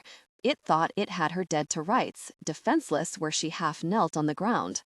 Her gaze still fiercely pinned to it, but her face gone ashen from pain, her upper body swaying from the effort of keeping herself upright. Unless I did something, anything, it was going to kill her. Hey, over here, I bellowed at it as I struggled back up to my feet, frantically flicking through the repository of spells stored in my head, waiting for one to spark. I'm the soul you want, remember? The one you came to steal? The wraith hung in place for another moment, as if debating. Then it rotated to face me, its spectral features contorting into a grotesque approximation of an eager, toothy grin. As it streaked toward me, I raised both hands and let a shimmering rush of magic sluice into them, speaking a charm I'd used 1,000 times before under my breath. The incendiary charm even Harlow's could do, useful mostly for lighting candle wicks and setting fires and hearths. As the first spark caught hold, the wraith barely paid it any mind, but I'd felt its frozen breath and seen the way its ectoplasm went up in flames when severed by Cat's blade, in a way that made me think fire might be this creature's natural enemy. If I was wrong, then we were both likely worse than dead. I had nothing else in my arsenal. Harlow's weren't warriors, and even with the significant power boost Emmy's tenure as the victor of the wreath had lent our family, I didn't have the sort of raw power you needed to fling battle magic around. But as the spark grew into a proper licking flame, eating into all the roiling gray around it, the barest moment of shock flitted across the wraith's face, its icy eyes widening. Then, like dry tinder, it simply went up in flames, in a massive, all-consuming column of fire, leaving behind nothing but smoky, wispy remnants of dissipating ectoplasm.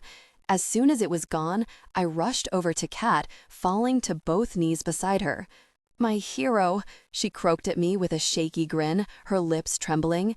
Beads of sweat had popped up along her hairline, and her eyes had taken on a frightening glaze, the blurry distance I associated with shock. How'd you even know to use flame?" I rolled the dice. "How bad is it?" I demanded, my heart pounding like a mallet, not wanting to disturb her staunching hold on the wound to examine it myself.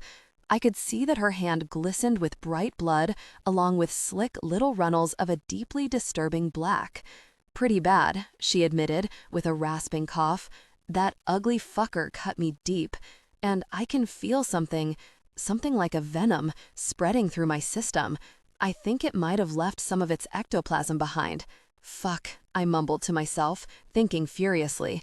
Even if I had my first aid supplies, that kind of damage was far from something I could fix, and it wasn't like I could take her to the nearest hospital, not if she was harboring some sort of metaphysical infection. As much as I hated to do it, there was only one place, or one person, rather, I could think of to take her to instead. "You're really making a habit out of this," Ivy remarked, flicking me a charged look over her shoulder as she knelt by an unconscious Cat sprawled out on my couch. "Should start charging you concierge doctor prices." After patching her up with the most rudimentary of healing charms, the magical equivalent of a flimsy band-aid, I'd managed to half-drag Cat back to her rental car at the border of the woods and get us both back to my place.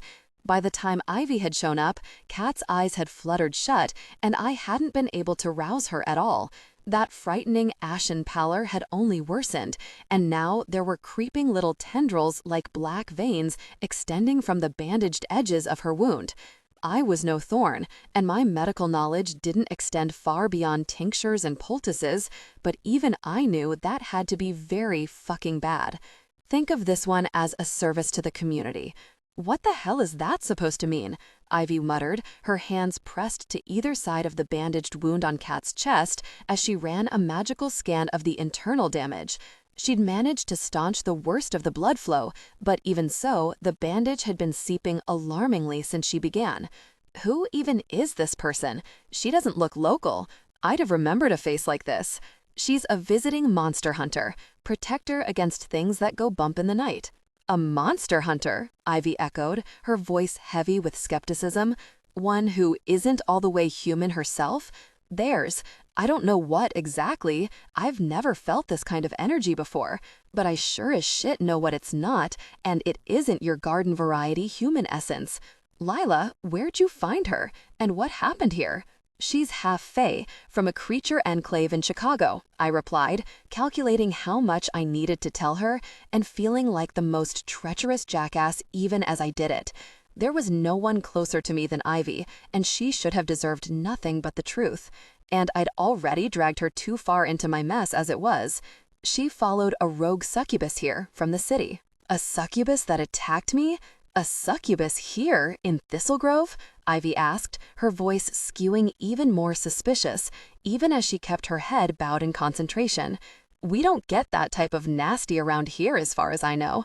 And what would one want with you, Lila, huh? Could it, I don't know, have some connection with a baneful spell you recently cast? That's what Cat's helping me find out, I admitted. We were exploring the Witchwoods, looking for answers, and we got ambushed by something else. A wraith, like a demonic vampire, only more interested in souls than blood. Well, I've never even heard of any heinous shit like that, but it did some terrible damage, Ivy murmured, momentarily distracted by whatever she was sensing through her scan. I can take care of the Goges easy, but there's a taint embedded in her, ectoplasmic, something I can't do anything about. You know green magic doesn't play well with that. To clear something like this, I'll need backup. What do you mean backup? I mean an Avramov. She heaved a sigh, leaning back onto her haunches and opening her eyes. I can't heal the damaged tissues because it'll seal the infection in, and that's the last thing we want. It'll permeate her system with deathly matter, kill her as certainly as sepsis would. So we'll have to wait until Dasha gets here. You're going to call her? I asked, appalled. From her perch on top of my living room bookshelf, Montalban rasped out an equally aghast croak of agreement.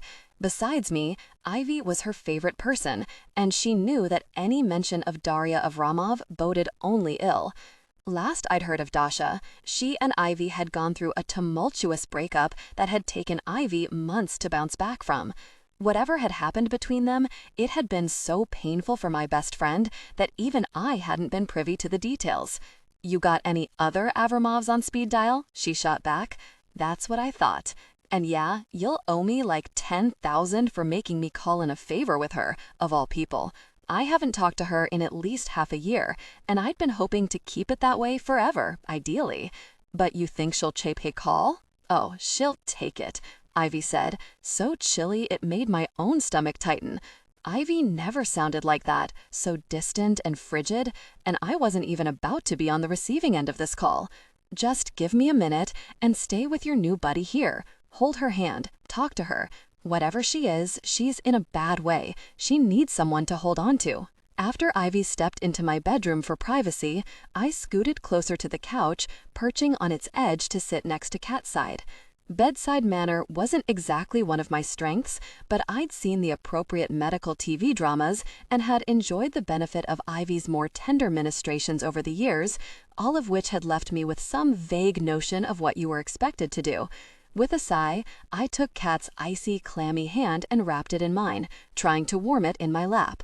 Taking cue from me, Montalban fluttered down from the shelf and landed on the couch's arm above Cat's head, bending down to delicately peck at strands of Cat's pale hair in her approximation of lending support. "Hey," I said quietly, feeling silly to be addressing someone who was dead to the world. I don't know if you can hear me, but if you can, that's twice you've been hurt trying to defend me, but you'll be okay. We're not going to let anything bad happen to you, I promise. And, what I wanted to say was, thank you. You were right. I did need to trust someone, and I'm glad I chose you." Cat stirred a little, her eyelids twitching, throat working as she swallowed. A tiny wrinkle cinched between her dark brows, as if those slight movements hurt. But even if she couldn't consciously hear or understand me, any reaction seemed like a positive development. Encouraged, I kept talking, fumbling for things to say to her. "Because you seem special to me," I continued, gaining steam, "that you're willing to risk life and limb for someone you barely know, especially given the way you've grown up, the life you've had with your mother. You're rare, and not only because you're a halfling, because you're fascinating and brave, and I hope I'll get the chance to know more about you." And I meant it all, I realized with a shock. I might not know her well, but I was taken by her. She was utterly unique, unlike anyone I'd ever met. She provoked in me the kind of uncharacteristic stirrings, the craving for a genuine connection that I hadn't experienced since Ivy and I first met. And she hadn't seemed deterred or offended by my own abrasiveness, or anything but intrigued by my blunt demeanor. I wanted to understand her better. Possibly, I even wanted to kiss her again, sink into the compulsion of that seismic pull between us. I was still talking to her, keeping up a soothing, steady stream of confidences. It was oddly easier to share sentiments when you were nearly sure the other person wasn't listening, that I barely noticed when Ivy slipped back in. "Dasha's on her way," she said, setting a light hand on my shoulder, her voice softening. "Listen, you must be exhausted too. Want me to make us some tea? Get you something else? After we're done fixing her up, we'll need a proper talk, you and me. But that can wait, and until then, why don't you just tell me what you need?" "Thank you," I breathed, leaning into the reassuring warmth of her touch, the exhaustion and adrenaline crash I'd been staving off closing over me all at once. "Tea would be wonderful. Let's start with that." "Done. Just give me a minute. I'll get you a snack, too. You look like you could use some chocolate in your life." By the time Daria Avramov arrived, 20 minutes or so later, the lavender and chamomile blend Ivy had brewed for me and the ancient chocolate chip cookies she dug up in my pantry had taken some of the edge off. Still, it raised my hackles to see Dasha step into my living room in all her haughty, morning star splendor. Although Cat was the fae here, my best friend's ex looked almost equally surreal, like Lucifer walking the mortal realms. Avramovs tended to be aggravatingly stunning on the whole, and Dasha was no exception. While her curtain of glossy hair wasn't quite as pale as Cat's, it was still a satin-sheened corn silk blonde you didn't normally see on adults, without even a hint of a wave to it where it brushed her waist. With her pale brows and lashes, creamy skin, and huge eyes, such a light blue they seemed almost silver, she looked milk-dipped, something made of porcelain. Most Avramovs ran brunette or auburn, but the effect of this total pallor was just as dramatic. Ivy had called her starshine, which had invariably made me want to gag, but I had to admit, I kind of saw it. It added insult to injury somehow that a person who'd hurt my best friend as deeply as she had should look like that, so flawless and untouchable. As if the many hurts of the world couldn't even graze that alabaster surface. "Hey, Delilah," she said, lifting a hand to me and nodding to Montalban, and I at least took some pleasure from the clear notes of discomfort and diffidence in her tone. Being here wasn't the easiest thing for her either, but she'd still come immediately when Ivy called. That counted for something, in my book. "I heard you could use some death speaker help?" "Yes." I slid off the edge of the bed, standing to allow her access to Cat. Montalban hopped off the couch to land on my shoulder, fixing Dasha with a beady eye. A wraith attacked my friend in the Witchwoods. Do you know anything about wraiths? Her feathery pale eyebrows peaked, shock flaring across her delicate face. I do, in theory. They're considered chthonic creatures, so they fall under our purview, but I've never met one in the flesh, figuratively speaking, not even in our woods, and I've spent a lot of time there. Never heard of any of the family running into one either, not on this continent. I stifled an eye roll. Avramovs seized every opportunity they could to reference their venerable connection to the old world, as if hailing from ancient Russia elevated them to some kind of royalty. Apparently, they never received the "we're all immigrants here" memo the rest of us had internalized. And of course, she'd refer to the Witchwoods as Avramov property, even though they were technically a municipal forest, owned by the town. It infected her with ectoplasm, Ivy broke in, all clipped formality, her entire posture radiating distance. I can feel the taint, but I can't do anything about it, not with green magic. I figured you could, do your thing, suck it out of her like a death leech. Charming visual, Dasha said dryly, and I caught Ivy's full lips twitching as she tried not to smile. Beautifully evocative. But I hear you, death does speak to death, so I'll do my best helpful leech impression for you. I should be able to draw it out, if it hasn't sunk too deep. May I touch her? I nodded swiftly, moving aside to let her kneel next to Cat. She was in all black, from her studded gladiator sandals to her distressed cutoffs to the t-shirt knotted to bare part of her milky midriff, no mitigating color, like a silent movie heroine come to life. But the protective garnet all Avramovs wore blazed red at her throat on its dainty silver chain as soon as she set a hand on Cat. "Ah, yeah," she said, a faint tremor running through her. She'd closed her eyes, and I could see them rolling from side to side beneath delicately blue-veined lids, like waking REM. There's an infestation in her, all right, almost like an ectoplasmic venom. Extracting it won't be pretty. It's going to hurt her, and it'll scare you to see it. Do I have your permission to try anyway? Yes, I blurted out, my insides cinching even tighter. It was never good news when an Avramov encountered something that unnerved even them. Please, whatever you can do, please try it. Understood. She drew away from Cat, steepling her hands in the air, fingertips all aligned with one another. Then she began a series of delicate fluttering movements with her fingers, as if she were playing an invisible instrument while intoning a guttural charm under her breath. For a few moments, nothing happened. Then, the black veins fissuring from Cat's wound began branching out into repeating patterns, like some dread tessellation imprinting onto her amber skin. Cat began to whimper, a faint mewling sound so achingly vulnerable that I clenched both hands into fists. "She's in pain," I protested, but Ivy wrapped a quelling arm around my waist, tugging me close. "Let her do her work," she said, low and insistent. "She did warn us it would be ugly. Sometimes good, necessary medicine hurts. I know you know that too. And trust me, Dasha's one of the best at this." I nodded shakily, chewing on my lip. A compliment like that from Ivy went a long way, especially if she was comparing Dasha to the rest of her family. As natural necromancers, Avramovs were all stellar exorcists. If Dasha excelled at death magic, even compared to the rest of them, that was something I could trust. She'd ignored our exchange entirely, as if the spell she was casting demanded a level of concentration that tuned out anything beyond itself, left her operating on some entirely different frequency. Those twitching, eerie movements of her fingertips had quickened, and the rhythm of the incantation had sped up to match them, until all of it resembled macabre music, some sly, dark song a snake charmer might sing to entice a viper out of its den. Abruptly, Cat's back arched so hard it looked like she was levitating, half risen off the couch.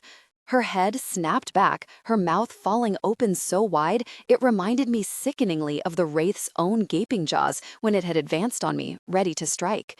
Then darkness began pouring out of her like some filthy river. Braided skeins of gray and black gushed from her mouth like liquid smoke, coalescing into a roiling globe hovering a few feet above her head. I could see how badly its exodus hurt her, from the pain twisting her face. Though her eyes were still closed, those mewling sounds of complaint had grown into a constant, steady groan, as if she were exerting some racking effort too. As soon as the last of the ectoplasm had slid out of her, Cat dropped back down onto the couch with a thump, a faint hint of pink blooming back into her cheeks. Like Shed begun improving immediately, now that the poison had been drawn out. Dasha said some harsh word, elongated vowels strung like rope bridges between the sibilant hiss of the consonants. Then she snapped the fingers of both hands hard, flung back her head, and opened her own mouth. The garnet at her throat blazed like a gem-enclosed flame, as though it contained the very essence of fire, the dim, scholarly part of my brain noted with fascination. Maybe it did. I knew from my studies that Avramovs were so keenly attuned to the spirit realm, and therefore vulnerable to all levels of ghostly possession, that they used the garnets to keep themselves grounded and protected. As soon as Dasha's lips parted, the whirling globe of ectoplasmic darkness hovering above Cat darted over to her.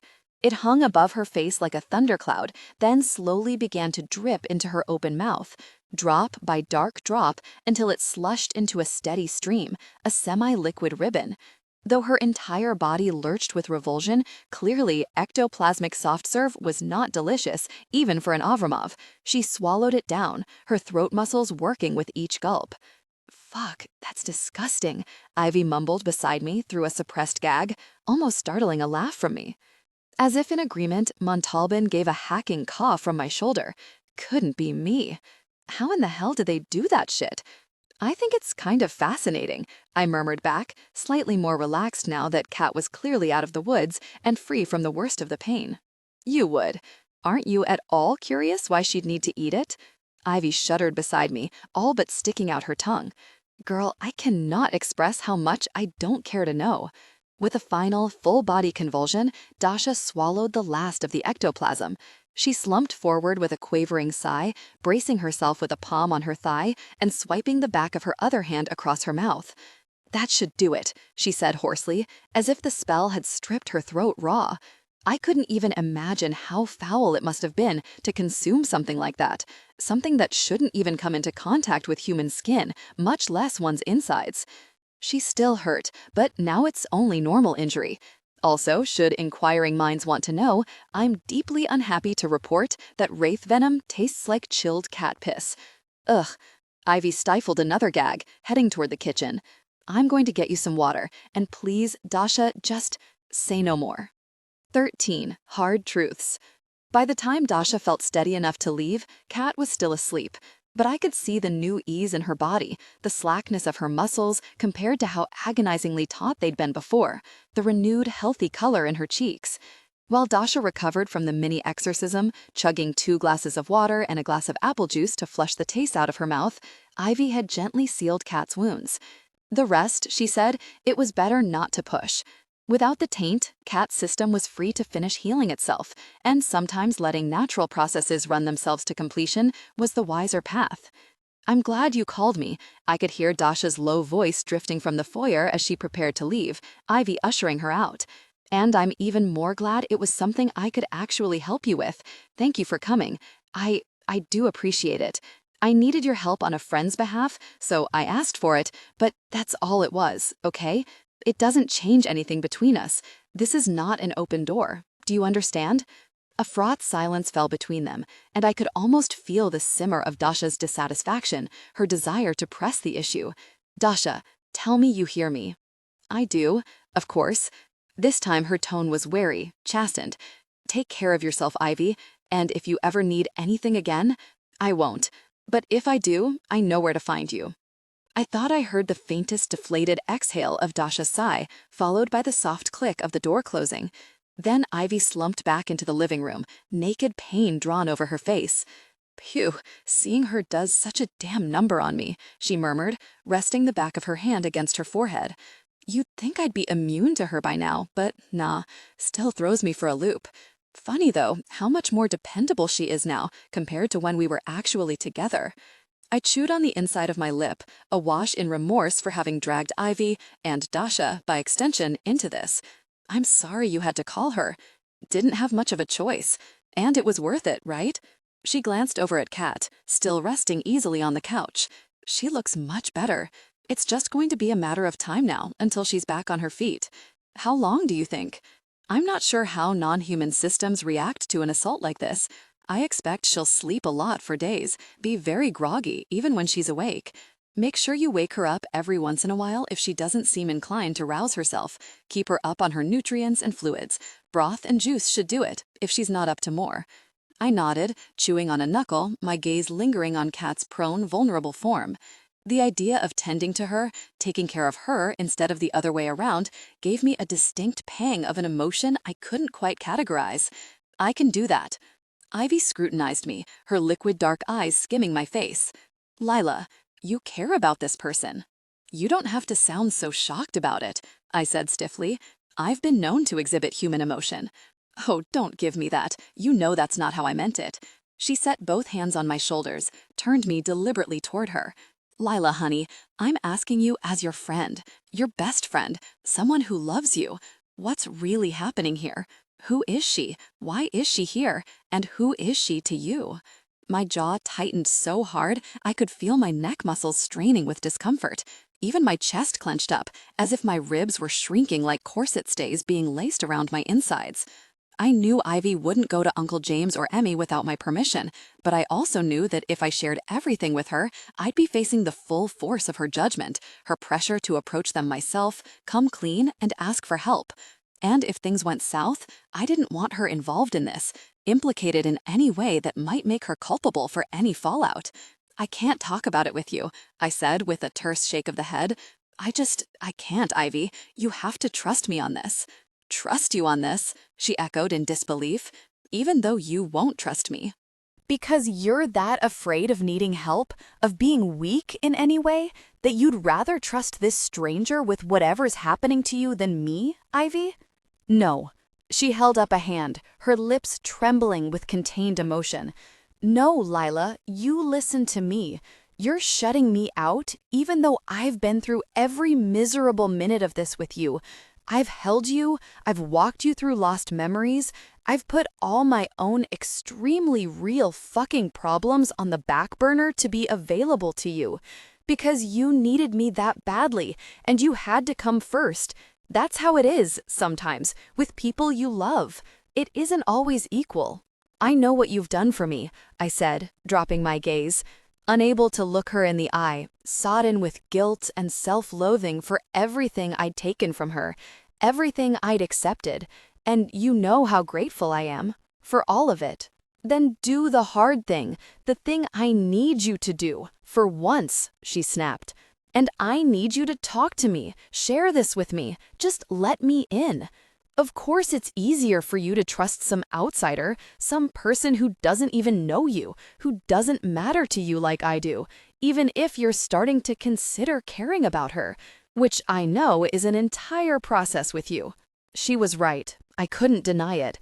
It was easier to trust Kat, to allow myself to depend on her precisely because she wasn't a mainstay in my life, a fixed star in my constellation. Once this was all over, she'd eventually disappear, simply, conveniently be gone.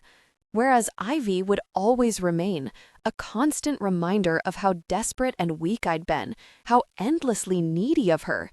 How could I possibly ask for even more of her after everything she'd given already? I can't, I whispered, my voice fracturing. I can't do that. No, she replied woodenly, hands lifting off my shoulders. It isn't that you can't, it's that you won't. Just like Dasha wouldn't when I needed something from her. Against all odds, an even deeper pit managed to open in my stomach. Please, don't compare me to her. You're right, it's not fair. Dasha has issues of her own, but hers, I understand, at least in theory. You, though? I've loved you for years, and you still baffle me, Lila. You'd rather ask a complete stranger for help than let yourself believe that me and James and Emmy would do right by you, that we wouldn't see helping you as some kind of eternal debt you'd owe us. That's how little stock you put by us all, how little respect you have for us. No matter how we all try to accommodate your needs, to love you unconditionally. That pit yawned in my stomach, a dark chasm lined with jagged teeth like spires. That's not true. Oh, it is, and it's fucked up and selfish and sad as hell. She backed away from me, heading to the door, her eyes glistening bright with restrained tears. Have it your way then. Let her be the one to hold you up, if that's what you want, because I won't be any part of this anymore. You're on your own now, Lila, just the way you like it. I waited until I heard the door close behind her, the furious clatter of her feet down the staircase, before I let myself dissolve into a blistering flood of tears. For the next week, Cat mostly slept, just like Ivy had predicted. At some point, she roused enough to let me lead her like a child from the couch to my bed, where I thought she'd be more comfortable. I couldn't abandon Tom's to take care of her, so I took a lunch break each day to make the quick walk home, for long enough to help her to the bathroom and coax her into spooning chicken soup and lemonade into her mouth before she lapsed back into that restorative slumber. The intense way she slept through both days and nights reminded me of a sick animal. The way that cats and dogs turn inward, focusing on healing so completely that they check out of consciousness for as long as it takes. To the degree that anything registered with her, she seemed to like Montalban's presence, as if my familiar were an extension of me. So I left her at home to watch over Cat during the day, for company, if nothing else. I'd never in my entire life taken care of another person that way, and it made me feel oddly, almost painfully tender toward her. It also gave me a satisfying sense of evening out the scales, as though in tending to her this way, I was making up for what she'd done for me, at least in part. It didn't escape me that this was exactly what Ivy had meant when she'd flung her accusation of selfishness at me. As much as it hurt to admit it, she hadn't been wrong about the fundamentally transactional way I viewed relationships. Defense mechanism that it was, I couldn't deny that it was profoundly selfish too. If I let myself think too much about what she'd said to me and the bitter way we'd parted, the loneliness and sense of abandonment, both of which I knew I deserved, threatened to overwhelm me. Instead, I focused on nursing Cat back to health, working with Nina on restoring the wards, and keeping a constant watchful vigilance should something manage to bypass my protective charms and sneak into the store to try to eat me. Without Cat's warrior skills at my disposal, I'd be left to my own devices in mounting a defense, so I reviewed the more aggressive elemental and banishing spells I was strong enough to cast on my own, so I could be ready to unleash one at a moment's notice. It was a lot to grapple with, almost enough to distract me from the fact that the person I cared about most in the world wasn't speaking to me. Fortunately, for nearly a week, a blissful amount of nothing happened. Going about business as usual was so lulling that I'd almost let down my guard when, just as Nina and I were closing up shop that Thursday evening, a basilisk tumbled down the chimney. These days, the Tome's fireplace was just for show. We had central heating, and the hearth hadn't been fired up in living memory. We used the mantelpiece to display artifacts for sale, and a watercolor by a local artist of Ladies Lake at night hung above it on the pebble dash wall. So when the thumping and slithering started up in the walls, along with a hissing sound like a frantically boiling tea kettle, both Nina and I froze in place, exchanging perplexed looks. "What is that sound?" Nina said, flicking a wary glance at the hearth. "Do you think of birds trapped in the flue?" "I do not think it's a bird, no, although that would be a fantastic change of pace," I muttered, lifting my hands in readiness as I ran through potential defensive spells, panic flaring in my stomach. "I do think you should leave, right now." "Why would I do that?" "Whatever it is, Before she could finish, a thoroughly bizarre monstrosity came swooping out of the fireplace like a bat out of hell. If the bat were a wonky-looking cross between a cobra and an oversized chicken, luxuriously feathered in stripes of emerald and jade. It was almost more awkward than monstrous, a gouging beak and fangs juxtaposed against stubby wings and silly little chicken feet that protruded from the curves of its serpent's body. But there was nothing remotely funny about the hungry gleam in its slitted yellow eyes, the way it twitched its snake's head to fix its glare on me. "Basilisk," Nina spat, in a brusque tone I'd never heard from her before, both authoritative and domineering, as she swept over to place her slight frame between me and the fireplace. Exactly like Cat would have done. Delilah, take cover. I was so stunned by the protective gesture and by the fact that she even knew what the cryptid was. I had recognized it too, but I'd been immersed in woodcuts of mythical creatures since I was a baby scholar, not an activity I imagined went on much at Yoncastle Camelot. That I stayed put, gaping at her back. Nina flung her hands up and incanted a complicated elemental charm, even as the basilisk half slithered, half flew toward her, still emitting that semi-ridiculous tea kettle hiss, its fangs dripping acid that scorched the floorboards where it fell. Then a bolt of silvery sparks arced elegantly from Nina's extended hands, and the basilisk petrified in midair, turning into a stone statue of itself. It hung there for a moment, suspended like a very ugly ornament gifted by your least favorite eccentric aunt, then plummeted to the floor. Upon impact, it shattered into shards with such explosive force that Nina flung out a shining, gossamer-fine bubble of a shield to keep any of the splintered fragments from impaling us. The shards bounced harmlessly off it, peppering the ground instead. "What?" I managed through a sawdust-dry throat. "How?" "It's an elemental creature," Nina replied, as if I'd successfully formulated a full question. "Sometimes they're called cockatrices, too. They correspond to Earth, so you have to petrify one to kill it properly." "How do you even know that?" "I do read," she said tartly. "Also, I have some experience with elemental creatures. They can be byproducts of Blackmoor magic, though this one had nothing to do with me. I haven't been channeling anywhere near the level of magic required to trigger the manifestation of an elemental." She focused on me, frowning a little as she ran a practiced eye over me for any injuries, as though she dealt with this kind of emergent situation on a daily basis instead of drafting memoranda or whatever it was that lawyers did. "Are you all right?" "Fine," I mumbled, lost in thought. "But it shouldn't even have been able to get in here. I have the whole store warded every which way against paranormal intrusion." "Except for the chimney," I realized ruefully.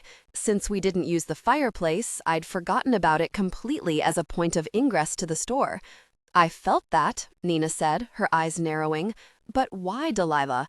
You've never had those wards in place before, and you're steadier, much more stable with your casting. Something's different with you. It's been different ever since your visiting scholar showed up."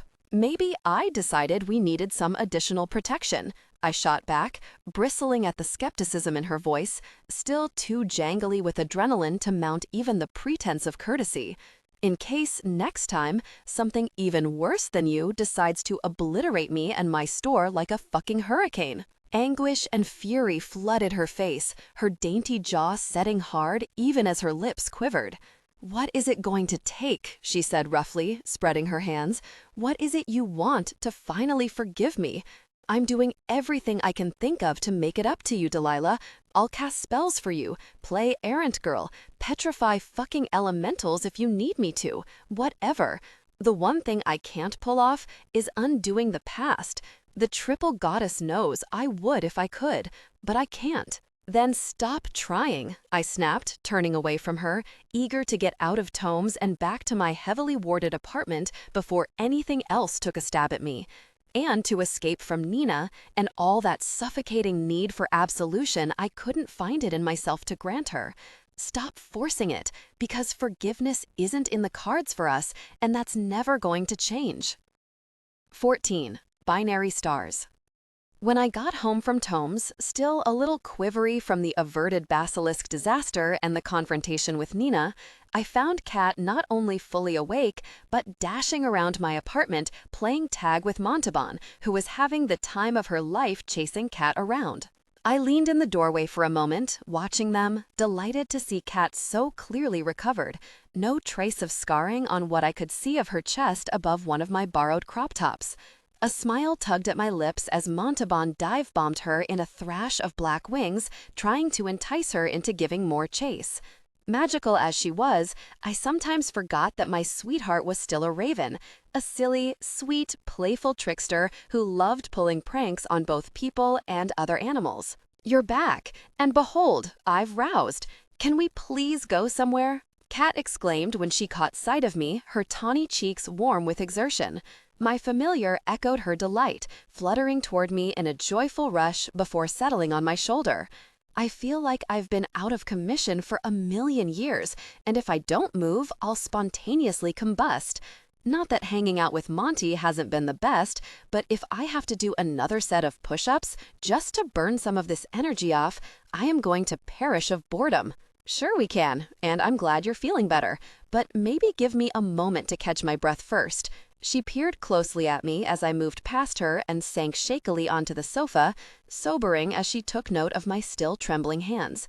Delilah, did something happen while I was sleeping? Another attack? A basilisk broke into tomes, but I'm fine, don't worry, I assured her, seeing the panic flash across her face. It didn't get far. Nina was theirs. She petrified it for me. Clever, she acknowledged, jaw setting. I should have been there, though. That's supposed to be my job. Not your fault. I heaved a sigh, tipping my head back against the cushions. And annoying to have to be grateful to her, but I agree. She handled it well. I'd prefer not to think about it any more tonight, in any event. And I'm with you. I'd rather be somewhere besides here, too. Somewhere safe, if that's an option. I might have raging cabin fever, but I don't want to expose you to anything even worse than a basilisk tonight. I only had to think about it for a moment. There was one Thistle Grove treasure she hadn't seen, easily the most beautiful spot in town, and we were likely to be safer from any paranormal assailants near its sanctified waters than we would be anywhere else in Thistle Grove. I know just the place, I told her. You can borrow one of my suits. An hour later, Kat and I stood by Lady's Lake, the water's immensity laid out like cosmic glass before us. Montalban wheeled in circles high above the water, her cries piercing the still night air. One of Thistle Grove's metaphysical quirks was that this mountaintop lake seemed much larger than it should have been, and Hallows Hill itself felt much higher once you were actually up here than its formally measured height. The clustered lights of the town below glimmered through the ring of pines that circled the lake, like tiny bonfires burning in a far-off distance. And the lake itself, as gorgeous as it was during the day, at night, Lady's Lake was a revelation, a vision that made you want to fall to your knees in spontaneous prayer. Overfull of stars as Thistle Grove skies always were, there seemed to be even more of them reflected in the water, whole diamond galaxies glittering on the blown glass surface, seemingly untouched by the warm, sweet-scented breezes that eddied around the lake. Tonight was one of the Aurora Borealis nights, even though we should have been nowhere near far enough north to catch such regular displays of northern lights. Lacy frills of technicolor green danced in the sky above us, their feathery reflections rippling in the water. And all around the lake, flowers clustered everywhere, the spiky Scottish thistles for which the town was named, flaring bright purple even by the frosted light shed by the moon and stars. The moon was near full and heavy as pale fruit. A silver apple hung on the black bow of the sky. The overall effect was so transcendent that when we first arrived, Kat had simply stared in awestruck silence, those uncanny green eyes reflecting the galactic glory of the landscape in front of us. This tiny mountaintop universe, the underwater firmament that served as the Avatar Bellissima's citadel. How could you ever get used to this? She whispered, turning to me. The moonlight limned her platinum hair, turned it even more striking against the warm tint of her skin and those sooty black lashes and brows. She looked even more ethereal up here, like something that belonged by this otherworldly lakeside. I thought I knew what real magic, beauty looked like, but this, we don't really get used to it, I don't think. I always come up here when I want to remember who I am, how special my little world is, how lucky I am to be a part of it. You are, she murmured, her throaty voice catching as she looked back to the water. You really are, and I'm glad you know it. You know what's even better than staring at it? I asked, tugging my tank top over my head to reveal my black one. Getting all up in there. She burst into low, melodious laughter, staring at me in disbelief. We're allowed to swim in it?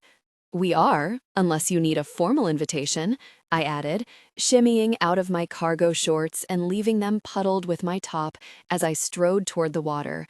A surge of wildness building in my chest, the same sense of freedom that always came over me up here.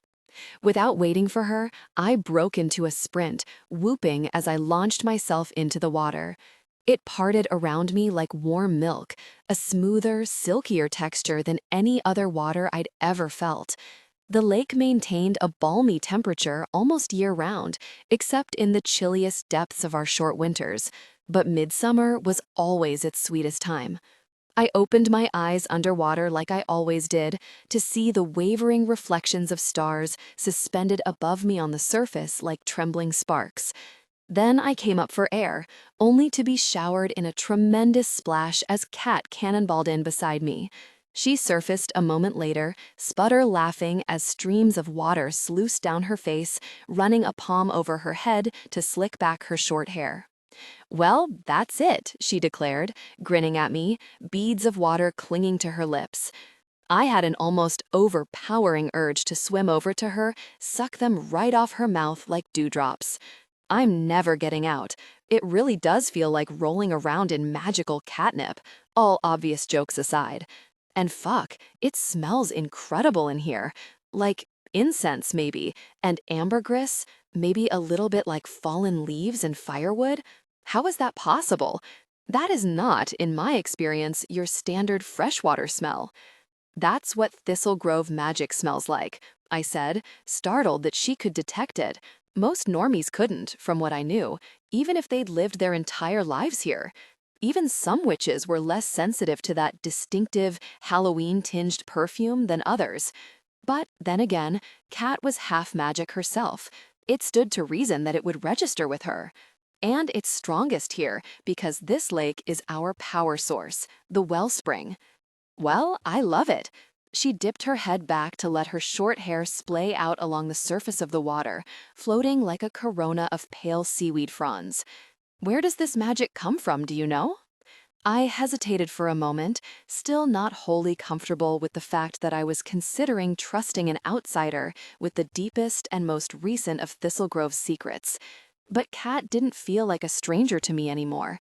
She felt both like a protector and like someone who'd been vulnerable with me in her own right, who'd been dependent on me in a way no one else ever had. It felt, oddly, like being on perfectly equal footing with someone for the first time in my life. "There's a statue of a goddess submerged at the bottom," I said, Cat's eyebrows peaking with shock. "Semi-sentient, it seems, able to interact with some of us, to a degree, as if part of the real goddess's consciousness resides in that stone. We didn't even know about her until recently, and we still don't know how she came to be there to begin with." "A goddess?" Cat shook her head incredulously. "Chicago might be rife with supernaturals, but I don't know that even we've ever seen a deity come through. This town keeps throwing the wildest kind of curveballs. Just when I start thinking I've gotten a handle on it, everything shifts, including you." "Me?" I echoed, startled. "What do you mean?" She licked her water-beaded lips, the way I desperately wanted to just moments ago. Still very much wanted to, if I was being honest. "Are there any shallows here? Somewhere we can just sit a little while we talk? I don't mind treading water, especially this water, but it is a little distracting." "Sure," I replied, my heart leaping to nestle into the hollow of my throat. "The bank slopes more gently over this way, makes a nice spot for lounging." She swam over after me, both of us sitting in the shallows with the lake's warm silt seeping around us like wet clay, the water lapping just above our waists. I twisted my hair into a long braid and squeezed the water out of it, draping it over one shoulder like a damp rope. For a long moment, we sat in the lovely balm of evening silence, pierced only by the soft calls of nightbirds, whirring cicadas, and the periodic splash of Montalban diving into the lake, either just for fun or with some tasty catch in tow. "I wanted to thank you," Cat began, flicking me a brief slantwise look, "for enlisting your friend and her friend to help after the wraith. And I don't do this very often, and I'm fairly shit at it. But I really am grateful that you'd go to such lengths for someone you hardly know. I know it wasn't an easy call for either of you to make. You remember Dasha being there? I said, taken aback. I'd assumed that Cat had been completely unconscious, with the wraith's ectoplasmic venom surging through her system. I remember snatches of it. The extraction of the venom, most definitely, she added with a delicate shudder. It bunched the muscles of her strong shoulders in a very distracting way, and tensed the carved lines of her abs visible above the water surface. I'd loaned her one of my bikinis instead of a one-piece, and though it hadn't been intentional, I wasn't that thirsty. I was certainly happy about it now, with so much of that honey skin bare and taut in the silvered wash of moonlight. That hurts so damn much, I doubt it'll be slipping my mind anytime soon. Right, I mumbled, wondering if she remembered what I'd said to her before that, while we'd waited for Dasha to arrive. The confidences I'd spilled at her bedside in an effort to help her hang on to life. It was pretty gruesome to watch, too. Oh, I bet. And then your friend was angry with you because of me. She shot me a sympathetic look from under lowered dark lashes. I remember that, too. Her name is Ivy, I murmured, blinking back the salty sting of tears. We used to be together, years ago, but now, we're just best friends now. Or we were, before all this. She's not wrong, though. I am selfish. I do keep her shut out, because being dependent on her feels like some kind of punishment. It was why we didn't work out in the first place. She felt like I never really allowed myself to let her in. How can you say that about yourself? She asked, reaching out to graze her knuckles down my bare arm, following the winding trail of my tattoos. The sensation felt like it gathered all my physical awareness and drew it through a needle's eye, until it emerged, almost excruciatingly keen, focused entirely on where her skin brushed mine. Call yourself selfish after what you said to me while I was close to dying, after the way you took care of me? You didn't have to do that. Just like you didn't even have to save me in the first place, after the wraith bested me in the woods. Any decent person would have done as much, I argued. Not at the Shadow Court they wouldn't, she said, with a rueful little laugh, another of those blithe shrugs that concealed such a wealth of pain. Many there would have just let me die. Common decency is a hell of a misnomer, given how uncommon it is, especially to the extreme you took it. So no, I don't buy this Delilah Harlow is a selfish bitch party line. Well, it is different with you, I admitted, feeling like a hard knot inside me was cleaving at this confession, breaking forcefully apart like a peach pit. You didn't grow up here, you haven't always known me, and people here don't. Well, that's not fair. People in general don't tend to like me. I'm too abrupt, too direct, too short-tempered, too impatient with unnecessary niceties. Just too rude. The way my sister Genevieve always says, "Fuck your sister Genevieve," Kat muttered under her breath, ardently enough to startle me into a laugh. She sounds like an idiot. She is who she is. She can't help it, any more than I can. And it hurt too much, being constantly rejected even when I tried, did my best to be better, to be different. But there are workarounds. I taught myself not to like people either, not to need them if I could possibly help it, to find fulfillment inside myself, in my work and my witchcraft, in the traditions my family's been carrying out through centuries. I smiled up at the sky, where the circling silhouette of my familiar occasionally blotted out a snatch of stars, and in my connection with Montalban now. You taught yourself to be self-sufficient, Kat said, so low it was almost a whisper, an island unto yourself. Growing up in the Shadow Court, especially with my mother, I know something about that kind of forced independence too. And it crystallizes, right, over the years, I continued, in a desperate rush to get it all out now that someone seemed to finally understand what I'd spent so long not quite being able to articulate. Into a shell, like an exoskeleton, and it's bristly and tough, this spiny carapace that sits around you, that you don't know how to take off even when you wish you could. This time, she stroked my arm with an open palm from shoulder to elbow, her fingertips trailing languidly down my wet skin, sending a spiral of chills wending all the way down my side and coiling at my center. With her other hand, she caught my chin, gently turning my face toward hers until we were locked eye to eye, like two binary stars chained to each other as they wheeled together through the dark expanse of the universe. Not the same, but similar, caught in each other's undertow. I drew a shuddering breath, snared by the intensity in those pale fae eyes, the way she looked at me like she saw past every veneer, down to the softest, most vulnerable core of me that I always did my best to hide. "Did you mean it?" she asked intently, her luminous gaze shifting between my eyes. I wondered what they looked like to her, what my own dark irises reflected back. "The things you said to me before Dasha got there, when you thought I might die?" "Of course I meant it," I said, swallowing, unable to look away from her even if I'd wanted to. "You've put yourself on the line for me twice now. You are rare, and it certainly isn't only because you're half-fae. And you're definitely fascinating and clearly generous and braver than anyone else I've ever met." And, with a soft whisper of a sigh, she tipped my chin up and angled my face toward hers, then covered my mouth with hers, blotting out whatever else I'd been about to say. I drew in a sharp breath, instantly aflame at just the contact with her lips, still cooled and slick from lake water. When they parted to let her tongue stroke against mine in a searing sweep, I exhaled shakily into her mouth, overcome by such a giddy surge of lust I felt like my head might swim away, float off into the ether like a lost balloon. With a low hum of pleasure, Kat slung her other arm around my neck, drawing me closer until we were pressed chest to chest, one of my legs tangling through hers. As the kiss deepened, her other hand stroked feathery lines down the length of my neck and arm, fingers lacing around my wrist. Then she sank her teeth hard into my lower lip and pinned my hand behind me, trapping it with hers against my lower back. I gasped so sharply it almost made me shudder, a throb of hot desire pulse into life between my legs. "Yeah?" she whispered, still nibbling at my lower lip, drawing it between her teeth.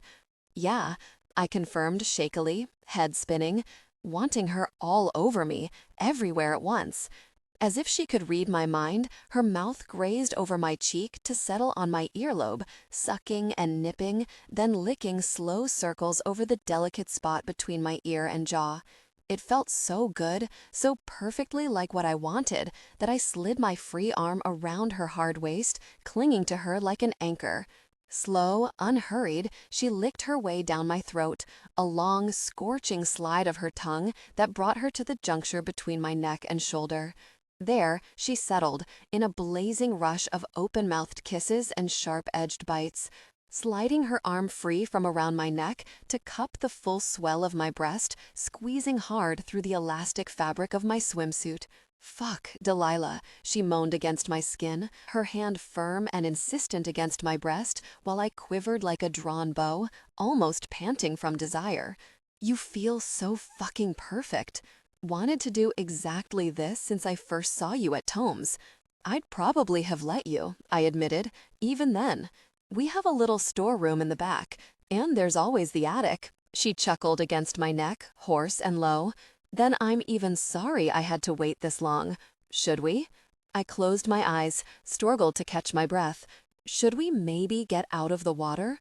She pulled back, enough to give me a wide, ferocious grin, the predatory gleam in her eyes only stoking the flaring heat in my belly. She was looking at me like something edible, something she wanted to devour. "Yes, let's," she agreed, rising and pulling me up along with her in one easy motion. "I want you out of that suit, and it'll be easier dry." Minutes later, we'd toweled off and settled onto the soft picnic blanket I'd brought. I might not have loaned her the skimpier swimsuit on purpose, but I'd had some idea of what I wanted to happen once we were up here under the stars. True to her word, she peeled the suit off me with deft hands, then unlaced her own bikini ties and let them fall away. We lay side by side facing each other. bare and goosebumped in the soft caress of the breeze, the lake's incensey perfume rolling over us. She watched me for a long moment, trailing her fingers over my collarbone and down my chest, around the weight of my breasts and the long line of my torso, skimming my waist and hip, the outside of my thigh.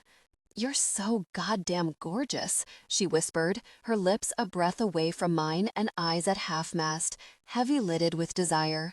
"Your eyes, your lips, that amazing Rapunzel hair, like some kind of forest nymph." "Dryad," I corrected her, unable to help myself, would be the correct term.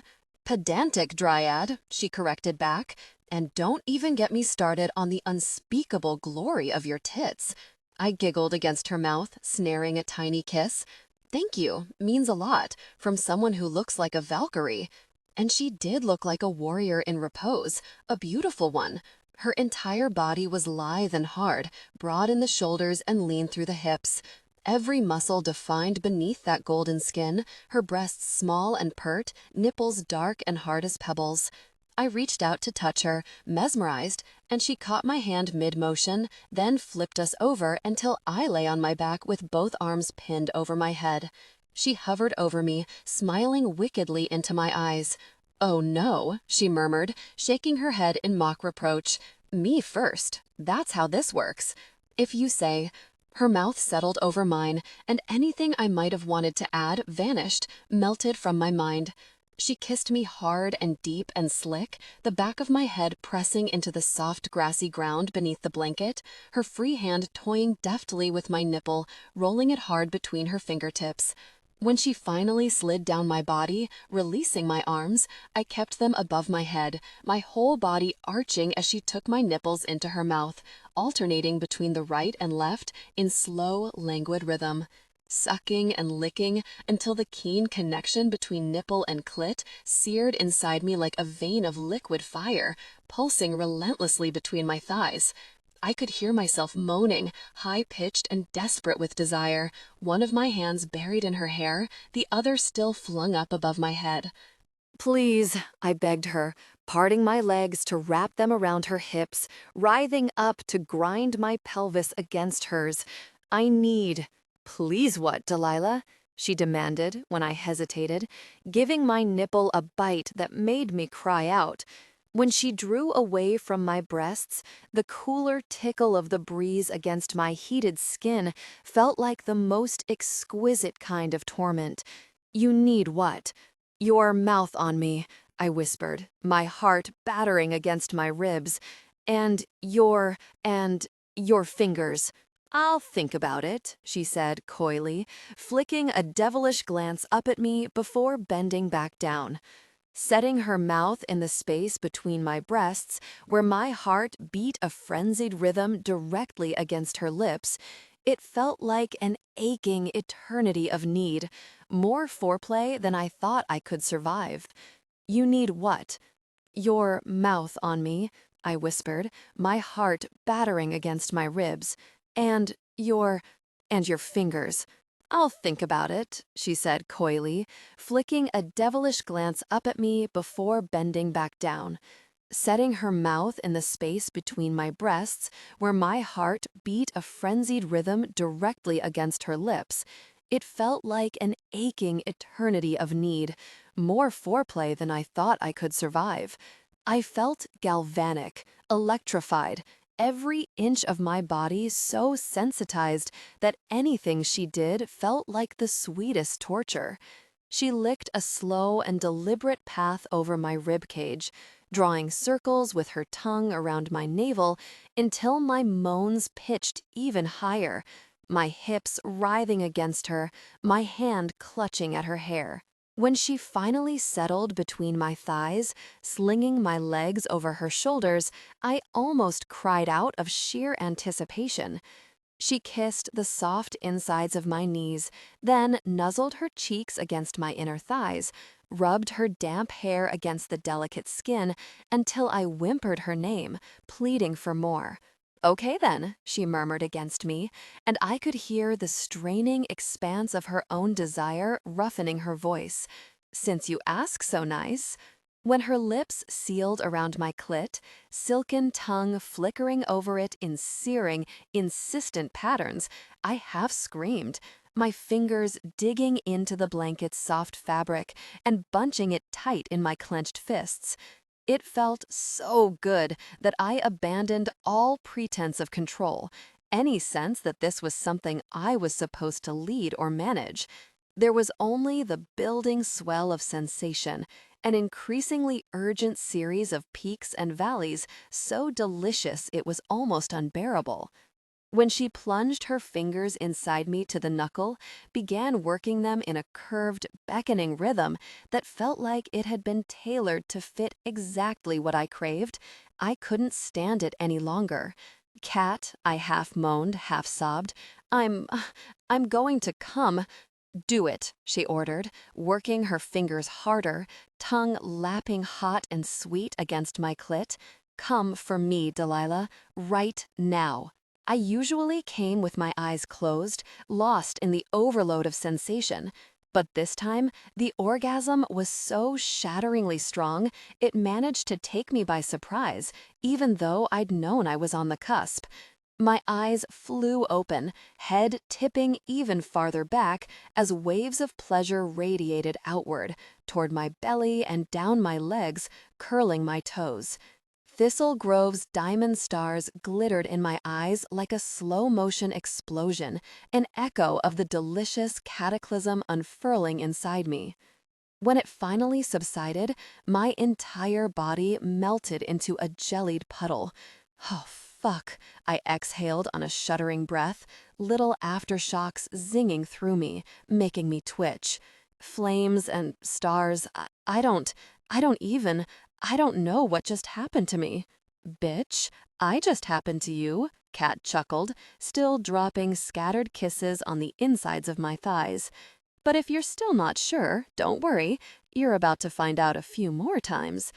"Cat, I really don't think I can," I protested feebly, so spent and mellow I felt spreadable, like something you could eat on a scone for high tea.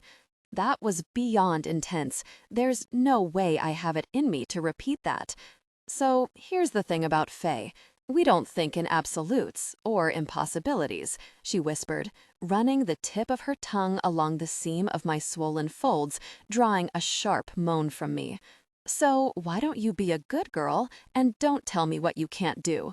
Because when it comes to me, I'm pretty sure you're in for a hell of a surprise." 15 pedantic dryads. She wasn't wrong. I came 3 more times, until I'd moaned myself hoarse before Cat would accept the possibility that I might have had enough for now. Even then, we weren't through with each other. I may have turned into jelly, but I still wanted to touch and taste her for myself, take my turn to coax her into losing that ironclad grip on her own control. Even though my whole body still trembled, I'd sucked at those hard brown nipples until she hissed my name, traced every contour of muscle on her belly with my tongue, spent a stretch of timeless bliss with my face nestled between her legs. She smelled like wildflowers everywhere, and going down on her made me feel like a human hummingbird, something granted permission to sample the most enticing nectar. Braced on a still shaking arm, I sucked at the salty sweet center of her, my own fingers buried in her dripping heat, following her whispered and precise commands, bringing her to the brink until I learned exactly what she liked, what it took to send her crashing over the edge. When we finally collapsed next to each other, both breathing hard, Cat let out a low, smoky laugh, chuckling at the star-strined sky. "What?" I demanded, my throat still raw, poking at her side. "What's funny?" She drew me closer until my head rested in the crook of her shoulder, my legs slung over both of hers.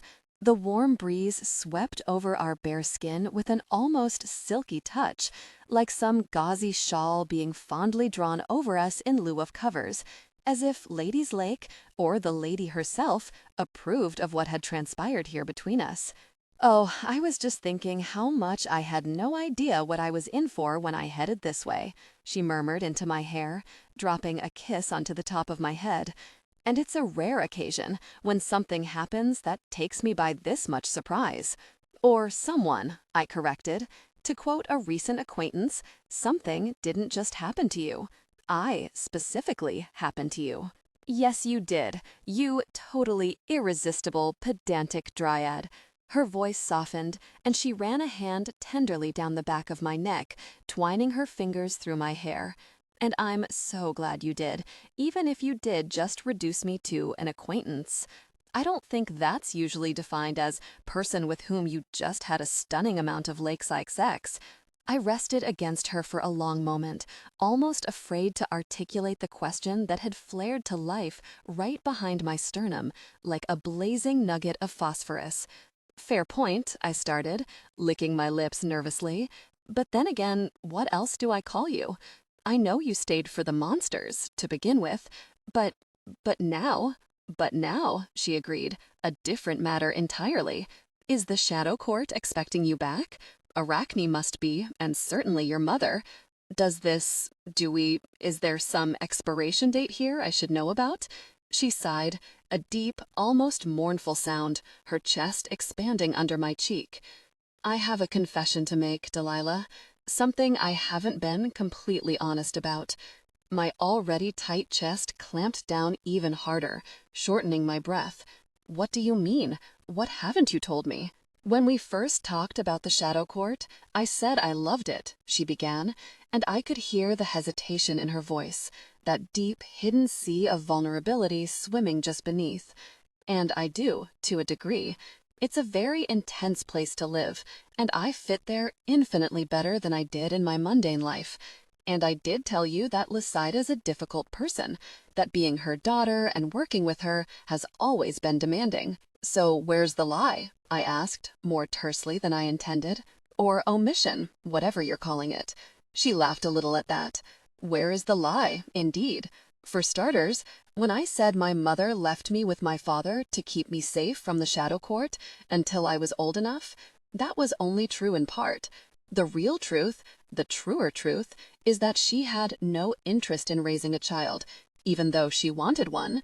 She didn't want to bother with the boredom, the chore of it, so her plan was always to let my father handle it by himself, and then to come claim me when I was older. And she admitted that to you? I said, horrified. Not that the sentiment itself completely shocked me. I imagined even the most devoted mothers found their young children dull sometimes. But to say that openly to your own daughter after having abandoned her for years, let her flail her way through a hostile environment she'd never been meant to navigate alone, and to let someone else carry the burden for you, do all the heavy lifting until you felt ready to claim your living prize? This Luiside of Arachne sounded like a righteous psychopath. I didn't realize I'd said it out loud until Kat laughed again, the low rasp of it thrumming against my ear. She more than likely is by human standards, she said. Even by fae standards, she's considered sharper than average. And she thought you would forgive her for that? I demanded, still reeling. For leaving you stranded for 15 years with only your normie father to depend on, because actually raising a child would have been inconvenient and annoying for her, and then turning around and stealing you from him? Well, she knew I'd have no choice but to come around. Who else did I have in the Shadow Court besides her? And I couldn't go back, not without putting my father in danger. Now that it was known that I existed, who I was, I became valuable. Possible leverage against the leader of Arachne.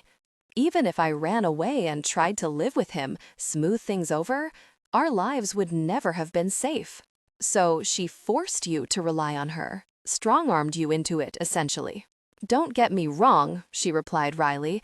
I fought her at first. I wouldn't speak to her for months after I arrived at court, and I did try to run away a half-dozen times, which was ridiculous, of course. She always caught me before I even reached the city limits. I only stopped resisting once she explained to me in excruciating detail what would happen to my father if her enemies ever discovered his identity and whereabouts. Cat. My insides twisted, knotting around each other. I rubbed my cheek against her shoulder. I'm so sorry. I can't imagine. It wasn't all so bad. Luisithe is, well, impossibly charming and magnetic, larger than life, funny, wry, brilliant in so many ways. She's lived a very long time, has a million stories to spin, like a modern Scheherazade.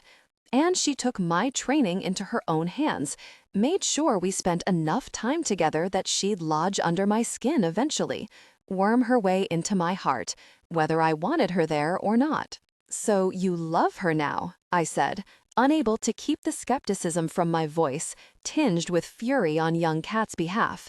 Even after all that manipulation? Even after the way she used you and your father like pawns?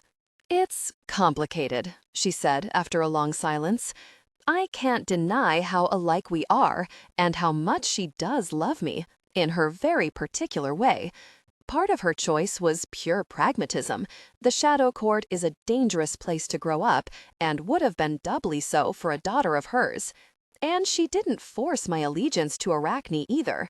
She chose to give me broad training and education instead, so I could align with one of the other clans if I wanted to. They aren't bloodline-driven the way it is here. You can choose where you fit best. What else could you have become? Especially after she shaped you into a mini her, I thought, but didn't say.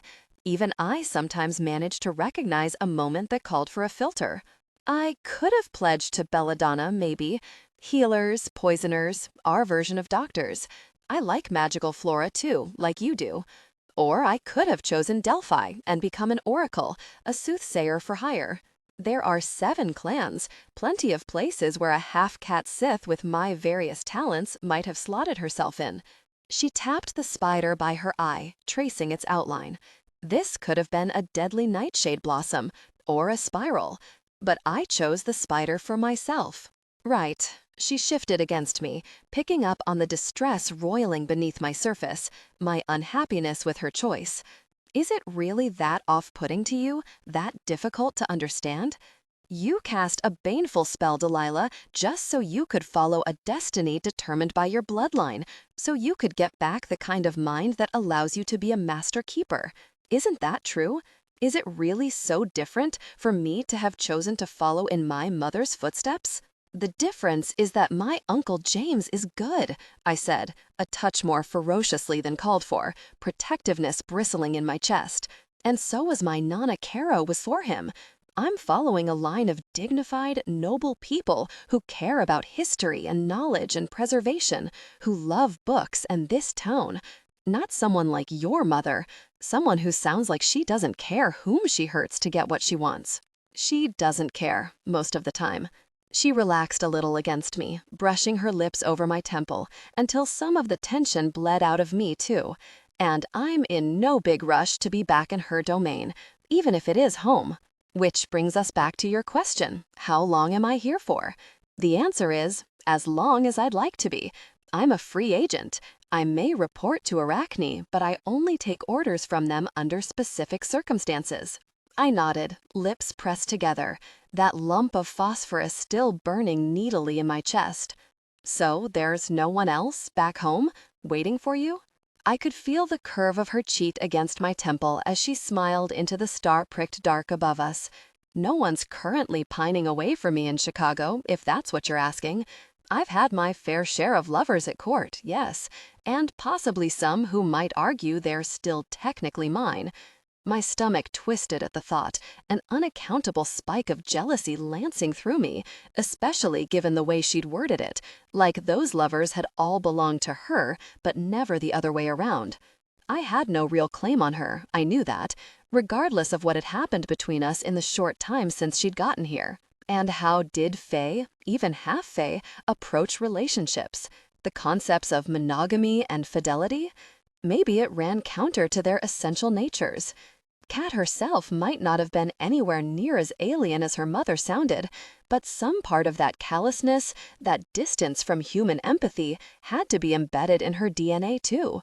It didn't mean that I didn't want to claim to her, though, that I already craved her company and closeness, that the idea of her leaving didn't feel like a dark, aching void excavated in my middle. But they'd be wrong, she whispered into my curls, winding her arm tighter around my neck. Because this is where I want to be. Right here, as long as you need me, to protect you and help you solve your mystery. And as long as you want me here. Is that enough of an answer for you? It is, I affirmed, nestling back against her, inhaling that wildflower perfume of her skin, that green fire in my chest subsiding. For now. After our night by the lakeside, I did something I'd never done before. I took time off work to spend uninterrupted with Cat. As my reasoning went, after the basilisk visitation, it was safer at Tomes without me there anyway. And Nina had the list of wards that needed casting, so she could carry on with the restoration even in my absence, while Uncle James looked after the store. If I tilted my head and squinted at the idea, I could almost trick myself into believing I was being upstanding and cautious, instead of hugely self-indulgent. Regardless, I called in sick for 3 days. Uncle James was so earnestly sympathetic to my stomach flu that I couldn't help but feel a stab of guilt at my desertion, before Cat briskly dispatched it for me with her mouth and hands. We spent the time rolling around in bed, gorging on delivered food and playing with Montalban. It felt like a precious bubble, a winking, stolen gem of a moment set outside of time. Amazingly, nothing appeared to hunt me. Maybe because we didn't set foot outside my apartment, which was so heavily warded it was practically the fun-size version of a magical stronghold. I'd never felt so close to someone before, especially after we talked for hours about Kat's life at the Shadow Court and mine in Thistle Grove. She was insatiably curious about our history and traditions, and I wound up playing storyteller much more often than she did. Laying out the family lineages and magical talents, sharing gossip, mostly gleaned from Ivy since I wasn't exactly an integral component of the Thistle Grove rumor mill, about the scions and their various shenanigans, explaining how the grimoire had been written by my ancestor Elias Harlow from the 4 families' collected spells, the way it served as both a collective resource and a rulebook for our community. "Which is the next one?" she asked, head propped up against my belly as I told her about the Wheel of the Year holidays we celebrated in Thistle Grove, as per the grimoire. "The way you mark them sounds like something I'd love to see for myself." "It's Lughnasadh," I said, running her platinum hair through my fingers. Thick as it was, her hair felt impossibly fine when gathered up, like spider silk. Sometimes called Lammas, but not by us. I've heard of it. Some court members mark the day, especially the ones of Celtic origin, like my mother.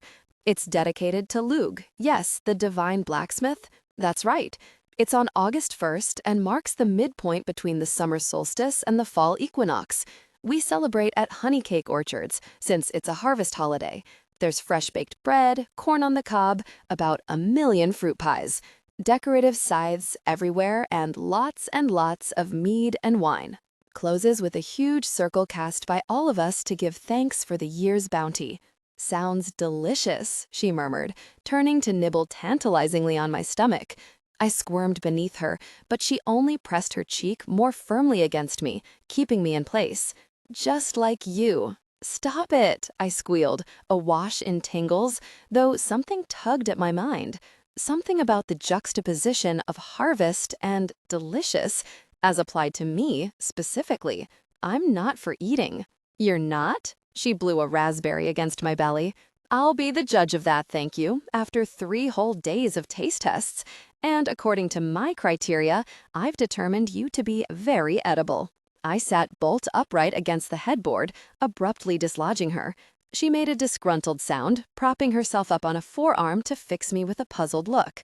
"What? What is it?" "Edible," I repeated to myself, mind flashing through a series of blinking connections that, in hindsight, seemed blindingly obvious. Goosebumps sprang up along my skin, stippling the disturbing crimson of the flowers that wound around my arms, the cryptic runes that marched between them. "Cat, that's it!" Her brow crinkled with confusion. "Delilah, what are you talking about?" "The monsters that have been after me," I started, ticking them off on my fingers. "The succubus, the vampire, the wraith, the basilisk. What do they all have in common?" She tipped her head, thinking, until comprehension dawned. "They're all suckers, cryptids that consume different types of essence. Even the basilisk feeds on human blood, though the fact that its own blood is venomous is the more prominent piece of lore. Exactly, and they were drawn to me in particular, so intensely attracted that a handful of them managed to stumble into this town, even though Thistle Grove must be protected against their incursions somehow. But my pull was stronger, which means I met her wide eyes, tendrils of fear crawling like ivy up my throat as I remembered the way Montalban had stared at me when I'd first come home from having cast the light that calls for blood. That reflected ruby glimmer in her bright black eyes, vivid and disturbing as a captive drop of blood, as if she saw and reflected something that glowed deep down inside me. The way the eglantines had taken a sudden new interest in me in the Sweetbriar enclave with ivy, how I'd woken to the shades in the witchwoods swarming around me in the aftermath of the spell, which means the spell must have left something inside me, I finished shakingly, something they wanted to consume. 16. Inner tomes. Is it going to hurt? I hated myself for even asking, the pitiful note of cowardice curdling my voice like soured milk. Montalban ruffled her feathers in sympathy, making a rueful little gluck sound next to my ear. But there was only warm compassion in Kat's thick-lashed eyes, no trace of judgment. We were sitting across from each other on the cerulean and cream Turkish rug in my living room, its lavishly fringed border framed with tiny flowers, a gift my globe-trotting Nana Caro had brought me back from one of her jaunts to Ankara. Kat had been cupping 3 small spools of yarn in black, red, and white in her palms, but she let them rest in her lap as she reached out to take my hands. "Not at all," she replied, shaking her head. "Remember, this is just a different, deeper version of the psychic link we've already shared. And you felt my presence, right? But it didn't hurt last time." I nodded, tucking my lips behind my teeth. It did feel jarring, though. By design, because I wanted it to. Needed to shake you out of a succubus stupor, remember? This time, you'll be sharing the experience in me. It'll be immersive for both of us. "This is my head you're talking about," I cautioned, not loving the way she was making this telepathic sojourn into my brain sound like some zany adventure. We'd agreed that it was the best path forward, to allow her to peer properly into my mind, see if she could discover what the baneful spell had deposited inside me that held such allure for sucker cryptids. Or rather, Kat had floated the suggestion, and I'd agreed to it only reluctantly, because I didn't see any viable alternative. Even now, she looked a little keyed up, her eyes glistening with anticipatory thrill. Not a carnival ride, of course, but all due respect given to the fact that we're going trekking into your head, not mine. She leaned across the space between us, closing the distance with a kiss. "I still think this is going to be more fun than you might expect. Trust me on this." "I do, but I'd still rather you weren't quite so jazzy about this whole thing." I glanced down at the yarn in her lap, cocking an eyebrow. "Remember when you were screwing with me that first day at Tomes and mentioned weaving as your favorite craft right before you stole my deck? I'm feeling some of that same energy now. Hey, I was being a certain kind of honest that time, was I not?" She tipped me a little mock pout, then held up one hand, waiting for me to rest my palm against hers in midair. "This time, we're both on the same page, no trickery. Remember to keep your breathing even, the same open, meditative flow you'd want for casting. Even with magical assistance, I won't be able to fully dive in without your consent. Make like an open book." "I got it," I said, still a little testy, pressing my clammy palm against hers. "Let's just do this, Kat, okay? Before I lose my nerve." "I hear you." She gave my hand one last squeeze, then closed her eyes. "Here we go." I kept mine open for another moment just so I could see what she was doing, which was twining the yarn around our joined hands in complex crisscrossing patterns, binding us together with what looked like an impossibly complicated multicolored web. I'd never seen a spell that looked like this before, like a cat's cradle steeped with magic. But then again, I'd never seen a fae cast any kind of spell, especially not one of their own workings, not intended for human witches to either wield or understand. And this one clearly wasn't. Kat's weaving hand moved too quickly for me to track as she dropped the spools and picked others up, winding them around our clasped hands. as if they were the earth itself, and the yarn a web of tiny ley lines that would let her magic flow through and between us. Her motions were rapid and hypnotic, and despite my misgivings, a deep feeling of relaxation washed over me, decadent and engulfing, like being dipped in some creamy sweetness. The way, I thought to myself as my eyes slid closed, nougat or praline must feel when enrobed in ganache. The thought was so dreamlike and vivid, I even had a mental flash of a candy nugget slipping under the ripples of a glossy chocolate surface, that it acted like a transition, a seamless segue. One moment, I was staring into the swirling black behind my eyelids. The next, I was standing at the counter of tomes, as if Cat had performed a portal spell. But it wasn't tomes, at least not the version of it that existed in real life. Even though I felt like I was really physically there, this tomes was overgrown with ivy and flowers.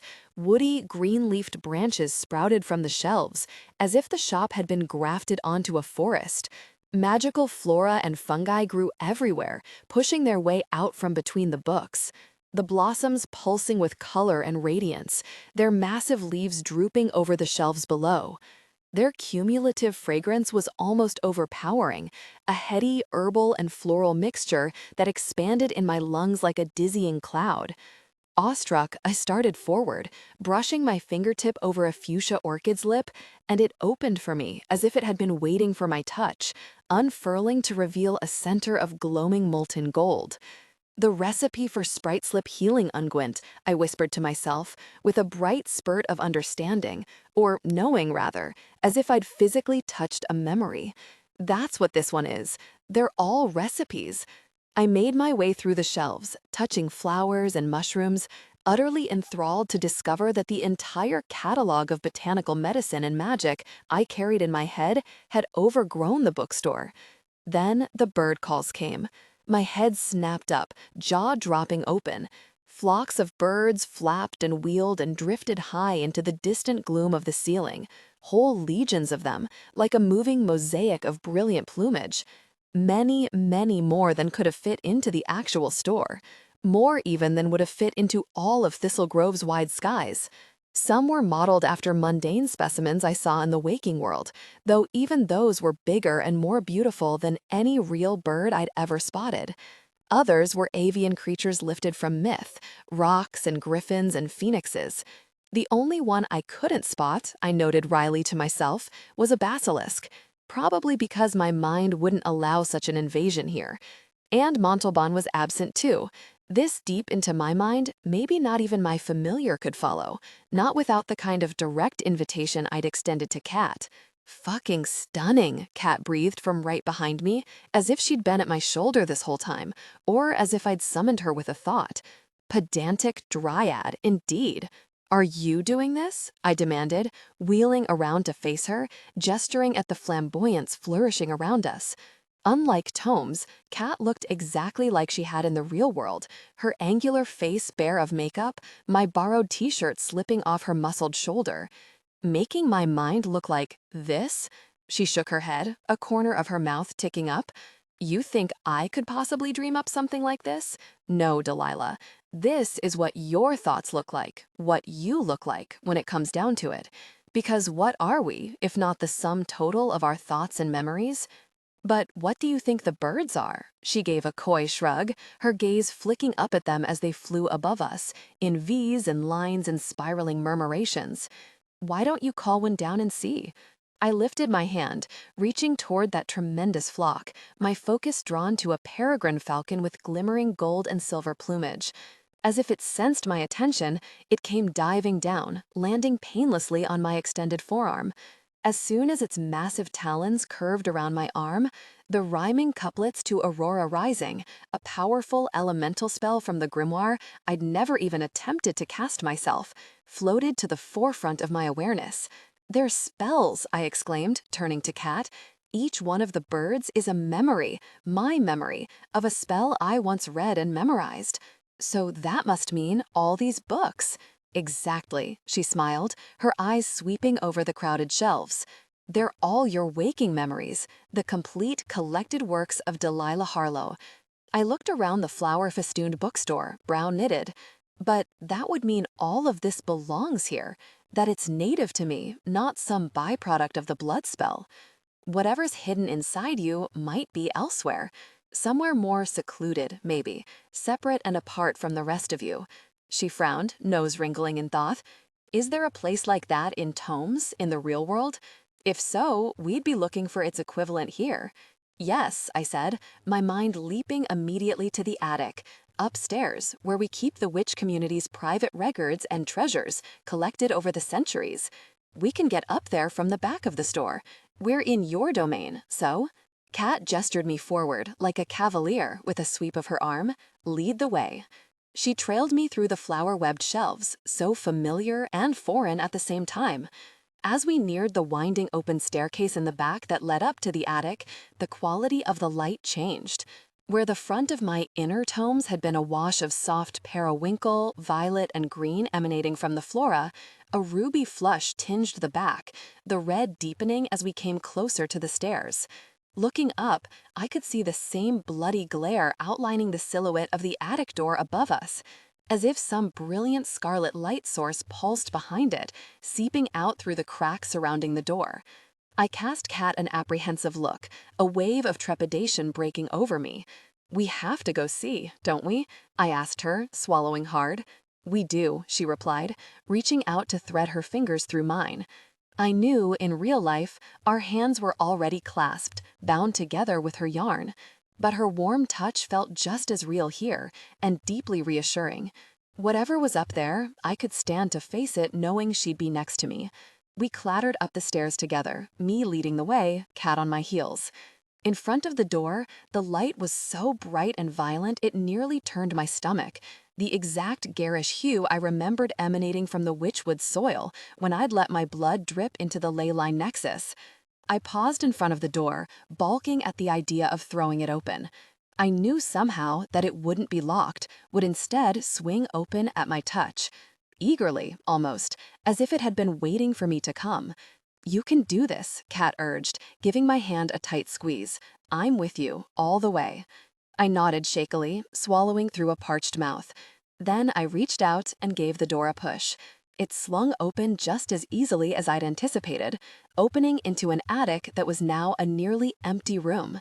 The shelves of town and family historical records, spellbooks, and unique arcana had all been stripped away, until nothing remained but bare floorboards and the dormer windows, a featureless black looming beyond their glass, an emptiness that looked darker and emptier than mere night.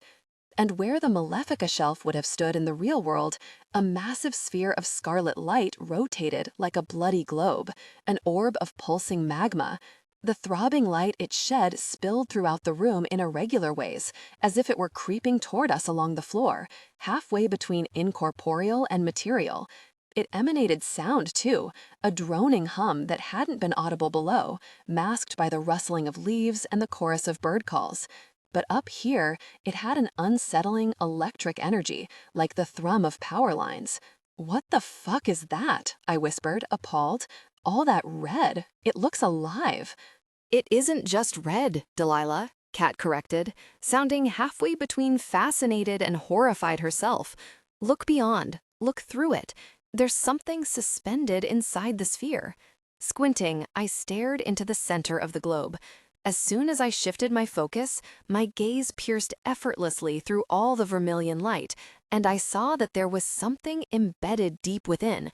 Something like a jagged shard of onyx floating in the sea of red.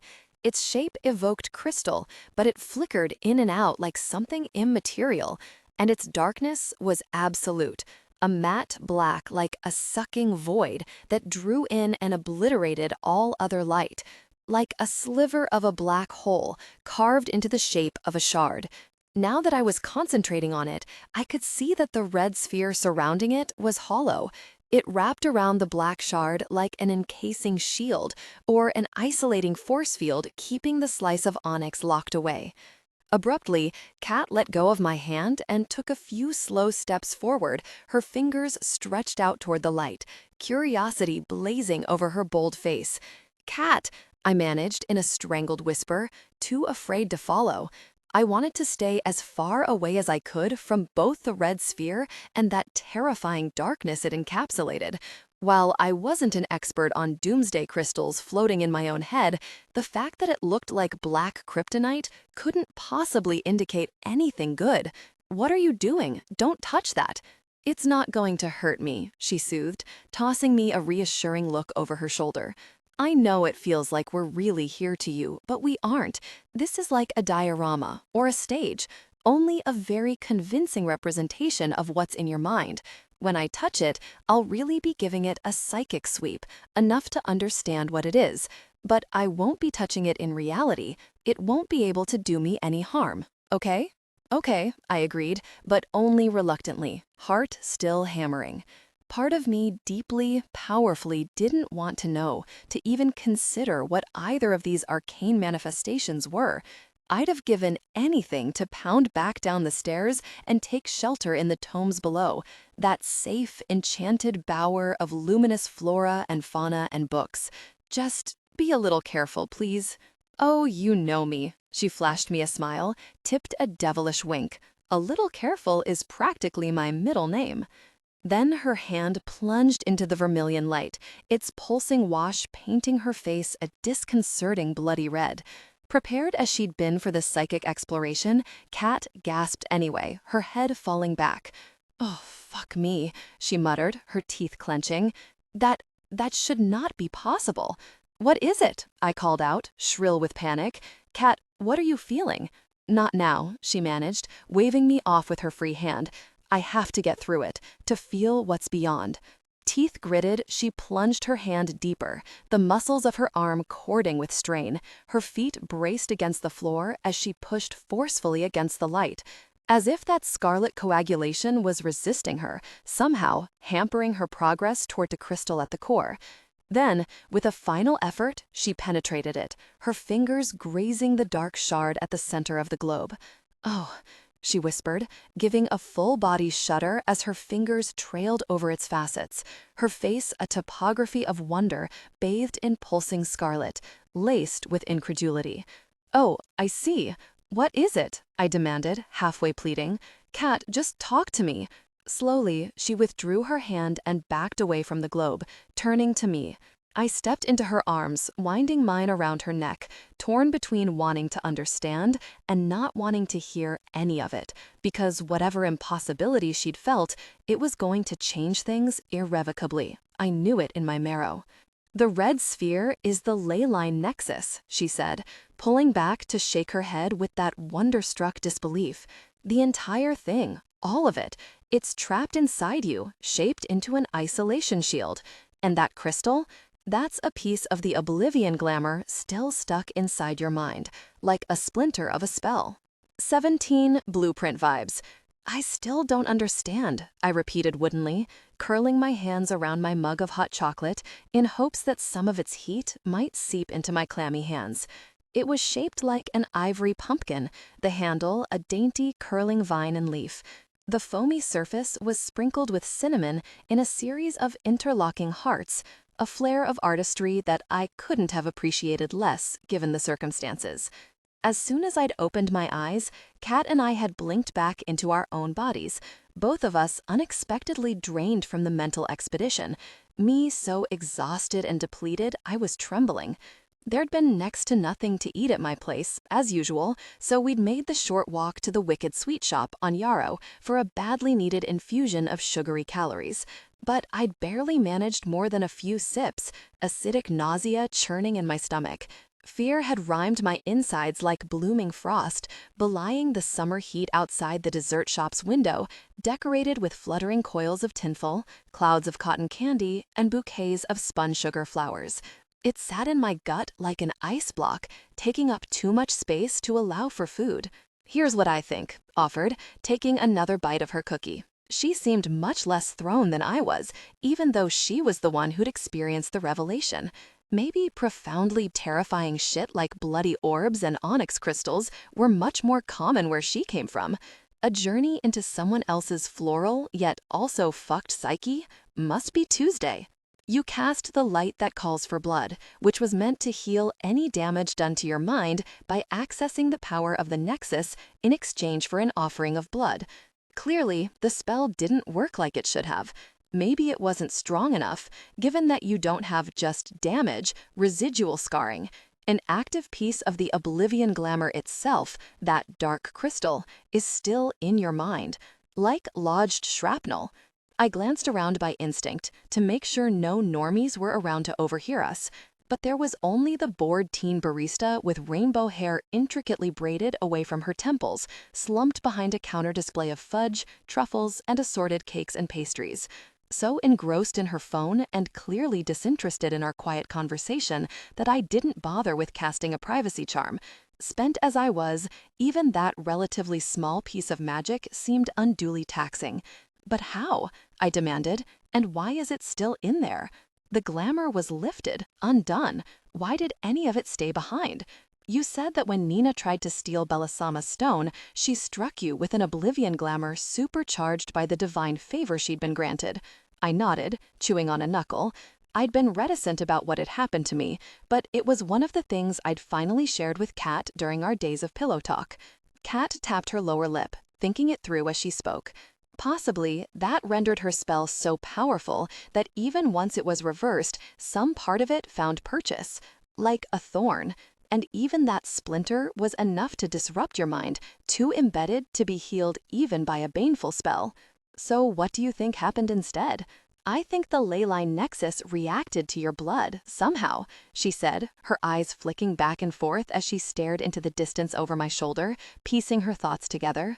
So strongly that it attempted to offer an alternative solution, to create a barrier between the disruptive splinter and your mind, so you could function as you once had, with all its power harnessed inside you to keep the residual oblivion locked away.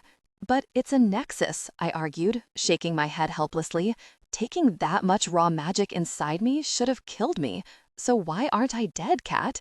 Why do I feel completely fine? Better than fine, Ihan. I lost a ton of blood casting that spell, and I didn't even have to get medical attention after Ivy helped. And I've had more energy, felt more like myself, than I have since the glamour happened. You're right, you shouldn't have survived that.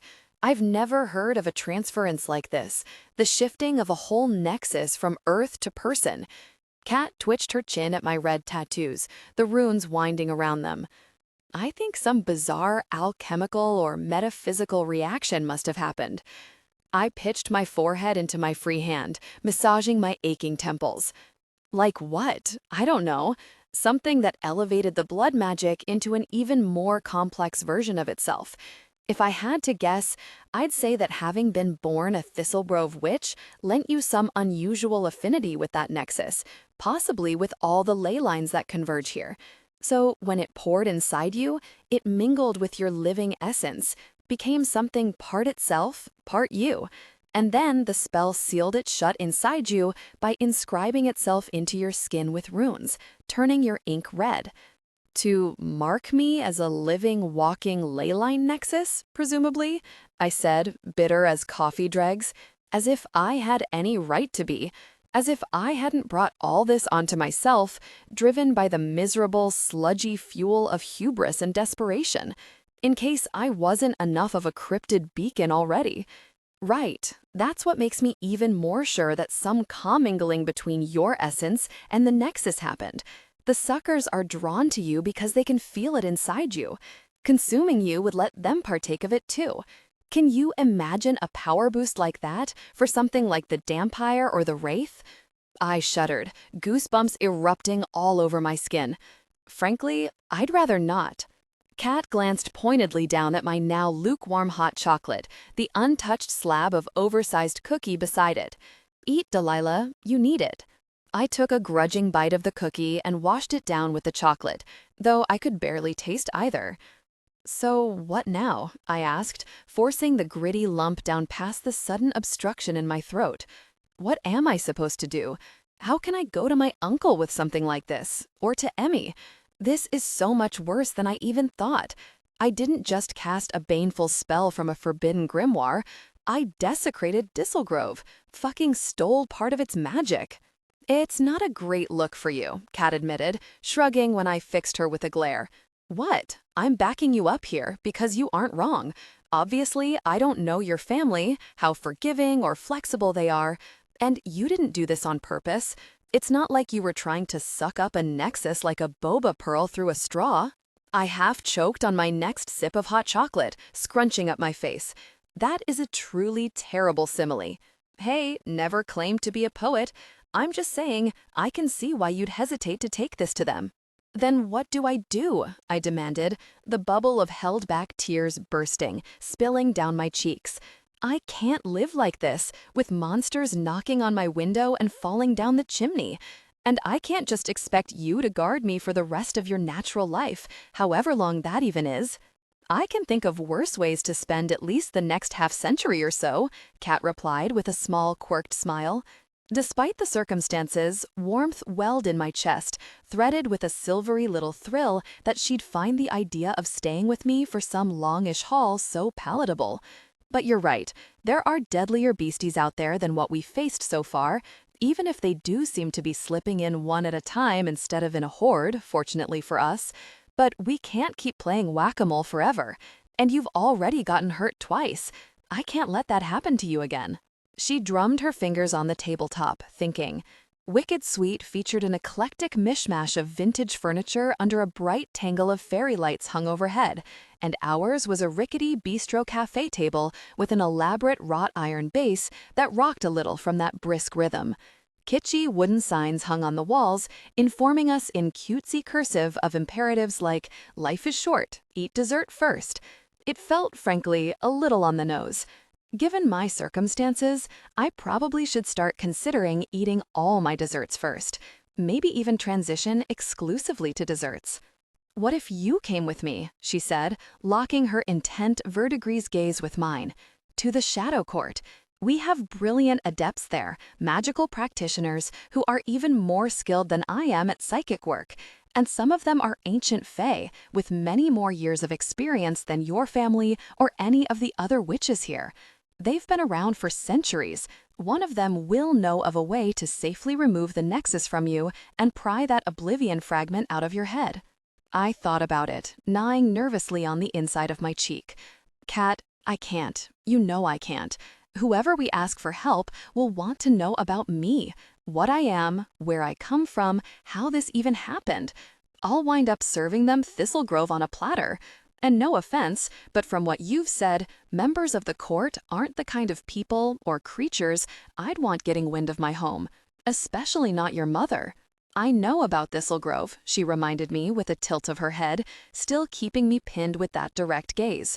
"So that makes one member of the Shadow Court who's done nothing but help you." A sudden flash of apprehension seized hold of me, hot and prickling, like an internal sunburn. I essentially spent the last few days telling Kat everything about this town because I liked her so much, and it had felt like sharing myself with her, showing her the parts of me that mattered most. It hadn't even occurred to me that she might be able to use this information as some kind of court currency down the line. "Kat," I began, trying to wrest the swell of panic under control. "You wouldn't tell Louisai or anyone else at court about me without my permission, would you? Or about Thistle Grove? You wouldn't do that." "Of course not," she soothed, reaching across the table to slide a warm, strong palm over my hand. "Everything I learned about this place, about you, was told in confidence. I wouldn't break your trust that way." I nodded, forcing myself to relax. Kat had nearly died for me, and after the days we'd spent together, the things we'd told each other, I trusted her. I did. But that didn't mean I had to trust the place that had made her. "I can't," I finally said, with a resolute shake of my head. "It's too risky for Thistle Grove. There has to be something else I can do, some other way to fix this on my own. There's literature on ley lines and nexuses back at Tomes that I've never read. I can start there. And now that I know how the vestigial oblivion glamour is affecting me, maybe I can do my own research on that too. I can't be the only person in all of history something like this has happened to." Kat nodded slowly, eyes still roaming my face, uncertainty emanating off her. "I wouldn't bet on it. Everything about this gives off a very edge case feel, that once in a millennium type of vibe. but believe me, I understand your reservations. And if anyone can solve this for themselves, it's you. I appreciate the vote of confidence. I massaged my temples, venting a frustrated sigh, especially given how epically I've been fucking everything up to get us here in the first place. Something else we might consider? I still haven't had a chance to look at the Opus Sanguinis for myself or read the spell you used. It might spark something, a better idea. That's right, I pushed back, beginning to rise. So let's just... Oh, I think not. In a flash, she lunged over the table and grabbed my arms, gently pressing me back down into my seat. First, you finish the consumption of restorative calories. Then we discuss next steps. You are not the boss of me, ma'am. Maybe not, she smiled, a slow, voluptuous curving of those fine lips, so suggestive it made my cheeks ignite despite everything. But I think we can agree I tend to generate some very compelling ideas. Maybe not, she smiled, a slow, voluptuous curving of those fine lips, so suggestive it made my cheeks ignite despite everything. But I think we can agree I tend to generate some very compelling ideas. And persuasive plans of action? Are you talking dirty to me while I eat sugar cookies on command? Well, she caught her lower lip between her teeth, smiled through it. I guess you could say I'm not doing that. If you think double negatives count as flirting, I have...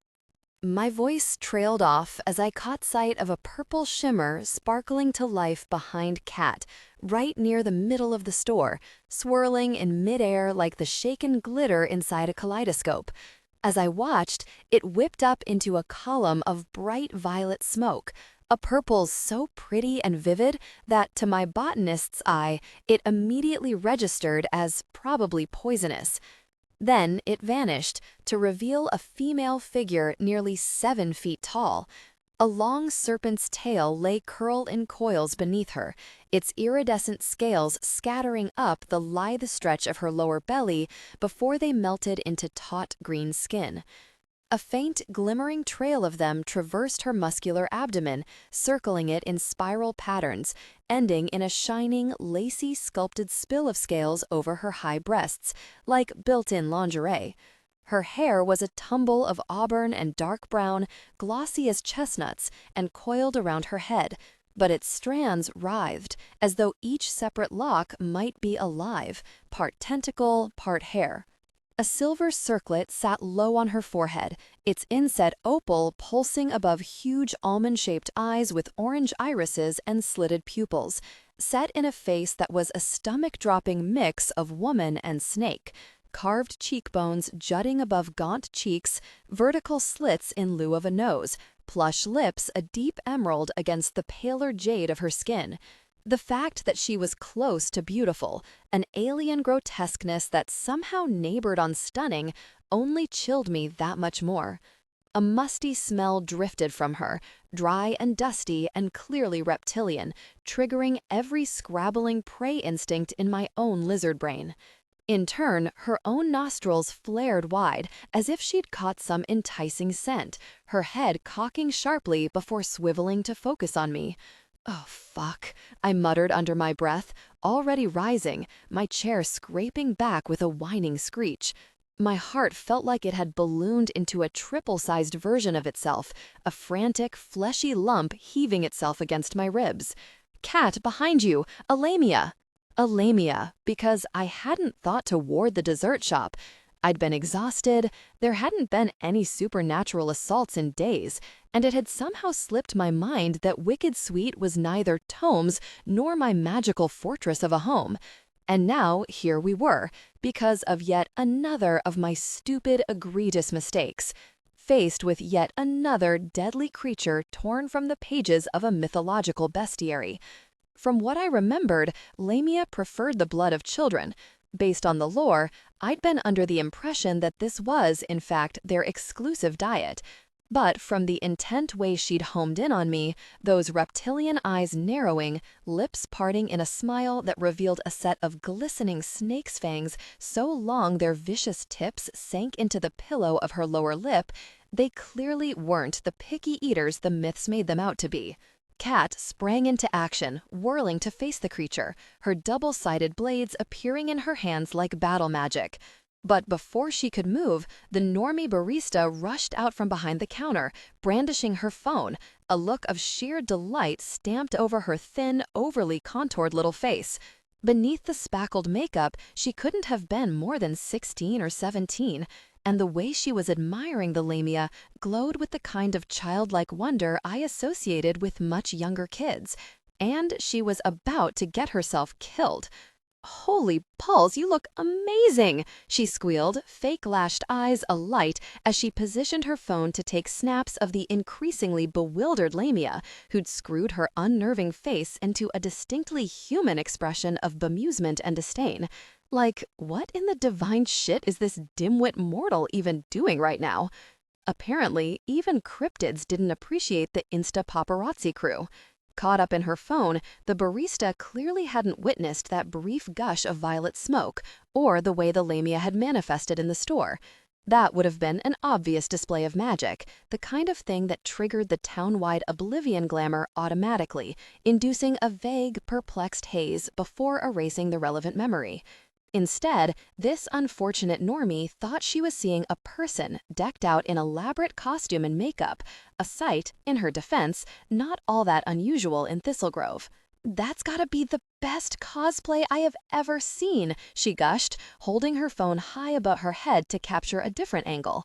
"Giving those fucking blueprint vibes, girl. Like, who are you supposed to be, though? I don't." With a disgruntled hiss, the lamia flicked her tail in the girl's general direction, more a swipe at an irritant than a concerted attack, like a horse swatting away an obnoxious fly. But the tip of her tail caught the girl directly in the sternum, and even without any true malicious force behind it, it was enough to lift her off her feet and sweep her into the counter, the force of the impact shattering the glass. With a shrill scream that stopped as if it had been severed as soon as she struck the display case, the girl tumbled to the floor. Dislodged pastries rained over her sprawled form like some macabre homage, blood trickling from her nose. The disjointed arrangement of her limbs suggested broken bones, if not something worse, from the way her skull had knocked against the ground. The sight of her, that sheer vulnerability, the bright spill of rainbow hair spreading around her head, how excited and urgently alive she'd been only moments before, the way she'd bothered to sprinkle cinnamon hearts onto my hot chocolate for no reason at all, ignited a white-hot rage in me, like the fiery tongue of a solar flare or the initial licking blaze of a star that had been hovering on the precipice of going supernova. Even as Cat rushed toward the lamia with glinting blades at the ready, I spread my feet and braced myself, incanting one of the most aggressive spells I'd been rehearsing during Cat's recovery, when I thought I might have to fend for myself alone. At my behest, a river of what looked like quicksilver coursed across the floor, rushing toward the lamia. It forked around Cat, avoiding her entirely, then sluiced back into a single stream right in front of the cryptid. As soon as it touched her, it pinned her to the ground, that reflective flood surging up the stacked coils of her tail and her human-looking torso until it had spread all the way up her throat. Its advance was so don't blink or you'll miss it quick that before the lamia could eke out so much as a single screech of protest, it had closed over her head and crystallized her in place. Where she'd stood, there was now a sculpture that looked like it had been poured from glass. It captured the lamia down to the last fine detail, her arms flung out in alarm, lips parted and fangs exposed, eyes wide with shock. But instead of scales and skin, there was only a glassy surface that reflected the store. Like some bizarre novelty mirror no one sane would want to bring home. If I was being honest, I might have admitted to taking some inspiration from Nina's handling of the basilisk. "Damn," Cat exhaled, letting her blades drop. "Well done." "I'm not done," I snarled through gritted teeth, that inferno of rage still crackling through me, setting my nerve endings alight. I swept over to the lamia, picking up one of the bistro chairs on my way. Then I raised it high and brought it down on her head with all my might, shattering her brittle form into a shower of broken glass. 18 fault lines. Tossing the chair aside, I rushed over to the fallen barista and dropped to my knees next to her, picking up her limp hand in search of a pulse. I let out a shuddering breath once I finally felt her heartbeat ticking under my fingers, even if thready and irregular. I didn't like how clammy her skin was either, pale and beaded with the chilly sweat that accompanied shock. But at least she was alive. That was something, more than I deserved, at any rate. Delilah, Kat said a moment later, a strong hand settling on my shoulder, this isn't our problem. It can't be our problem. What the hell do you mean it's not? I ground out. It's by definition our problem. Or mine, at least. I forgot to ward the store, Kat. I just forgot. That's how that shitty motherfucking blood snake got in here in the first place. And now, said motherfucking blood snake is a pile of broken glass on the floor, Kat pointed out. How are you going to explain that to the paramedics when they get here? What exactly are you going to say happened here, besides you, me, and a wicked sweet helping of aggravated assault and battery? The paramedics are on their way? I already called 911. They'll be here in under 10 minutes. And there's nothing else we can do for her anyway. You need to cast an oblivion glamour on her. Make absolutely sure she doesn't remember either the Lamia or us. And then, Lila, we need to clear the fuck out before anyone finds us here. I knelt for a moment, struggling with myself. I was responsible for this girl. I felt the cavernous echo of that certainty resonating all the way down to my soul. If it hadn't been for my carelessness, my abysmal, unforgivable lapse of judgment, this helpless normie wouldn't be here, broken and bleeding on the glass-strewn floor, beneath saccharine signs urging us to do such compelling things as stop and lick the brownie batter. I forgot to, Lila, Kat said, pitching her voice softer, sensing the roiling depth of my distress. I could have reminded you to cast wards, and I didn't, did I? We were both tired, and tired people make mistakes. Not like this, I said, with a furious shake of my head. Not bad ones like this. Well, you won't help her by wallowing, or getting tossed in jail while the police decide what to do with you, and with me for that matter, since I'm obviously not leaving you. And you're not a thorn. Unless I'm misunderstanding how your magic works, you can't knit her bones back together for her, or mend whatever might be going on in her skull. Kat was right. As much as I bristled at that inhuman pragmatism, the lack of an instinctive empathetic response to someone else's hurt. But I wasn't really a healer, not without my magic-imbued tinctures and unguents. There was almost nothing I could do for her. And even if I did let myself get led away in handcuffs to the poky little building that passed for Thistle Grove's police station, the only thing I'd be achieving would be putting our police force at risk of anything that might manifest in search of me while I was trapped behind bars. Bowing my head, I brought my hands together above the girl's forehead and whispered as gentle an iteration of the oblivion glamour as I could muster. Making sure she'd remember all of the afternoon before Kat and I arrived, but nothing after, which wouldn't ring any alarm bells with her medical team. With a traumatic head injury like this, some memory loss would be normal, expected. All right, I said, standing reluctantly, my head swimming from the exertion of having cast even that relatively small glamour. Let's go home. I need to pack. Something indecipherable sifted across the bold planes of Kat's face, like a fine thread of wind whisking through prairie grass. Wait, what? You were right, I said grimly, striding toward the door as she fell into step beside me. Trying to harden myself against the sound of the girl's labored breathing behind us, the fact that we were leaving her all alone on the glass-strewn floor until the paramedics arrived. I can't stay here. I can't keep carrying on like this, exposing other people to danger. It's too stupid, too selfish. So I'll throw my things together, get Montalban, and then I'm coming with you to court. So this is what it really looks like up here, Kat said, gaze skimming over the crammed contents of the tome's attic.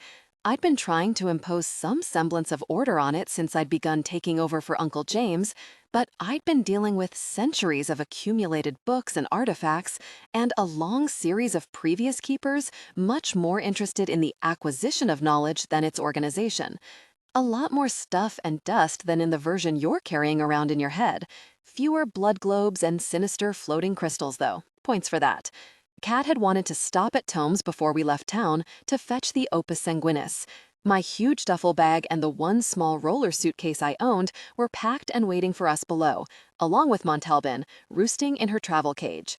I'd balked at the thought of removing one of Tome's bookshed. Hadn't I already done enough damage to not only my town, but specifically my family's legacy without tacking on book theft? But she'd insisted that whichever court adept took on the task of clearing out my mind and removing the nexus would want the spellbook at hand. They'd need an understanding of the specific spell I'd use to establish the baseline, she'd said, along with the rest of the grimoire for context. I could always return it once I came back. I'd reluctantly agreed, only because it made a compelling amount of sense. I'd have wanted a reference point too, if I were going to be rummaging through some random afflicted witch's head. And if this worked, I'd hopefully be home before anyone missed it, or me, anyway. What all is up here? Kat asked as I moved to the Malefica shelf. It doesn't feel the same as downstairs. More magical? I offered, lifting my cupped palms for the key summoning spell. That's because it is. We store all the rarest and more powerful spellbooks and arcana up here, along with records of any magical or founding family-related events since the town's inception. I murmured the charm, and the 3 filigreed keys winked into existence, hovering with their usual glimmer before they dropped into my waiting hands. Cool, Kat remarked, lifting an eyebrow. But is it strictly necessary to be snatching invisible keys from thin air? Or is it at least 78% for effect? Be honest. It's mostly practical. The alternative is walking around carrying them on my person at all times. They're for the baneful spellbook shelf. Wouldn't want anyone else to be able to get their hands on them. I fit the keys into the series of locks and chanted out the unlocking charm, steeling myself for that low, malevolent susurrus I'd heard the last time I opened the Malefica bookcase. But the books were oddly quiet, emanating an aura of restrained hostility, as if they could sense a stranger's presence here and wanted even less to do with Kat than they had with me. But the Opus Sanguinis, when I found it and drew it from its slot on the shelf, felt precisely, awfully the same. Slimy and unnerving, somehow both malignant and aware. Touching it felt like a terrible reminder of everything I'd done, the ruinous trail of mistakes I'd left in my wake. The enormity of my poor judgment staggered me, would have overwhelmed me if I hadn't known Kat was right there, as she'd been from the beginning, committed to supporting and helping me. "Can I see it?" she said softly, as if she could sense the groundswell of my emotion. "You don't look like you're enjoying holding it." I turned to her, blinking back a sudden sear of tears. "You're right about that," I said roughly, pressing the book into her hands. Touching it, it's horrible. I expected a similar shudder of revulsion when her fingers closed around it. But if anything, the book simmered down at her touch, went oddly quiescent. And the look on her face wasn't a mirror of my own disgust. It was closer to the opposite. In fact, I could see the strangest, faintest glimmer of something like relief in her eyes. Distant but luminous, like the first tendrils of dawn gathering on the horizon. Then it vanished, and she was watching me with a furrowed brow, concern etched across her sharp features. "You okay? Ready to go?" I nodded, biting at the inside of my lower lip. "Yes," I whispered, though my voice unraveled just a little. "I guess I have to be. And, Kat, thank you." "Oh, Delilah, for what?" "I don't know. Everything, I guess. Being here for me at every turn. Fighting monsters on my behalf like some kind of knight errant. Offering to help even more, to take me to court." I pressed my lips together, tucked them behind my teeth so I wouldn't fully pry. No one's ever stuck by me like this before, Kat. Even Ivy couldn't go this far for me. So I want you to know how much I appreciate it, how grateful I am for you." I dropped my eyes, struggling with the words I wanted to say, each of them heavy as a stone. Too heavy for me to keep inside, but almost equally grueling to speak aloud. "I know it's so early between us," I said, low and hoarse. "Believe me, I know. This," I let out a soft, incredulous laugh, shaking my head. "This has to be the most un-me thing I've ever done in my entire life. But I have to say it. I have to tell you. I think I'm falling in love with you, Kat. Or at least, I think that I'm going to, soon. And I need to know. Is that okay with you?" She stared at me for a moment in utterly blank silence, those exceptional eyes shifting between mine, the dim light of the attic lamps igniting their green depths with an eerie, sprite-like glow. As if to underscore the difference between us, how beautiful yet inhuman a part of her was. That silence expanded between us, pooling and then gelling until it turned both chilling and pervasive, the pit of my stomach going cold in response. "Cat," I whispered, my mouth so dry I could hear myself swallow. "Say something. It's okay if you say no. I just need to hear it from you." Her face fractured like a fault line, something like grief mingled with guilt seeping through the cleft it left behind. "Fuck," she spat, half under her breath, as if she were speaking more to herself, the book clutched fiercely to her chest like a life vest, like something she was using to keep herself afloat. "I can't fucking do this, can I? I can't go through with it, after all. Cat." I tilted my head, reached for her, fighting a rising tide of panic, as if a storm were brewing in my insides. "Red sky at night, sailor's delight," my mind chimed inanely at me. "Red sky at morning, sailors take warning." What are you talking about? Before I could touch her, she turned sharply away from me and collapsed into the pilled brown couch shoved into a corner of the attic. But in slow motion somehow, as if she were wilting, bowing under the crushing weight of whatever had broken over her. "I lied to you," she said, toneless, book clutched to her chest, eyes pinned to the floor. "I lied about a lot, Delilah. A whole fuckload of a lot." "What?" I said, hollow, more statement than question. The attic felt like it was tilting vertiginously around me, like I might lose my footing without even taking a single step. "What do you mean?" "There wasn't any succubus," she said, still scrutinizing the floorboards. "I mean, there was, obviously, but I wasn't tracking one in Chicago. I had no idea one was going to attack you until it did, and I doubt she used any kind of future sight to find you either. She probably just happened to be close to Thistle Grove when you cast the spell. I came here because of you, Delilah, because of you and this fucking book. But I shook my head, trying to understand. How did you even know I had it?"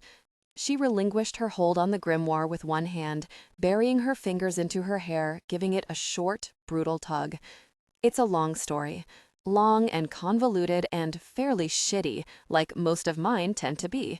The short of it is, Arachne isn't a clan of monster hunters like I told you. Nothing so upstanding as that, I'm afraid. What we are is mercenaries of every stripe, known for subtlety. Swords for hire, assassins, thieves, procurers. Name your need. And I'm not just sworn to Arachne, Delilah. I'm Lucide's second in command. Even if that's true." I took a deep breath, trying not to spin wholly out of control. My mind felt like a room in which someone had forgotten to close a window before a storm, fierce winds whipping through and overturning furniture, tossing books and papers haphazardly to the floor. What does any of that have to do with me? "My mother owes a favor to a very old fae," she replied, her fine mouth twisting, "the head of the Shadow Court. He goes by Stephen Otto in the mortal world, but that isn't his true name. He's terrifying, the oldest, most cunning creature I've ever met. I don't know what happened between him and my mother, but even she's afraid of him. So when he called in the favor, tasked her with finding the Opus Sanguinis, a grimoire of fae blood spells that had disappeared from the court's library, she assigned it to me, her daughter, her trusted second." "So the Opus is a Facebook then," I repeated, trying to wrap my mind around any of this, even as my insides crumbled like a sandcastle besieged by the tide. That explained why the grimoire came with none of the usual attributions to spellsmiths or aggregators. It hadn't been written by or for human witches. I remembered the chorus of alien whispers that had started up when I began casting the spell, its unnervingly unfamiliar language, the way it had left a metallic, rusty taste in my mouth like no other casting ever had. It had probably only appeared to be written in Old English as camouflage to conceal its true origins. But how had I even been able to cast a fae spell in the first place? When did all this begin? I asked her. When did you start looking for it? Almost a year ago. I have no idea why Otto wanted it just then. The library is massive. It could be no one had even noticed it had gone missing before he needed it. I'd been chasing down dead ends, turning up fuck all. So I also cast a finding weave, just in case, to cover my ass. I set it up to ignite at regular intervals, perform a sweep every week or so it would alert me only if someone used a spell from the book, rendered it active and therefore findable. You can't magically locate an inert grimoire. But you arrived in town before I ever even used the opes, I challenged, still not wanting to believe any of it. How can that be? Remember what I said about scrying? She said miserably. When I was pretending that tracking the succubus led me here? That part was true. A finding weave can look ahead, but only by a little. And the tremendous flare of energy you released when you cast the light that calls for blood triggered it. It gave me just enough information to be able to track you here before you actually cast the spell, but not any more than that. So that's why you stole that deck to create a psychic link between us that first day. It wasn't for my protection against monsters you didn't even know would be coming for me. It was so you'd know when I did cast it. I remembered the brief flash of her I'd felt in my head while I was engulfed in the bloody deluge of the spell in the Witchwoods. Why bother waiting? Why not just, I don't know, kidnap me or something as soon as you got here? Torture me, make me tell you where the grimoire was? Her nostrils flared, mouth tightening. Those would be my esteemed mother's methods, not mine. I prefer not to work under such conditions. Oh, a mercenary with workplace standards, I spat at her, rage boiling up as I suddenly remembered the times she'd casually mentioned examining the grimoire, always framing it as a favor to me. How OSHA-compliant of you. How honorable. I don't recall ever once claiming to be honorable, she replied with a listless shrug. So at least we can't count that as a strand in my tangled web. And I knew the grimoire had to be here somewhere, but I assumed a witch would know how to keep something like that well hidden, so why bother with brute force? The finding weave can only scry a short stretch into the future, anyway. All I had to do was have a little patience. Then why didn't you come as soon as I'd cast the spell? I demanded. Why wait until the succubus attacked me? Because the expended energy when you cast the light was enormous. I wanted to know how a human witch was even able to cast a fae spell and what it had done to you. I wanted to see what would happen. The succubus showing up only confirmed my suspicion that something beyond the pale had transpired at the casting. So why admit you were fae in the first place? And why lie about Arachne's business, bother with the whole monster fighting charade? You'd have noticed the difference in me yourself, eventually. Better to build up goodwill by offering you part of the truth up front. That's how effective deception works. She flicked a shoulder in a shrug.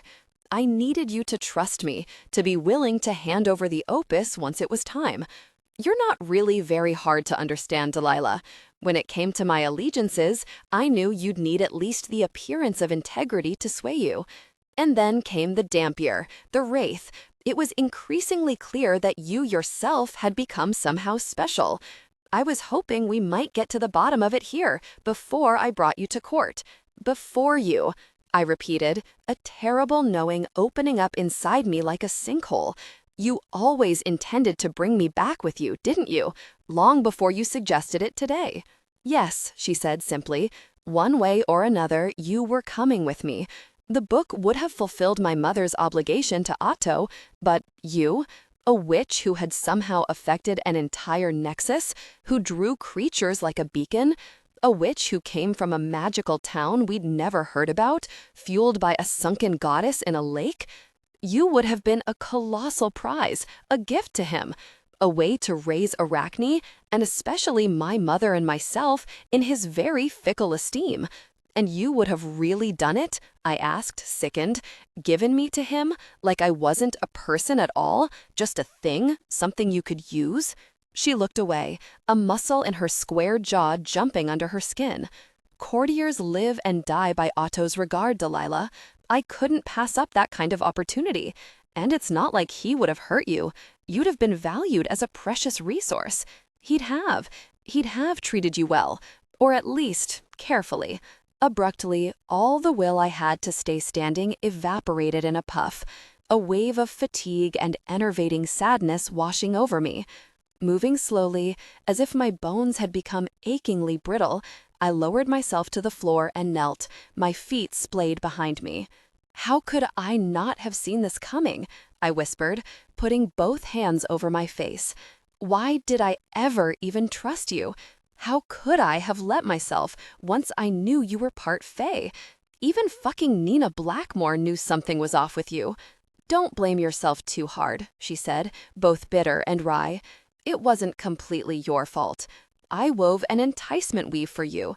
The bracelet, the one I wore that first day, it was made for you, designed to lower your defenses, to make you more receptive to me. So you brainwashed me?" I let out a harried, half-hysterical laugh, so stunned by the depth of her treachery, her immense betrayal, that I almost didn't know what to do with myself. I had trusted her. I'd trusted her with everything, with more of me than anyone else had ever gotten. And everything between us had been lies stacked upon lies, built on an ever-shifting foundation of quicksand, just like the succubus did. Not like that. If you hadn't been primed to be responsive, if you hadn't found me attractive all on your own, it would never have worked. It just softened you, that's all. Made you more open, more willing to do what you'd have wanted to do anyway. If you think splitting hairs is going to make me hate you any less for manipulating my senses without my consent, I said through gritted teeth, lifting my head with an effort, each sharp word tasting like poison, then you're lying to yourself even more than you have to me. She flinched at that, as though I'd really wounded her. As if she were even capable of being hurt. I don't think that. You have every right to hate me. How could I expect anything else? And I'm sorry, Delilah. I'm so sorry. Please believe at least that much. Why would I believe anything you said to me ever again? Because, as it so fucking inconveniently turns out, I care about you, she burst out, so agonized my head snapped up. Her eyes were shimmering with tears, their glaze casting her eyes an almost garishly eldritch green. And I can't have this, you on my conscience. I do have one, no matter what you might think. Enough of one, at least, that I can't do it. I can't let him have you, not even for Arachne, not even for my mother. I looked away, unable to stand any evidence of her pain. She didn't have any right to it, not after what she'd done to me. Was everything lies? I asked her, low. What you told me about your father, the way you grew up, the way your mother stole you, how you felt about her, and all those hours in bed with me? No, she said shortly, pain flickering over her face. Every word of that was true, every touch.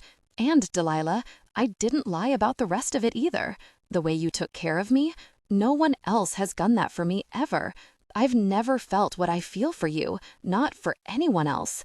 If I had any real choice, please know that I'd choose this, being with you. Whatever buttress was still holding fast inside me abruptly gave way.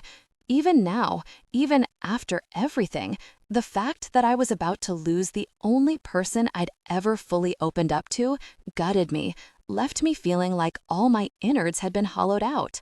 Not even this hard, sparkling new hatred that had sprouted inside me, sharp and jutting as a cluster of quartz, could compete with that sleeping sense of loss. But you're still leaving, I croaked, swiping my hand over my face. I'd started leaking tears without even realizing it, and I succeeded only in smearing wet and salt all over myself. You're really going to go back to them? I have to, she said in a ragged whisper. You don't understand. If I don't deliver at least the opus to Otto, he'll kill Lusati. It's that kind of debt she owes him, and she's my mother, Delilah. I do love her, even if she can be terrible. But after that, what if I gritted my teeth, feeling so far beyond pathetic I barely recognized myself. What if I said I wanted you to come back? Despite everything? You do not want that, she said quietly, rising from the couch with one lithe movement, her own skim of tears still shining in her eyes. That girl at the dessert shop, she's hurt because of me, not you. I knew you hadn't set wards, and I didn't remind you on purpose. I couldn't be sure, but I was hoping something would come for you, give you that final extra push to convince you to leave with me. No, I shook my head, still blubbering into the back of my hand. You wouldn't sacrifice a mundane for something that needed doing? She shrugged, arms crossed tightly over the grimoire. Apparently, I would. Apparently, I'm not that encumbered with a conscience, even if the scrap of it I have won't let me see you hurt. I let my head fall forward, too overwhelmed to withstand any more revelations from her. So, you're terrible too? I said faintly, like your mother. You said Arachne were swords for hire, assassins, thieves. Which are you? Or are you all three? I won't murder for money, she said, mouth tightening. But yes, I will fight for it. Mostly, I've been a very talented procurer. I have a gift for convincing people to part with precious things, usually with minimal bloodshed even. You know, all things considered, maybe you're worse than your mother, I mused, in an acidulated tone, because part of you is human. Part of you should at least want to be better than this. Maybe it does, and maybe that part of me is why I'm going to tell you one more thing, as a farewell gift. She paused on her way to the attic door, shifting her weight. I think I do know why you still have that splinter of oblivion stuck in your mind. Tell me, did it get worse when Nina started working at Tomes to help you restore the wards? When you started seeing her so much more often? With an effort, I cast my mind back to when my symptoms had exacerbated. It did, actually. How could you know that? Because I felt it. It's your own will holding it in place, Delilah. The scar tissue of your trauma. I'd bet that initial lodged splinter was tiny, an insignificant shard that would have melted away on its own. But your fury, your loathing of Nina, those emotions fed it until it grew into something potent. And now, the fact that you can't forgive her is what's keeping it stuck. So all I have to do is, what, find some forgiveness in my heart for her? That sounds invented, like fairy tale bullshit. I expect it'll probably be slightly more complicated than that, but at least you know where to start. She hesitated for another instant, lingering by the door. I won't tell them anything, not about you or Thistle Grove. I'll spin some other tale for Otto, about where I found this forsaken book. So you don't have to worry about courtiers darkening your door. I swear it, upon my life. For whatever it's even worth to you. I blinked at the floor, then swung my head up one last time, feeling dazed and staggered, drunk on too many conflicting drafts of emotion. How do I know you're not lying about that, too? A very good question, Delilah Harlow. Kat smiled, desperately, infinitely sad, twitching one shoulder in a resigned shrug as she eased the door open. I guess you'll just have to take my flimsy word for it. 19. Your people. I barely remembered slogging back to my apartment with my luggage and Montalban in tow. The hurt was colossal, catastrophic, like some natural disaster had been unleashed on my insides and allowed to rage untrammeled. I'd shed my spiny carapace for Kat, peeled it off and set it aside, and she'd lied and lied and lied, and then left me anyway. My newly tender, unshelled self wasn't sure how I would survive so much deceit and manipulation, especially given how completely I'd let myself fall for it. I sobbed on my bedroom floor for hours, crying myself hoarse, leaving poor Montalban so miserably distraught that she'd been fussing over me incessantly, picking up strands of my hair in her beak and pressing her head frantically into my cheek, grief-stricken that nothing she did seemed to offer me any solace, before I finally broke down and texted Ivy. You were right. I'm so sorry. I need you. Please come. Please. And she came. Of course she came. Even after the way I disappointed her, Ivy Thorne didn't have it in her to hold a grudge when even her prickliest, most difficult best friend pled for help. I fell into her arms as soon as the door swung open, collapsed into her, let myself sob into her shoulder with a fierce, shameless, unrestrained fervor I'd never given into before. "I'm so sorry I chose her," I kept repeating through tears, "when you were right there, asking me to trust you, telling me I could. I shouldn't have." "It doesn't matter," she soothed, palms pressed flat to my back, supporting me even though I was nearly half a head taller. "I shouldn't have said some of what I said either. Everyone got a little too heated. We'll talk it through later, honey. We both owe each other some grace. Though, yeah, more you than me. For now, let me make you some amnesty tea, and then you're going to tell me exactly what went down with that alley cat." "That vicious, lying bitch," Ivy spat when I finished telling her everything, so uncharacteristically venomous, I twitched a little where I was lying with my head nestled in her lap. The promised amnesty tea had been drunk and was now sloshing warmly in my stomach. I was so thoroughly cried out, I felt almost clean, as though I'd been scoured of the sharpest and most violent of my high emotions. It wouldn't last. This was just a temporary oasis of emptiness, but the pain had been so intense, I was grateful for even a momentary reprieve. I never trusted her shifty ass. "You never even really met her," I pointed out. "Not when she was conscious, anyway." "I'm a thorn, honey. Taking someone's moral temperature is our thing. And I healed her, remember? Which means I had to go wading knee-deep in her highly suspect vibes. I'm telling you, she even felt slippery. I wrinkled my nose, laughing thinly despite myself. "Ew. Just calling it like it is." She paused, running her fingers pensively through my curls. Partial credit to her, though. She at least halfway did the right thing in the end. Came clean with you. Snatched only a spell book that it sounds like we're well rid of anyway. That does count for something, if you ask me. But will she keep her word? Not tell anyone at court about me or our town? "Ivy, I couldn't stand it if something happened to Thistle Grove because of me." She smoothed my hair, humming thoughtfully. "We'll cross that shitty bridge when we come to it, and hopefully we'll never have to. No sense in borrowing trouble. And in the meantime, I think you know what I'm going to say next." I sighed deeply, heaved myself upright. "I may have some unfortunate idea. It's past time to go to your uncle, Lila. You know it is." She fixed me with a clear, unflinching gaze, her dark eyes warm in the lamplight. "Now that you know you're capable of it, it's time to start trusting the right people. Your people." In the year since I'd all but taken over Tomes, I'd started thinking of Harlow House, the Harlows' modest family domain, a handsome but unassuming colonial in an otherwise normy residential neighborhood, as my second home. Or third, presumably, since I spent more time at Tomes than I did anywhere else. In any case, a place I felt much more comfortable than my own parents' house. I'd certainly never been as shaky and off-kilter here as I was tonight, my jangling nerves at stark odds with the comfortable atmosphere of the eclectic, cozy library.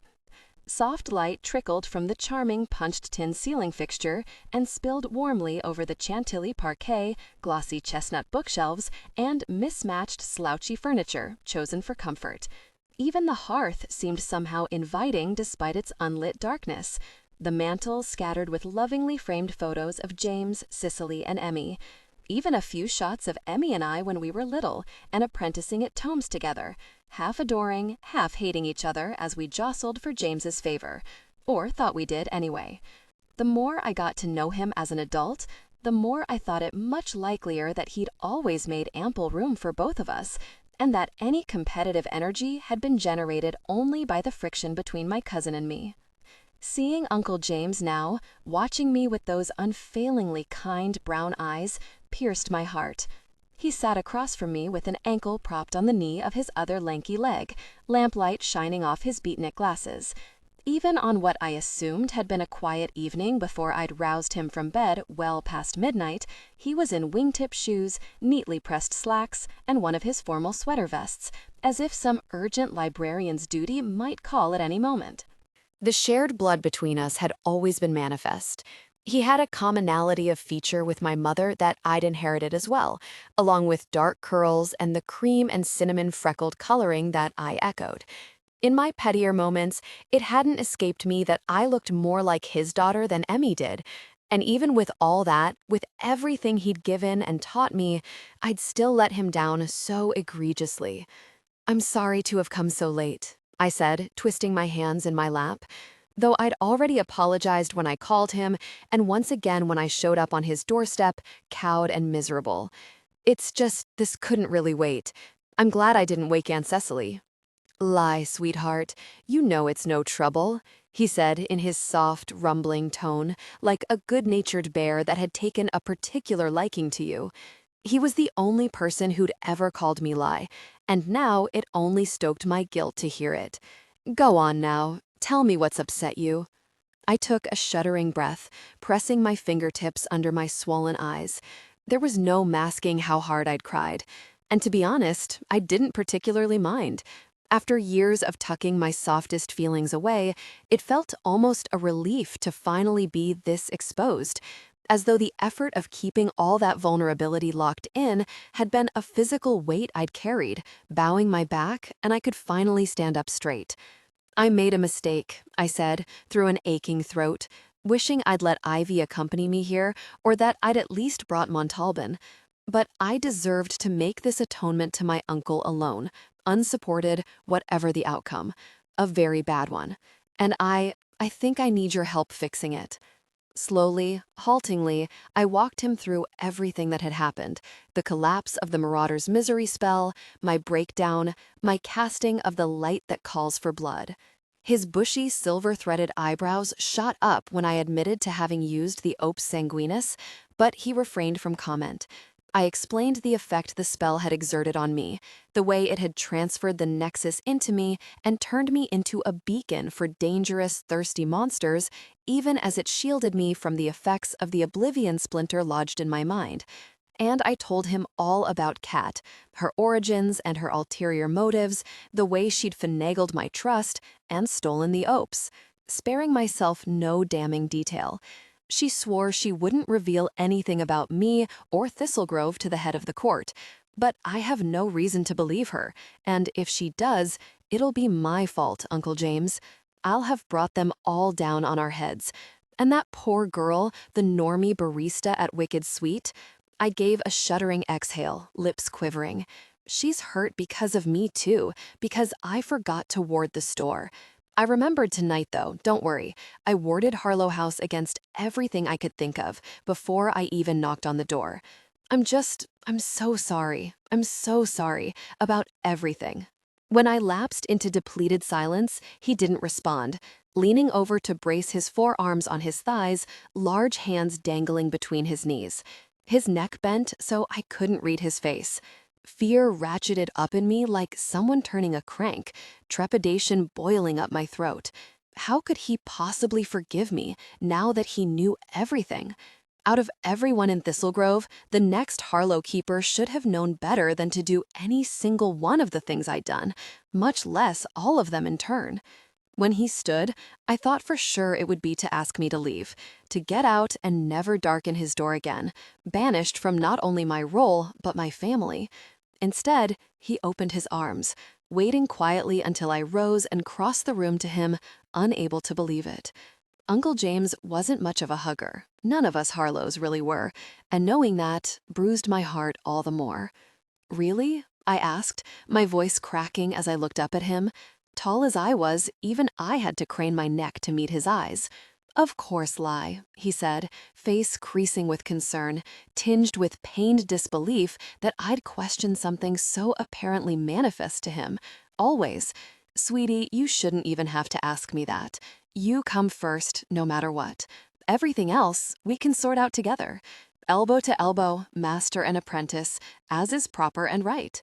When I stepped into his arms to accept his brief but crushing hug, his scratchy sweater vest pressed against my cheek, pungent with coffee and ink and old books.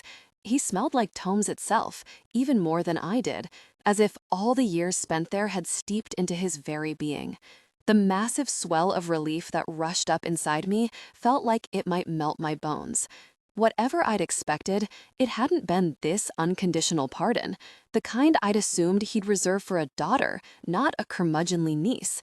It reminded me of what Ivy had said about my unwillingness to trust exactly the people who were the most likely to catch me if I fell, because I was so specifically afraid of their rejection. I'd given my uncle far too little credit, like I always did, because I'd been perceiving him through the fundamentally flawed lens of my own fear and insecurity. With a final squeeze and a kiss dropped on the top of my head, he released me. I all but floated back to my cushioned sofa chair, feeling the first glimmer of real hope I'd felt since Kat had closed the attic door on me. "First off, you don't have to worry about Maddie," he said. "That would be the barista, Gretchen's daughter, Gretchen Miller, who owns Wicked Sweet. She sent out an alert to all of us with storefronts on Yarrow to keep a lookout for the unsub, as she put it, whatever that means," he added, long nose wrinkling in bemusement. "I suspect she's partial to a certain kind of television." She was still at the hospital when she emailed, but Maddie's expected to make a full recovery. Nothing worse than a concussion and some broken bones. That's really it? I swallowed hard, remembering her, Maddie, pale and tiny and so damaged on the floor. But she looked terrible. The resilience of youth. And now that we know the incident had to do with us, I'll confer with the elders.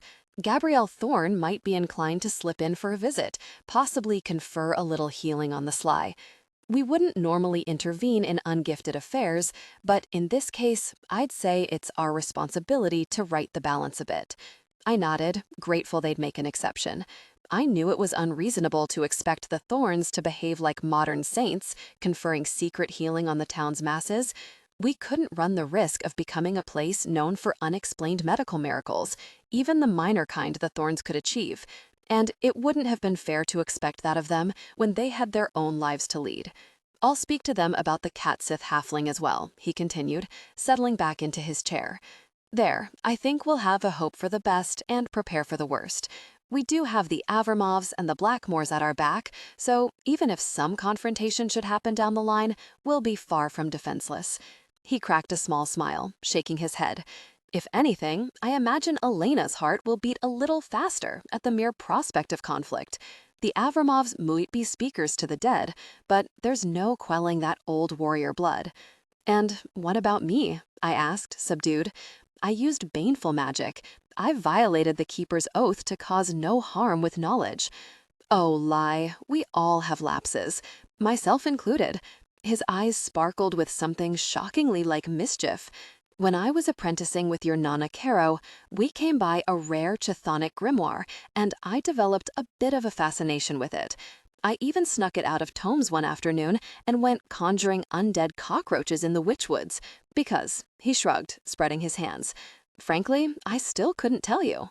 Possibly ghost bugs sounded cool to a 16-year-old hooligan with a half-baked prefrontal cortex?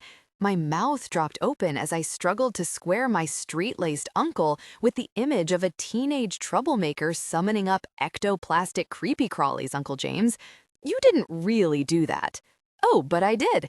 Things got a bit out of hand. The swarm threatened to overrun the town, wreak whatever havoc it is that undead insects are inclined to wreak. Like you, I cried uncle. I grimaced, like, touche. Okay, ouch. Well, less literally, maybe. Our dear departed Stasia Elena's mother, still the Avramov elder back then, had to banish them for me. She managed to give me a blistering dressing down while casting the banishing spell about what she thought should happen to stupid little boys who meddled in magics they didn't understand. What happened after? What was your punishment? I had to forego my lessons at Tomes for a week. Nothing worse than that. What I did was simple curiosity, not a genuinely malicious act. Everyone understood that. And in your case, sweetie, his broad face crumpled in sympathy. Who could blame you for stooping to desperate measures after what you've been through? If anything, we're the ones who failed you. No wonder you turned to the wrong kind of magic. But how was I even able to do it? I asked. Not even Cat could answer that. How could I cast a fae spell at all, or absorb an entire nexus without that much magic killing me? He sat back in his chair, steepling his hands in front of his chest. I may have some insight there, but Lion, this is a serious matter. If I share it with you, you have to promise me it stays between us, and not merely a promise, but a lake-bound oath. I caught my breath, the back of my neck tingling with anticipation and a whisper of fear. A lake-bound oath meant swearing not only on the lake's magic, but your witch's soul, the tether that connected you to that wellspring of power. If forsworn, it meant you'd lose the birthright of your magic, your place as a Thistle Grove witch. It was invoked only under great duress, when the other party demanded ironclad assurance that you'd abide by your word. If Uncle James insisted on a lake-bound oath in exchange for this information, that meant it must be a very big deal. I cupped my hands in front of my chest, summoning a small, captive spark of magic to bear ceremonial witness. I, Delilah Charlotte Harlow, swear upon my magic, my undying witch's soul, and Lady's Lake itself that I won't breathe a word of what you tell me tonight. Warmth rushed through me, a shimmering helix of heat that swirled in my chest for one bright moment before fading. Once it vanished, so did the dancing spark between my hands. Good, Uncle James said with a brisk nod, that devilish smile that surfaced only on rare occasions flashing across his face. Because I've been dying to share this, and I haven't yet decided how much to divulge to the other elders. But it's only fair that you know, given what you are. What we are. A bright flare of understanding streaked across my mind. It has to do with Belisama, doesn't it? The statue in the lake? It does. You might have noticed I've been traveling more as of late, since you've taken over so much of the tome's day-to-day. He leaned toward me a little, avid excitement glimmering in his eyes. But you may also have noticed that our acquisitions don't particularly reflect the increased activity on my part. I'm not bringing in very many new books, am I? Nor have I sold any notable amount over the past 6 months. I had noticed the lull in his activity, but dealing in rare and antiquarian books was like that sometimes, an organic ebb and flow. I'd been happily picking up his slack, anyway, so I assumed he'd merely been letting me have my head. It's because I've been investigating, he went on, that rampaging scholar's flame still lighting his eyes, following a very old, deeply buried trail. Once Nina uncovered the existence of the statue in the lake, the source of Thistle Grove's power, the goddess Belisama's avatar, I knew it had to be intimately connected to us, to the Harlows. Elias was, after all, the first of the founders to discover the lake, and we, his descendants, are the ones with the power to sift its tremendous magic into something other witches can use. Put together, it meant a clear connection, some shining thread that binds us to her. To who? I asked, struggling to keep up as he gained speed, spurred on by the thrill of his discovery. To Belisama? Yes, the goddess herself. The answer didn't lie in Tome's records, or I'd have stumbled across it already. But there's a world of knowledge out there, beyond what we've curated for ourselves. So I began following the links, unspooling all that tangled thread, skipping from the Italian Matera Valley to Bordeaux to Linlithgow. The trail led back to Scotland, where our family's from. And not just us, I thought to myself with rising wonder, also the spiky purple flowers that lined the lake, that gave the town its name, Scottish thistles. I found a story there, in one of Edinburgh's great libraries, in a section most ungifted scholars never even learn of. I dredged up an account of a great war between the lesser gods, one that left Belisama grievously wounded. Knowing she was close to divine death, she entrusted one of her devotees with continuing her legacy. He cocked his head eagerly, reliving the tantalizing process of piecing the clues together. But what did that mean? What did her legacy entail? It took months to stitch it all together, find all the relevant accounts. Elias, I hazarded, not understanding the full picture, but seeing this one facet rise from the murk like true gold sifting loose from dross. The devotee. It had to have been him. It was. He grinned at me with a mentor's pride in my quick grasp. Belisama had an enclave of followers in Linlithgow, it seemed, our family seat. And Elias was one of the last remaining faithful, a fervent devotee of a pagan goddess whose flame was on the wane. She appeared to him, entrusted him with some essential piece of her. I don't know what it might have been. The text referred to it only as a soul pearl. She's a goddess not only of light, but of lakes and rivers, as I'm sure you already know. Her plan was to submerge herself underwater for centuries, perhaps millennia, however long it took her to heal. So what was he supposed to do with it, with the soul pearl? Hide it somewhere safe, James explained, somewhere secluded but also powerful, a naturally magical haven. Scotland was much too small for what she ultimately intended, so he looked beyond it, across the seas to the New World, somewhere far away where none of her enemies or their followers could possibly find this last crucial piece of her. But the lake was already magical when he found it, I argued, so wouldn't her statue already have been here too when he came? None of that makes sense. Because it's the wrong order of operations, Uncle James exclaimed with a gratified flourish. That's what the founding story says, but it's not what really happened. Lady's Lake wasn't magical before. Elias was the one to seed it with the soul pearl once he came upon a piece of land so naturally rich in ley lines and their nexuses. It could be he never even knew what it looked like in its final form after it sank so far down and took root. And the other families, how did they know to come here? That part of the legend is true. The other founders felt the lake's siren song from a distance, the new power flooding from it. It would have felt like a safe haven to them, somewhere they could freely practice their own magic in the wake of the witch trial scourge. This would have been by design. Belisama wanted more witches here. Because, and this is the brilliant part, another of those rakish grins, so unlike my buttoned-up uncle, that seemed to reveal a much younger version of himself preserved under the aging surface. An entire community of witches going about their magical lives would eventually form something like a sacred perpetual motion machine. Each spell cast over the years would function as a little prayer, funneling yet more power into the piece of Belisama that lies here. Like a positive feedback loop, I murmured, marveling at the intricacy of the plan, its many fine-tuned, interlocking gears. Exactly like that, he said, pointing a finger at me. Days, weeks, centuries of spells, always yielding more power, which would, in turn, help the real goddess endure and heal. I sat, reeling, absolutely stunned, that all of Thistle Grove could be such a cleverly constructed clockwork mechanism, an entire town designed around helping to heal an ancient, injured goddess. Talk about intentionally planned communities. You said she wanted him to seed her somewhere secluded, far from Scotland and her enemies, I said, seizing on the first inconsistency that came to mind. But wouldn't the pull of a lake that drew the other founders here in the first place also attract dangerous attention? Of course it would. Once they'd formed their pacts, sworn allegiance to this new town, and to keeping its true nature as a haven for witches secret in the years to come, one of the first orders of business was a town-wide spell the founders cast together. A massive deflection glamour, shielding the town from any supernatural interlopers that might endanger the lake or its magical inhabitants.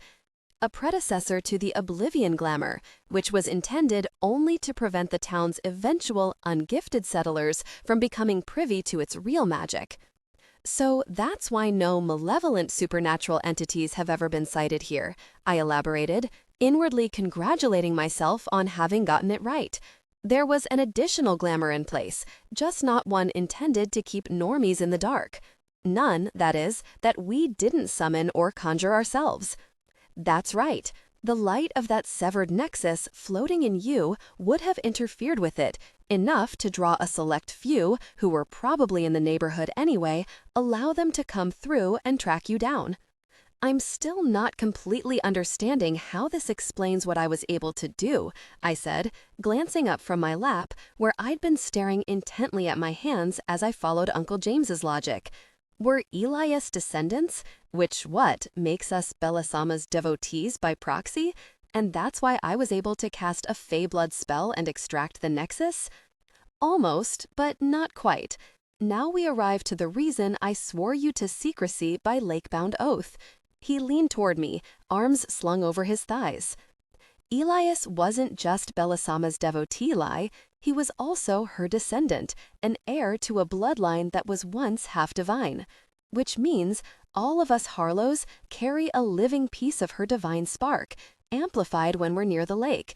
That's why you were able to cast a spell not even intended for a human witch. That's why you were capable of lifting up an entire nexus and surviving it as it took up residence inside you. Disbelief and awe vibrated inside me, thrumming like some enormous struck gong. This explained so much, such a tremendous amount.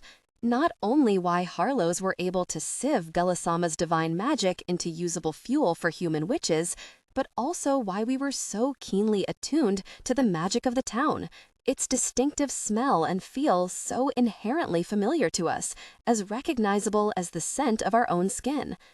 This was how Emmy had been able to take on the role of the voice of Thistle Grove, as all Harlow elders had before her, because our connection to the lake, and therefore to the town itself, literally ran as thick as our own blood. We were the magically weakest of the families only because we were so completely preoccupied with filtering that ceaseless flow of power, because we were the living conduits that fueled the spell-to-prayer engine that was this town, the walking prayer beads that kept Belisama alive in whatever underwater refuge she lay hidden and healing. So where is she? I managed, through the haze of wonder. The original Belisama? The goddess in the flesh? Do you know? James shook his head, trawling both hands through the coarse, curly ruck of his hair. I can't be sure. Even much of what I've shared with you isn't a die-cut certainty, more a very educated guess, a tale spun of conjecture backed by the most reliable sources I could find. But I suspect she lies in one of the deeper Scottish lochs, the ones that have never been plumbed. I snorted an incredulous laugh as a ridiculous idea occurred to me. James, are you saying she's in Loch Ness? He chuckled himself, tilting his head. I wouldn't rule it out. A sleeping goddess would certainly attract the kind of phenomena Loch Ness is infamous for. It would explain some of the more unusual sightings that have been recorded there over the years. But really, she could be in any one of them. It doesn't matter, and it's probably best that we don't know. So why do you think it was those particular three who were drawn here? I asked, changing direction as another question occurred to me. Kalia Blackmore, Margarita Avramov, and Alastair Thorne. Why did they specifically heed the lake's call? They couldn't have been the only witches around in early 18th century America.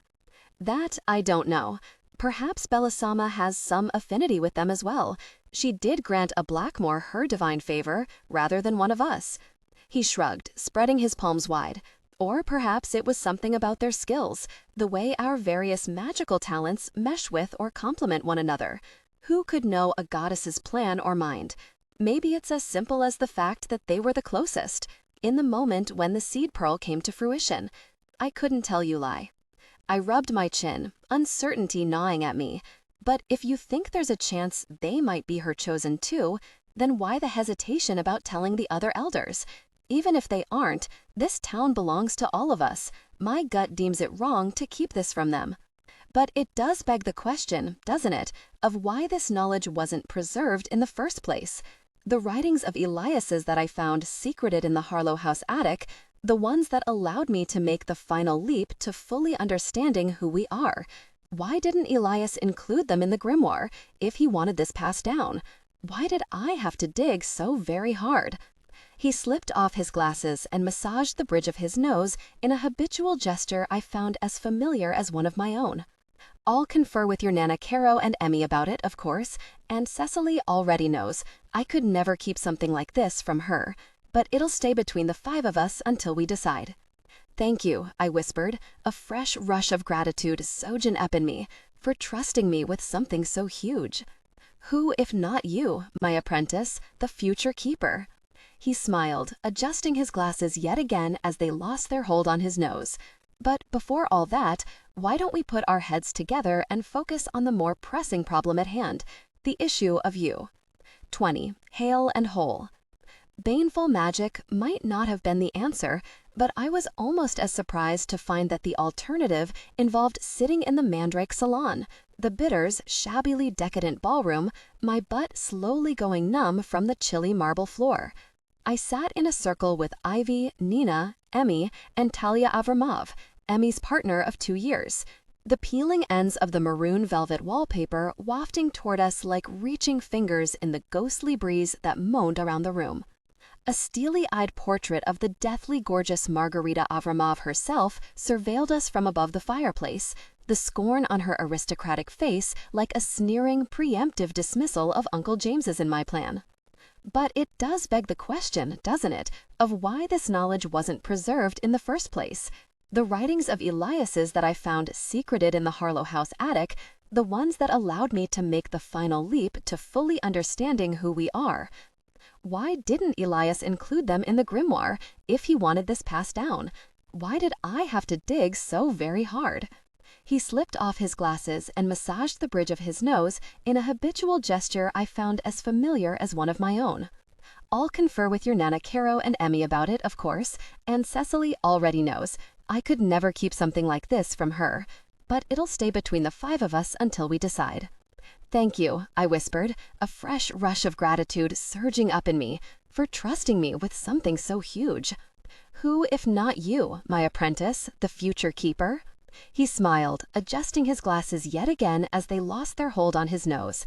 But before all that, why don't we put our heads together and focus on the more pressing problem at hand, the issue of you. 20. Hale and whole. This shall never work, thou unwashed lackwit peasant. Her heavy-lidded slow eyes seemed to say, how ludicrous of you to even try. Maybe the real Margarita had been more sweet-tempered and encouraging than my mental image of her, but somehow I doubted it. Even Montalban, perched on the red-veined gray marble of the mantelpiece, was peering up at her with clear uncertainty.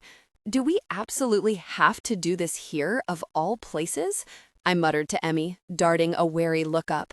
The chandelier looming above us, a gothic travesty of spike-tipped iron encased in centuries of melted candle wax, swinging slowly and malevolently over our heads like some doomsday pendulum, looked like it might crash down and impale me if I so much as breathed in a way that might be perceived as an insult to the Avramov name. It's not exactly the most therapeutic environment. The dread Lady Avramov looks like she'd rather be ordering someone to lop off our heads than witnessing a healing ceremony. Oh, she wouldn't, Talia assured me cheerfully, tipping me a little wink with one ice-colored eye, and I narrowly avoided blushing. Raven-haired and lush-lipped, my cousin's partner was one of those ravishing women who made lesser mortals trip over their own feet, even if you'd attended preschool with them, inspiring the kind of awestruck lust that Kat had also ignited. The thought of her came accompanied by a sharp, unhelpful stab of pain until I forcefully quashed it. This was no time for indulging pangs of breakup due to treachery most foul. Not that Margarita was anti-decapitation, per se, Talia clarified, just in case there was any confusion on this front. Definitely enthusiastically pro under the right circumstances. But she likes you. She'd want this to go well. I squinted at Talia, wondering why she sounded so sure, like she'd only recently chatted over coffee with an ancestress who'd shuffled off this mortal coil at least 300 years ago. Then again, given the casually mundane way the Avramovs handled their undead business, it was entirely possible that she had. You know why we're here, Leela, Emmy added. You and I might be doing most of the heavy lifting, but Talia's work will be the crucial step. We want her to be in a safe, necromantically conducive environment, one where no paranormal creatures would dare to tread, as a bonus. And I think we all agreed we'd take a pass on the Witch Woods. I nodded, licking my lips. I know, I'm just bitching about it because I'm nervous, and kinda terrified that this won't work. Emmy started a little. She'd probably never heard anything that amounted to such a clear admission of vulnerability from me. Then her face softened into a smile, moss-green eyes narrowly with sympathy. Her curling honey-brown hair was long enough now that she'd pulled it back into a neat bun to keep it out of the way, just like I had, and for once it felt as though we looked like the cousins we were. It will, she said decisively, because you came up with it. Stomach churning, I glanced over at the simple bronze censer that already burned at the center of our 5-person circle, fine wisps of smoke winding around one another from the smoldering herbs. I'd ground up a blend of mugwort, myrrh, yarrow, star anise, honeysuckle, and rosemary, with a little sprinkling of dried ladies' lake thistles on top. Most of the herbs were chosen to enhance openness, foster psychic receptivity between the 5 of us. And though I hadn't told them this, the thistle was meant for me and Emmy, to symbolize our special affinity for the lake and facilitate Emmy's connection to the town as the voice of Thistle Grove. Her task, at least, magically, would be the hardest. She needed all the ancillary support I could give her. Nina's would be the easiest. She was here only because I needed her to be for my own role in the ceremony. The rosemary, an herb intended to sweeten tempers, foster forgiveness, and heal old wounds, was for the 2 of us. But given what lay between us, a trench I dug and dug at until it widened into a seemingly unspannable chasm, would it be enough? I caught Nina's eye, across the circle from me. If anything, she looked even more nervous than I did, her narrow face pale and drawn, her normally meticulously styled hair in a simple blonde braid over one shoulder. Almost as if the success of this undertaking were as integral to her as it was to me. And for once, I wondered if maybe it was. Maybe I'd been misjudging her for a very long time, minimizing the sincerity of her remorse, the pain her own guilt was causing her. Yes, she'd hurt me badly, in a terrible lapse of judgment, but at the time, she'd been chasing and protecting something precious to her, something that was as paramount to her as the recovery of my mind had been to me, when I tossed caution to the wind and chose to cast the light that calls for blood. Maybe, when it came right down to it, we were closer to 2 peas in a pod than moral opposites. In the spirit of mutual understanding, I attempted a wobbly little smile at her, possibly my first. The astonishment that lit up her face was gratifying, in a very virtuous way. Maybe there was something to Genevieve's insufferable shtick about the pleasure of being polite. Then she smiled back at me, sweet and tremulous, a flicker of answering hope shining in her brown eyes. "I know I don't have to do anything but sit here, really," she said, her earnest gaze shifting between my eyes. "But if something does occur to you, if I can help, I'll tell you," I said, and meant it. "But I think, mostly, I just need you to be here. So, are we good? Everyone ready to do this before we catch ass frost from this floor?" A startled chuckle threaded through the circle. Did everyone besides Ivy really think I was so humorless that a joke sticking the landing actually surprised them? I'd have to work on that. When the bright belling of laughter faded away and everyone nodded in turn, joining hands to close the circle, my stomach felt as though it had turned into a raw, tangled skein of naked nerves. Then a pulse of warmth spread through me from my left where Ivy held my hand. A sweet and somehow sticky heat, like holding a spoonful of honey on your tongue. I knew that, on her other side, Talia would be feeling it too. And Nina and Emmy as well, like a binding current that ran through all of us, or a spiritual glue. "You've got this," Ivy assured me, low, "because we've got you too." I closed my eyes, taking long inhales of the smoking herbs, breathing them deep into my lungs. The mugwort fizzed through me, its smell pungent and familiar. It was one of the most commonly used occult herbs, helpful for almost every type of casting. I imagined its power gathering in my forehead, my third eye opening, blinking to life between my brows. And I imagined, through the empathic connection forged by Ivy's magic, that all 5 of us were of a piece, indelibly conjoined, a close-knit assemblage that I could trust would follow wherever I led them. Just this willingness to connect with and trust the other 4, to believe that this collaboration would help me, was the first step in the improvised spell Uncle James and I had devised together. Sensing the commencement of the ceremony, Montalban flew over from the fireplace and lit on my shoulder, offering me her support. "Imagine yourself walking into Tomes," I instructed, keeping my voice calm and even. The bell above the door chiming an alert at your arrival. Imagine yourself stepping into that familiar space, a space we've all walked through many times, a space you know. I gave them a moment to erect an image of Tomes in their mind, build it according to their own specifications. It didn't matter if it wasn't accurate. The notion of perfect recall was an impossibility anyway. Experiential memory was inexact, a patchwork sewn from disparate, subjective pieces of sensory interpretation, a private hallucination that each of our brains dreamed alone as its own version of reality. Then again, given the casually mundane way the Avramovs handled their undead business, it was entirely possible that she had. "You know why we're here, Leela," Emmy added. "You and I might be doing most of the heavy lifting, but Talia's work will be the crucial step. We want her to be in a safe, necromantically conducive environment, one where no paranormal creatures would dare to tread, as a bonus. And I think we all agreed we'd take a pass on the Witchwoods." I nodded, licking my lips. "I know, I'm just bitching about it because I'm nervous. And, kinda terrified that this won't work." Emmy started a little. She'd probably never heard anything that amounted to such a clear admission of vulnerability from me. Then her face softened into a smile, moss-green eyes narrowing with sympathy. Her curling honey-brown hair was long enough now that she'd pulled it back into a neat bun to keep it out of the way, just like I had, and for once it felt as though we looked like the cousins we were.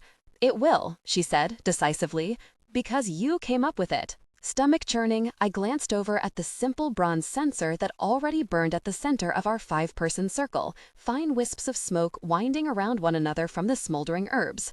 I'd ground up a blend of mugwort, myrrh, yarrow, star anise, honeysuckle, and rosemary, with a little sprinkling of dried ladies' lake thistles on top.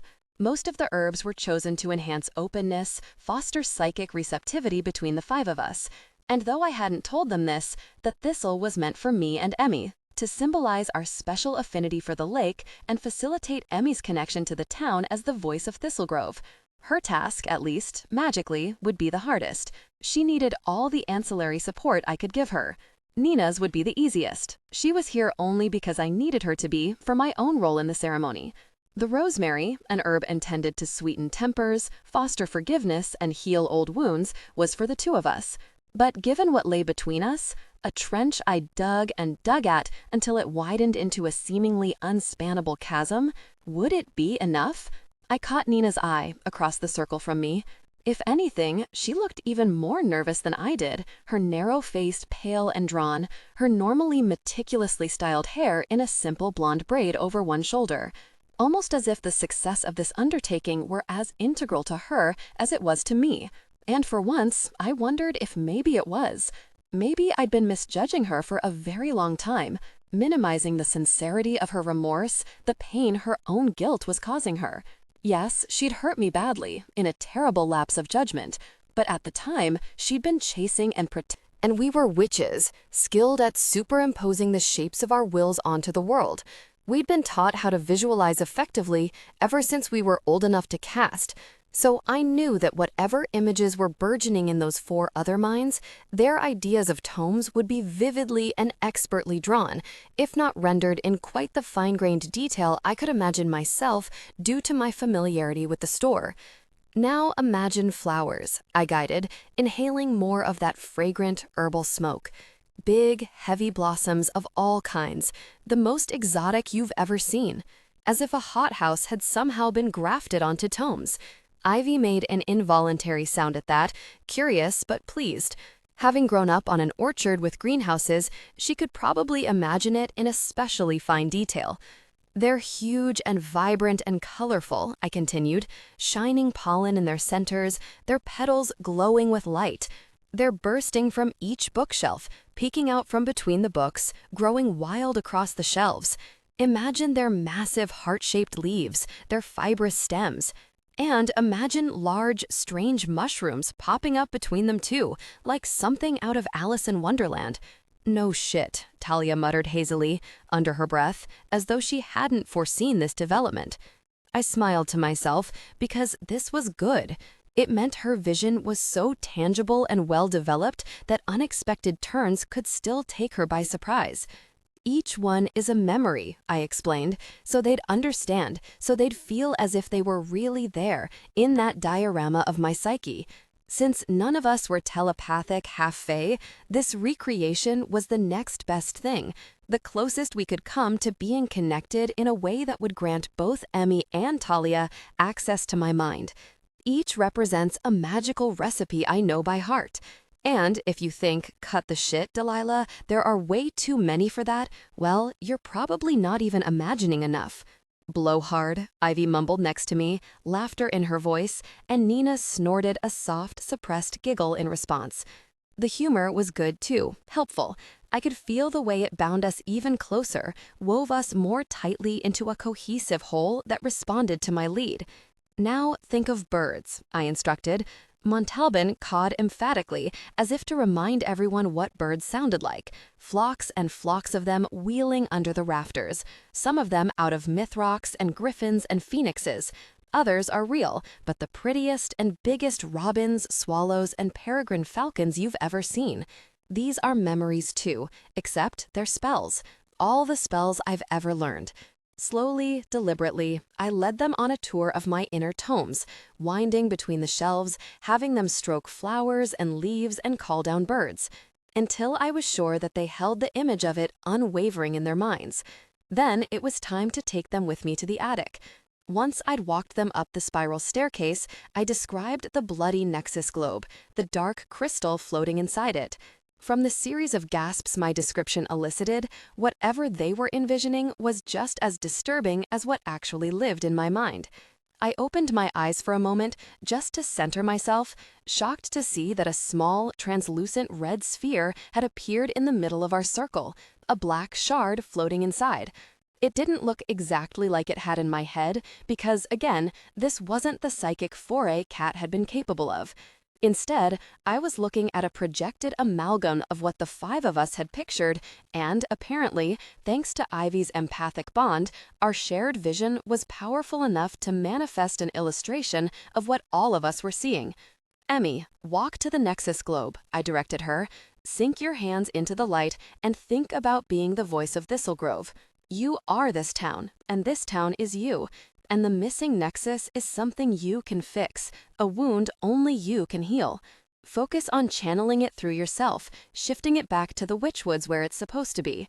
Got it, Emmy said, and the absolute conviction in her voice, her clear confidence in herself, and her ability to mind meld with the Nexus globe reinforced my own belief in what we were doing, creating our own little positive feedback loop.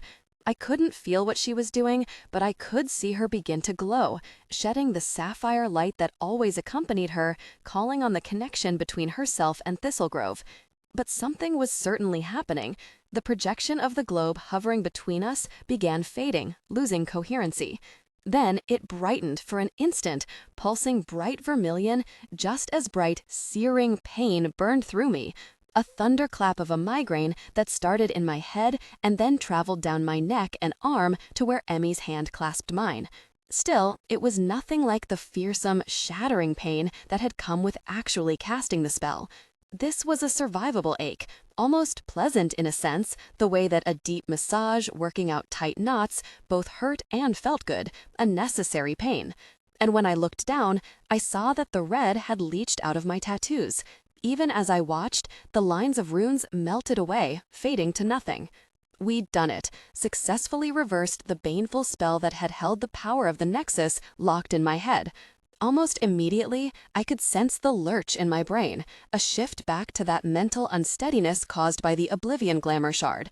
But now that I knew what it was, I had none of that old instinctive fear response, the all-consuming terror that I might forget at any moment. It was possible that my own trauma, the constant fear I had of yet another memory slipping out of my grasp, had been contributing to the shard's power over me as well as keeping it lodged. Emotions always affect working with magic. It made sense that my erratic state had made things even worse. It was also probably why Ivy's mantras and affirmations had sometimes helped, acted as a calming, palliative force. Next to me, Emmy was breathing in short, shallow gasps. Taking the Nexus in must have hit her hard too.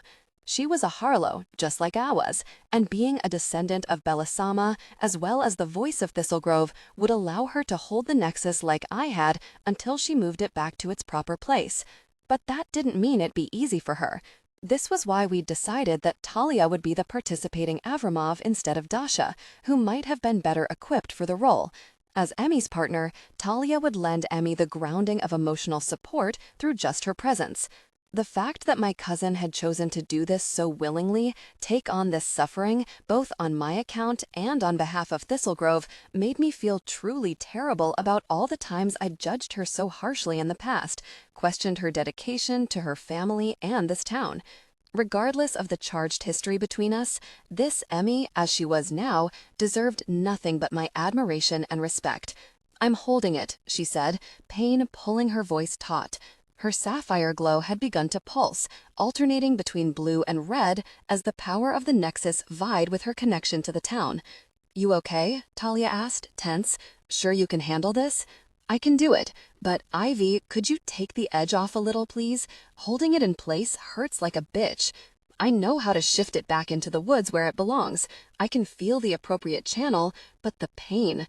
She gritted her teeth, sucking slow, deliberate breaths through them, trying to master herself. "It's interfering with my focus." "On it," Ivy murmured. Through our connection, I could feel the warm glow of her healing magic course through all of us, that heady river of sweetness melting into us like magical CBD. Emmy heaved a relieved sigh, her stiff shoulders relaxing a fraction. "Much better, thank you," she murmured abstractly. "Give me a minute. This is going to take some time." We all waited, swimming in our shared focus and bound by Ivy's empathic bond, so attuned to each other that I could hear our breathing had synced up. Time felt fluid and formless. When the scarlet globe abruptly winked out in the middle of the circle and Emmy's light skewed back to that pure, clean blue, I couldn't tell if minutes or hours had elapsed. "It's done," Emmy said, with a flush of triumph. "The nexus is back in place in the Witchwoods between its 3 ley lines, exactly where it should be." "Amazing work," I said to her, squeezing her hand. She squeezed back, hard.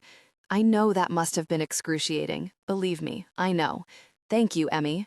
"You're my cousin," she said simply, "and this is my town. There's no need for thanks." "Well, I'm grateful anyway." Beside me, I could hear her smile. "Then you're welcome anyway."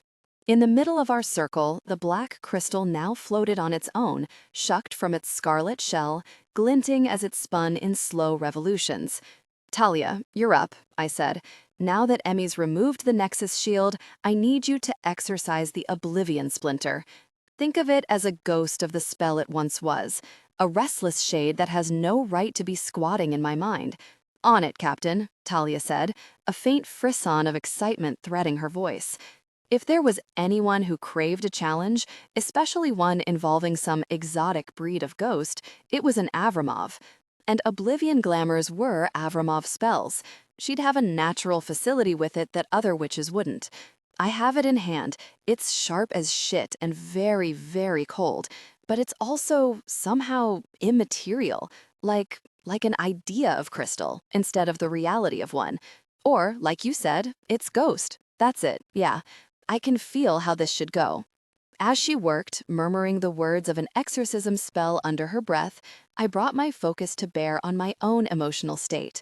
If Kat had been right, it was the scar tissue of my own trauma, my anger at Nina, that was keeping the shard lodged in my mind like such a stubborn burr. Talia wouldn't be able to excise and banish it unless I dislodged it first. "Nina," I began, opening my eyes again so I could look at her clear brown eyes already on my face. As I watched her, I kept the parallels between us foremost in my mind, speaking them aloud to her. "You know how angry I've been at you, and I was right to be, but there's always been more to it than that. The thing I was ignoring, the thing I understand now, is how similar we are. More alike than different. We've both made awful mistakes, the life-changing kind that hurt other people very badly. And both our actions were, at least in part, justified." A tremor passed over her face, and she gave a small, tight nod, clearly struggling not to cry. "And you've worked so hard to atone, to make it up to me," I continued, emotion welling in my own throat. "You've been so patient and respectful, and you almost never pushed back, even when I was being horrendous to you. You showed up for me and Tomes, and you did it with the kind of grace I wasn't capable of." She didn't reply, but she tilted her head to the side in wry acknowledgement, like, "Yes, you were indeed a raging bitch, and I still respected you." And here's another thing I know, I went on, my voice fracturing a little. Withholding forgiveness from you, keeping it so close to my heart like some talisman, was my own attempt at control, a clumsy fumble, a way to grapple with what was happening to me, exert at least some of my own will over it. So I know I bear some responsibility here too for how much I suffered. If I'd been more open, if I hadn't doubled down on hating you, I might even have recovered months ago. She bit her lip, wide-eyed and tremulous. Maybe that's true, but you had every right to hate me. We both know it was my fault infinitely more than yours. And I'm sorry, Delilah. I am so completely sorry for what I did to you. I know you are, I whispered, some taut thread snapping in me, bringing with it a sense of huge and long-awaited unspooling, as though a tightly wound coil inside me had finally come loose. I do, and I'm sorry too, for the way I treated you. I could see that the projection of the shard was stuttering, winking in and out of existence, like something was interfering with its reception. It was still clinging on, but only feebly, which meant I'd almost arrived at where I needed to be to fulfill my own role in this working, my obligation to both Nina and myself. Almost there, Talia muttered, her voice a little strained. It's fading, yielding to me, slowly. Another minute and I'll have it in the bag. You can do this, Boo, Ivy whispered, squeezing my hand. You need to do it, for you. I nodded, because I could feel it too. I could feel that it was time to let go. I locked eyes with Nina again, her mouth quivering like a child's, her entire face trembling. On my end, I felt almost serene, as though I'd finally stumbled across some reclusive oasis after a long, hard trek, a haven that had always been within my reach. Neither of us will forget what passed between us, I said, and we shouldn't, because some part of it was, maybe, valuable, the kind of lesson both of us could stand to learn. But I vow to you that there won't be any more holding on, no more needless grudges. As witnessed by this sacred circle and by Emmeline Harlow, our victor of the wreath and the voice of Thistle Grove, Nina Blackmore, I offer you my full and genuine forgiveness. Do you accept? Of course I do. Her tears spilled over, flooding her lower lashes and glistening on her cheeks. Thank you. Delilah, thank you for that. And I forgive you too. As soon as she spoke the words, the black crystal disappeared, vanishing between one blink and the next. That lurch of discomfort, that disorientation lurking in my mind, went with it, and I could feel myself become me again. Delilah Charlotte Harlow, a Harlow witch and the next master keeper, distant descendant of a sleeping goddess. Delilah Harlow, blessed with closure and free from bitterness. Delilah Harlow, finally hale and whole. 21. Rainbow Harvest. It rained on Lugnasad for the first time since I could remember. Thistle Grove weather tended to cooperate beautifully for the Wheel of the Year holidays, so even this rain was light and warm, the kind that fell softly against a backdrop of buttery sunshine and produced dramatic rainbows. No one seemed to mind it. Some of the gathered witches used water deflection spells like invisible umbrellas, while others pulled up their robe hoods or went in for normie umbrellas because why not?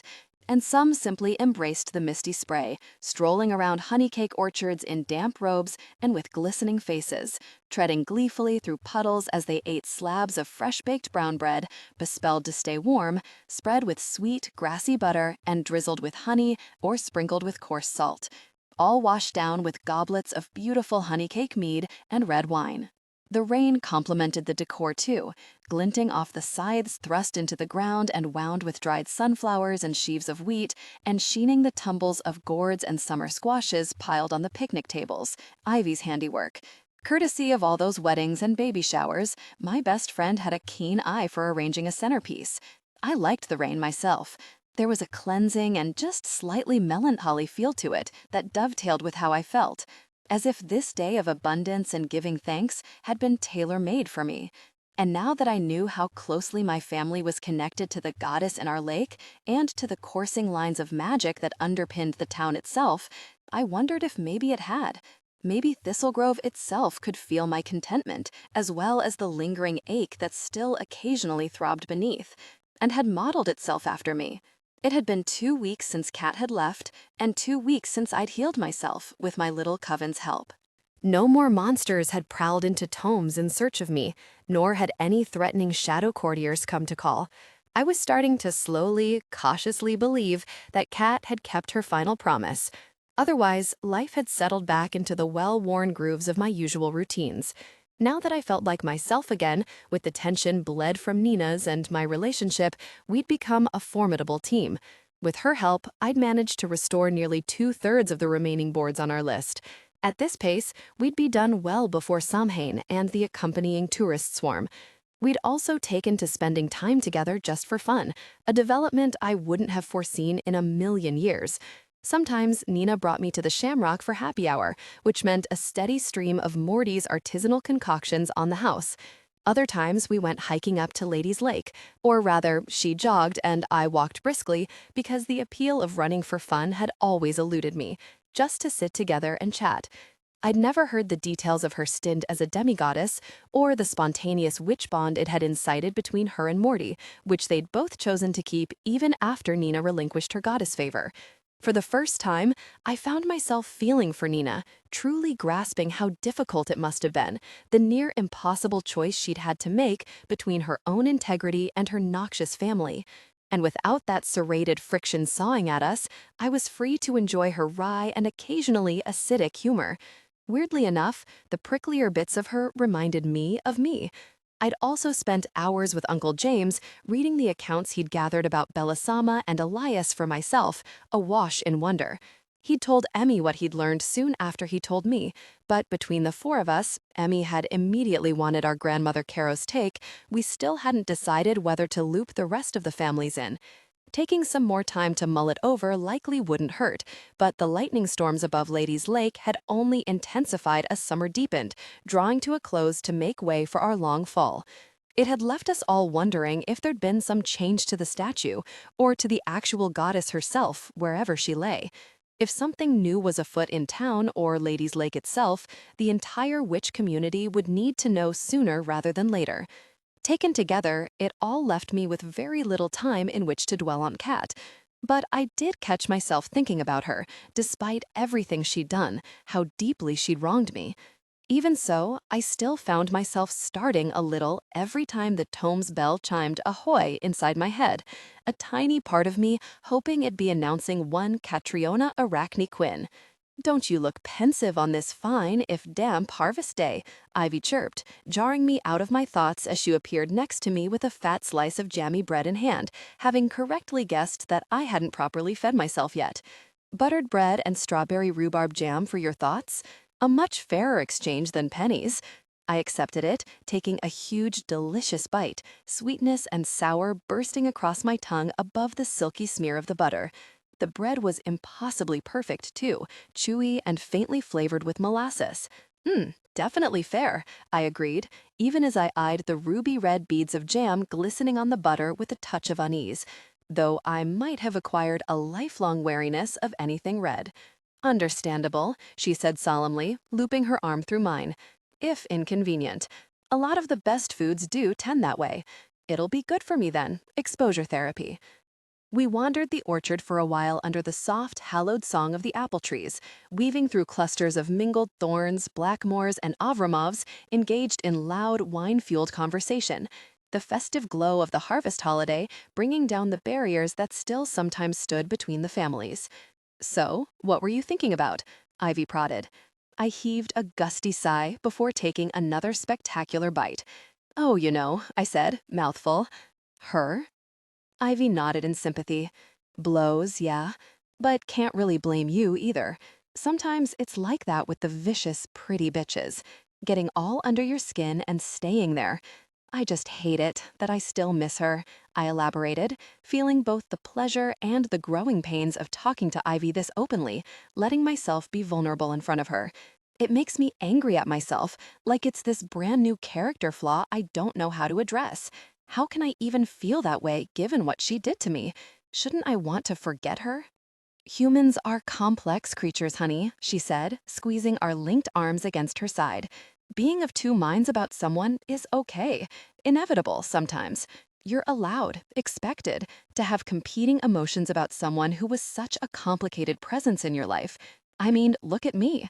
I still catch myself hoping to snag a glimpse of Dasha in any crowd of us. Even though I know I shouldn't want to see her, I do my best to keep my guard up, but I can't deny a part of me is always on the lookout for that obnoxious hair of hers. So, has Starshine Avramov graced us with her radiantly necromantic presence today? Oh yeah, I clocked her like 10 minutes in, she admitted, and both of us cracked up. In my defense, she doesn't exactly make herself scarce when she's in the orchard. She's clearly still looking for me too, waiting on me to change my mind. It does not help. Are you going to tell me what happened between you two? I pressed gently. Now that I'm not an oblivion-riddled mess who needs all the attention all the time. You were never that kind of attention-seeking, and you know it. And yes, eventually, I allowed, shooting me a small, fragile smile. Talking about it still feels too much like reliving it, so maybe I'll need a little more time to process first. I hear you. Not like I don't know how long it takes sometimes to feel like opening up. And I'll be here whenever you're ready. Hell yeah, you will. Where else would you be? She turned to smack a kiss onto my cheek with that trademark waft of sweet pea, vanilla, and shea butter, the beautifully familiar way my best friend in the world always smelled. Are you going to join for the closing circle? It's about that time. Lead the way, friend. Once the closing ceremony was officially over, I took part in one of my own favorite Harvest Day traditions, wandering through Honeycake's sunflower field and clipping some of the heavier blooms, which were imbued with not just magic native to the orchard, but also the accumulated power they'd soaked up during the celebration. Still wet from the earlier rain, they nearly fizzed with potential as I picked the finest of them and tucked them into a basket slung over one arm, keeping the magical bombs and tinctures I'd brew them into foremost in my mind, instilling them with my intention. As I did so, I also murmured thanks to each flower under my breath, and to the Thistle Grove soil, rain, and sun that had nourished them, to the forces of divinity that had allowed them to flourish here, and to the thorns for giving me free rein to roam their demesne, allowing me to pick some of their bounty, to hold my own intimate Thanksgiving. I was so wrapped up in this semi-sacred private ceremony that I almost missed the hint of wildflower fragrance drifting through the warm, grassy air of the field. I'd only just begun to register it when a smoky voice sounded from behind me. Delilah. I wheeled around to face Kat, who stood with hands clasped by her waist in a way that somehow managed to silently communicate remorse. The sight of her hit me like a sucker punch. For all that I'd been thinking of her earlier, she was the last person I'd have expected to find here. Late afternoon sun lit that shock of white blonde hair, kindled a fine honey gleam in her bare arms and shoulders.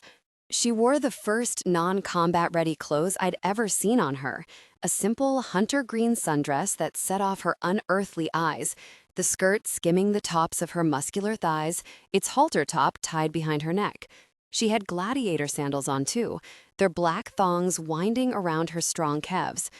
My gaze flitted instinctively to her wrist in search of yet another bespelled bracelet, but she'd worn no jewelry at all, presumably to put me at ease. A rueful smile quirked the corner of those black cherry lips. No beguilement weaves this time, promise. Only me.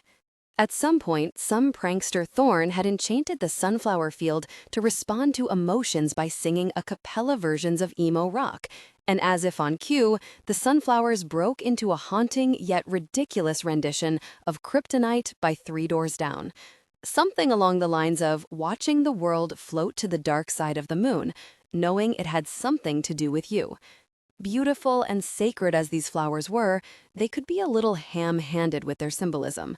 Only you is entirely bad enough, I said tightly, shifting my heavy, sunflower-laden basket higher on my arm. How did you get into the orchards? Honey cakes under a normie deflection glamour for the ceremony. And how did you even know to find me here? I'm not a normie, remember? Her mouth twitched. Could it really be nerves?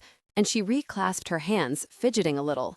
And you told me yourself when you were describing the way you celebrate Lubnicid here. You said you like to finish the day off in the sunflower field, all alone, reaping flowers for your potions, giving thanks, anticipating fall. Her gaze flicked warily between my eyes, assessing how all this was landing. I thought it was beautiful. Oh, cut the shit.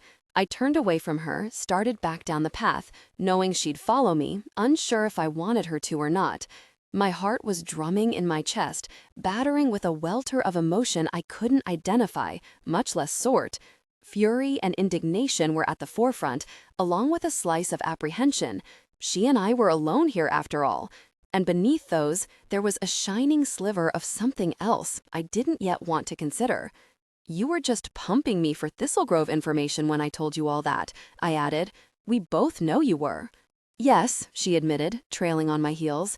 I could hear the rustle as she skimmed her fingers over the sunflowers' bobbing heads, and part of me wanted to snap at her to keep her thieving hands off flowers that didn't belong to the likes of her. But I also just wanted to hear about it, about you. Like I said before you left, I reached for a promising bloom, slid my shears from the basket. Why would I ever believe anything you had to say? Because I kept my word. I gave the book to Octo, just like I said I would, but I told him nothing else. Nothing about this town or you. I said I'd retrieved the opus from some amateur blood witch out in Ohio who had no idea what she even had. Blood witches are a thing? I paused for a second, thrown enough that I momentarily forgot how angry I was at her. Blood witches in Ohio? Blood witches are, indeed, a thing. In rural Ohio, not so much. That's why Octo bought it. The more ridiculous the story, the more likely that it's true. People intuitively recognize that truth is often stranger than fiction, a useful feature for professional liars like myself. And I'm supposed to just take your word for it that you kept mum about everything? She lifted a shoulder, tipping her head. Had I let anything slip, you'd know. Courtiers would have flooded the town already. Not something you'd have missed, believe me. But no one's come, have they? And they won't, I guarantee it. Besides you mean. I turned back to face her, vibrating with rage. Why are you here, Cat? And today of all days?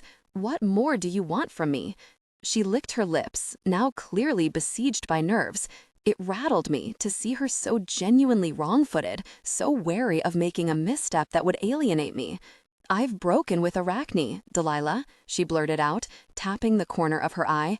Where the tiny spider had once spun its intricate web, there was nothing but a little silvered patch of scar. "I left the Shadow Court. See, she's all gone." "What do you mean you left?"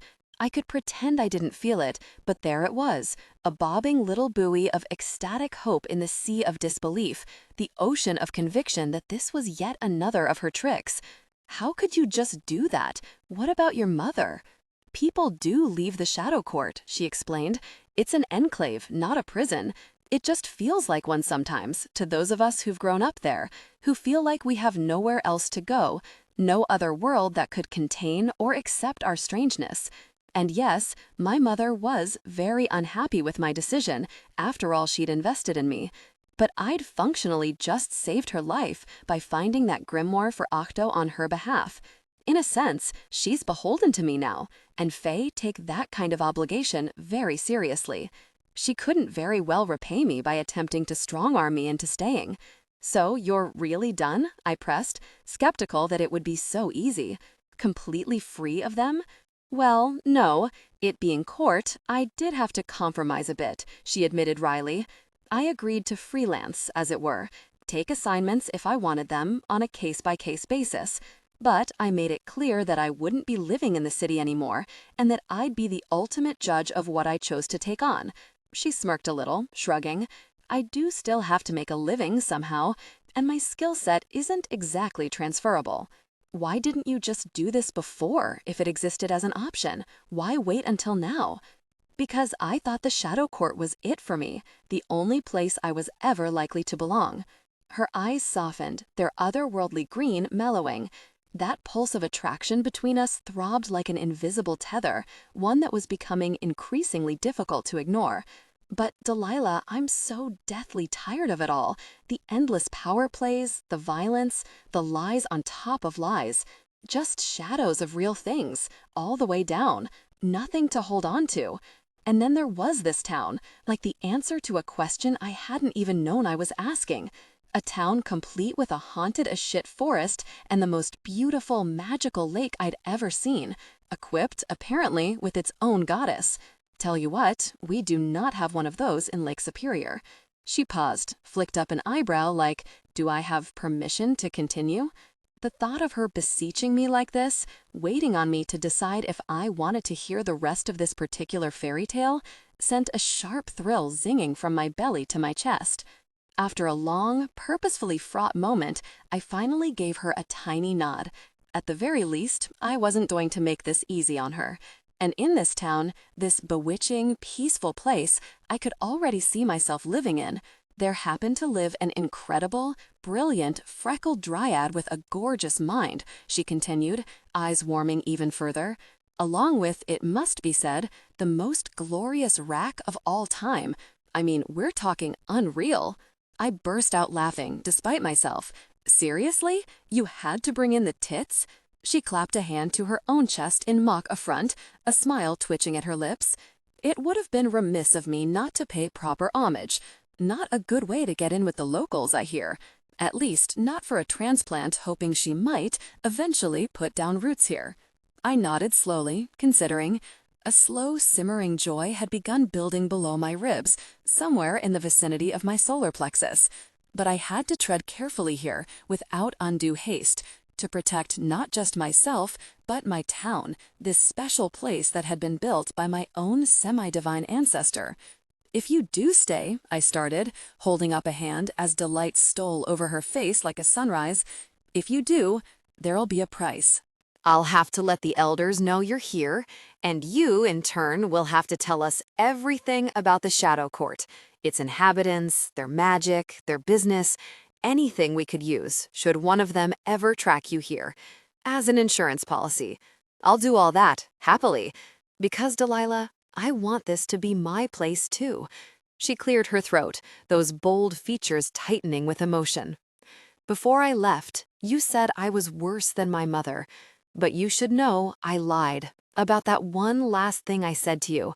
I didn't fail to remind you to cast the wards on purpose. I only forgot, exactly like you did. Putting you and that mundane girl in that kind of danger, that would have been a step too far, even for someone like me. That's good to know, I conceded, feeling an even deeper softening toward her. That makes a very big difference to me. I only said it to make things easier on you after I left. But you were right about one thing. I do want to be better. I want to be a real person. The person I was supposed to be, would maybe even have become if I hadn't grown up the way I did. Someone with a full-fledged conscience, inconvenient as I hear those can be. And I suspect, her eyes fastened on mine, alight with yearning. I suspect you know a thing or two about being good, if you'd be willing to teach me. Is this a Wizard of Oz thing? You want me to show you where to find your heart? Oh, I already know where it is. What I need is help putting it to better use. How about this? I said, holding my free hand out to her. I'm willing to consider becoming your Dorothy. She grinned at me, bold and rakish, taking my hand and both of hers. That's more than enough, for starters, more than I deserve. She cast me a coy look, a slow, feline blink with those silky, dark lashes casting shadows on the hollows under her eyes. What would you say about sealing this joint undertaking with a kiss? I shook my head, though it took everything I had to turn her down, with the heat of her hands enclosing mine, that wildflower scent of her swimming giddy in my head. The next time I kiss you, I want to know I'm kissing the real cat, I said, tugging her just a step closer to me. Not some illusion, some amalgam pieced together just to entice me. When it does happen, I want to know it's because you care about me. I don't want ulterior motives to even cross my mind. And I have a feeling that getting there, feeling any kind of safe with you, is going to take some time. She rubbed those cerise lips together, her face falling just a little, but she rallied almost as quickly. But you're saying it might happen? Down the line? The odds are favorable, Cat Sith, I teased, drawing her down the path with me, ranks of yellow flowers swaying softly in the wind that had kicked up, bringing with it a bracing tinge of smoke and fallen leaves, the very first harbingers of the coming fall. And I'm not done collecting these flowers. I have some extra garden shears you can use if you want to help. And if you like, maybe we could even consider this our first real date. The sunflowers around us reached their angsty chorus, wailing beautifully about kryptonite. Cat arched an eyebrow at them, amused. I mean, they certainly seem to think it is, she said, with that silvery laugh, even if I have some pressing questions about their taste in early aughts angst boy rock. Everybody does, I assured her, lacing my fingers through hers. It's allegedly part of their charm.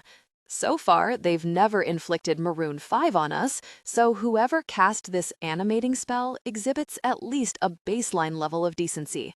Cat gave a theatrical shudder, falling into step with me. Thank fuck for small mercies. But here's the thing.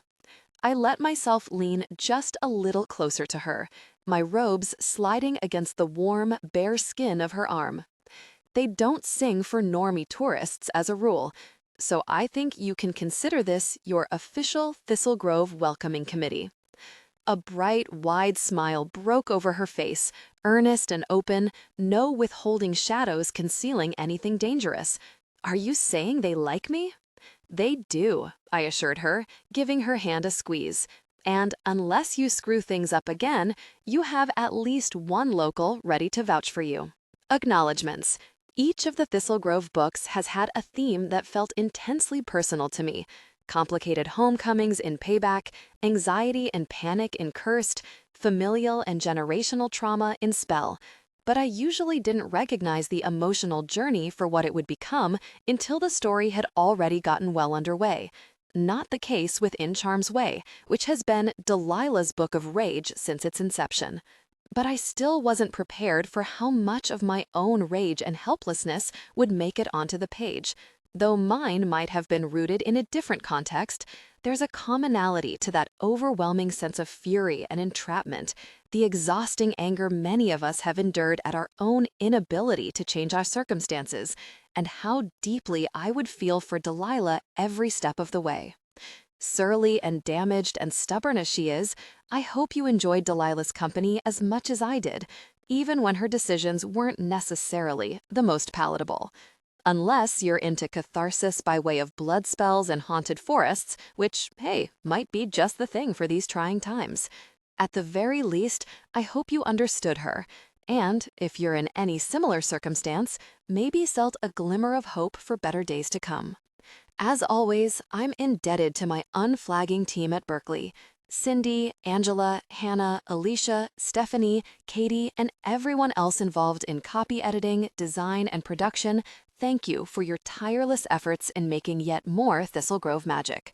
To the Root Literary team, you are and have always been a dream. Taylor, thank you for these books and for your gentle handling of my sanity. Jasmine, thank you for all the administrative wrangling you do on my behalf and for the emails, especially the salty ones. To my critique group ladies, a huge thanks for all the hand-holding and insightful critiques of the first half of this book. Your edits were wise and kind, and reading your work has only ever made me want to be better. To my family, thank you for standing by me through every stage of every storm. I would be at sea without you, maybe literally. To Thistle Grove readers, thank you for reading and for sharing your thoughts and emotions with me so generously. Hearing from you is always my very favorite part. Reader's Guide. In Charm's Way, Lana Harper. Reader's Guide. Questions for discussion. 1. When we first meet Delilah, she's experiencing feelings of utter helplessness and panic in the aftermath of the lingering Oblivion glamour, a sense that she can't trust her own memory. Have you ever felt similar frustration or fear when it came to your mind or body? Can you identify with Delilah's reaction to her predicament? 2. Another pervasive theme in Delilah's story is rage, fueled by her circumstances, her reliance on Ivy, and especially by Nina and her presence at Tomans and Omens. Did you find Delilah's anger and refusal to forgive Nina relatable? Did your perspective toward her behavior change throughout the story? 3. How did you feel about Delilah's decision to cast the baneful blood spell? Was it reckless or reasonable under the circumstances? 4. What did you think of Delilah's headstrong insistence on handling the aftermath of the blood spell on her own, instead of going to Uncle James and Emmy immediately? 5. What did you think of Ivy and Delilah's friendship? Do you think Delilah's abrasiveness and self-reliance are forms of selfishness, as Ivy believes, or a defense mechanism, or a bit of both? 6. In many ways, Kat straddles two worlds and feels pulled in opposing directions. How did you respond to her moral ambiguity? Did you understand why Delilah might have found her so attractive? 7. Which of the cryptids did you find the most terrifying, the most compelling? 8. If you were to bond a familiar, what animal would it be? What would you name them? 9. What did you think about inner tomes? If you were to travel into your own mind as Delilah and Kat are able to do, what do you think inner you would look like? 10. Which spell cast in the story would you most like to see? Photo by Gary Alpert, Deaf Boy Photography. Lana Harper is the New York Times best-selling author of the Witches of Thistle Grove series. Writing as Lana Popovich, she has also written 4 YA novels about modern-day witches and historical murderesses. Born in Serbia, Lana grew up in Hungary, Romania, and Bulgaria before moving to the U.S., where she studied psychology and literature at Yale University, law at Boston University, and publishing at Emerson College. She lives in Chicago, where she spends most of her time plotting witchy stories and equally witchy tattoos. Visit Lana Harper online, lanapopovichbooks.com, Lana Popovich Lit, Lana Light. Keep reading for a preview of the next book in the Witches of Thistle Grove series by New York Times bestselling author Lana Harper, Rise and Divine, from Berkeley Romance. The pretender eating devils is thirsty work. Much more than the magic itself, it was the savagery of my thirst that always took them by surprise, along with the unexpected normalcy of my hydration arsenal.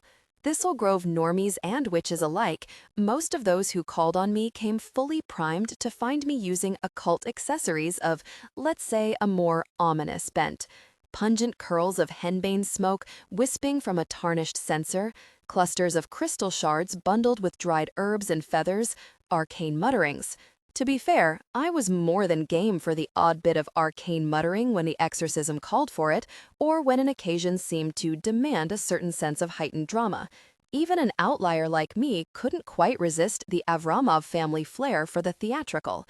It barely even fazed me now, the way their apprehension clouded over into bewilderment when I unzipped my entirely mundane black Patagonia backpack to pull out my hefty water bottle, lined with cheerful imperatives to hydrate yourself in 2-hour increments. Then came the parade of organic apple juice boxes, more appropriate for a middle schooler's backpack, followed by strawberry Pedialyte, just in case the ritual threw my electrolytes too far out of whack. And, as a last resort, those miniature liquor bottles you usually found tucked away in hotel room minibars like guilty secrets. It didn't help with the thirst, but with some of the nastier specimens I came across, nothing burned away the aftertaste quite like a fiery slug of wild turkey tossed back sharp. But today, this client's unusual composure was throwing me. When I'd arrived at the Arcane Emporium and quietly drawn back the burgundy velvet curtain that veiled this divination enclosure, secluding it from the rest of the occult store and the series of identical nooks on either side, she'd been sitting across the table from Amrita in a posture I knew well, head bowed, tendons standing out like steel cables in her neck, thin hands clasped on the tabletop so tightly the knuckles had paled into skeletal knobs. Fear made flesh. But the appraising glance she'd shot me when I slipped in, a keenly scrutinizing, clear-eyed sweep of my entire person, had been shrouded by only the faintest film of uncertainty. Nothing like my normal clients. "Hello," I said, setting my sloshing backpack down with a clink and extending my hand. I'd found that a courteously detached demeanor, the kind of brisk professionalism you'd get from a doctor, served me better than any cultivated aura of mystique when it came to setting them at ease. The thoroughly petrified wanted to feel that they were in capable, experienced hands. "Good to meet you. I'm Darya Avramov, Amrita's colleague. Dasha, if you like." "Right," the woman said, with a crisp bob of the head that made her glossy cap of chin-length brown hair sway, its fastidious caramel highlights glinting in the candlelight. She looked to be in her mid to late 30s, a handful of years older than me. Not my type, but a bland and fresh-faced pretty with the kind of dewy skin that indicated either premium genes or the budget for regular Botox, fillers, and serums. Her handshake was cool but surprisingly firm. I was accustomed to a much clammier and more tremulous greeting experience. The specialist. I'm Emily Duhamel, but just Emily's fine. I withdrew my hand, considering her more closely. Anyone who required my niche services tended to show up besides themselves with terror and unsure of whether they should be more afraid of whatever it was that plagued them or me, yon fearsome exorcist witch. A cure worse than the disease type paradox. Given the breakdown of Thistle Grove's normie population, they were also often the love and light types who drove me batty, the low-effort, high-commitment kind who outsourced their chakra cleansings and indiscriminately flung cash at the spiritual life coaches they invariably found through social media. Unfortunately, this insufferable subgroup came with the territory. Many Thistle Grove transplants were drawn here by the allure of living in a town steeped in witchy history, as if simply paying property taxes in a place ostensibly founded by 4 witch families might awaken some dormant, deeply buried psychic talents of their own. Even the arcane emporium's pervasive herb and incense fragrance wasn't enough to mask the patchouli scent they seemed to emanate with their actual souls. The irony of it was, when something sly and eldritch did come creeping in at their open-ended invitation, it often turned out that these were definitively not the vibes they'd been looking for. That was when they came running to Avramov diviners at the Arcane Emporium as the only game in town that cut their teeth on shadows, specialized in dealing with manifestations from the other side of the veil. But this woman wasn't so easily rattled, and I didn't catch so much of a whiff of figurative patchouli drifting off her. Only the sweet, floral notes of some top-shelf perfume. Something like Vera Wang, probably. Not that I had the first fucking clue how to identify designer scents. But that one at least sounded like something I'd heard of wealthy people wearing, at any rate. Thank you for coming out for this, especially on a weekend, she added, with a light laugh and a semi-incredulous shake of her head, as if the patent absurdity of her circumstances, the fact that the specialist in question was an alleged witch with the alleged power to banish whatever monster it was that lurked under her bed, hadn't escaped her. I'm looking forward to your expert opinion. Glad to hear it, I said, even more taken aback. Though I maintained a rigorous facade of respect and decorum with my clients, even when I found them slightly ridiculous as people, the last thing anyone needed while already at their wits' end and seeking help was to feel slighted or dismissed. They rarely rivaled me in equanimity. For one of the haunted, this Emily had her shit impressively together, I decided, revising my estimate of her upward by several more notches. Despite the deceptively soft, flower-embroidered cashmere sweater over a preppy collared shirt and prettily distressed jeans, I suspected she did something high-powered in her weekday life, demanding work that left her encased in an enamel shell that never really chipped off. And happy to help with your problem, of course. I assume Amrita has discussed our rates with you. Oh yes. She suppressed a tiny smile, as if she found our hourly rate laughably low but didn't want to offend. I felt a twinge of annoyance with her. Whatever it was she did, not all of us were in the business of fleecing people by overcharging for essential services. It won't be a problem. Perfect. I looked over at Amrita, who, though her everyday role was store manager, was bedecked in the cliched fortune teller regalia we wore for the tourists' benefit during our divination shifts. Plummy lipstick, a layered cascade of gauzy maroon shawls shot through with silver thread, coin medallion earrings, stacked rings on every slim finger.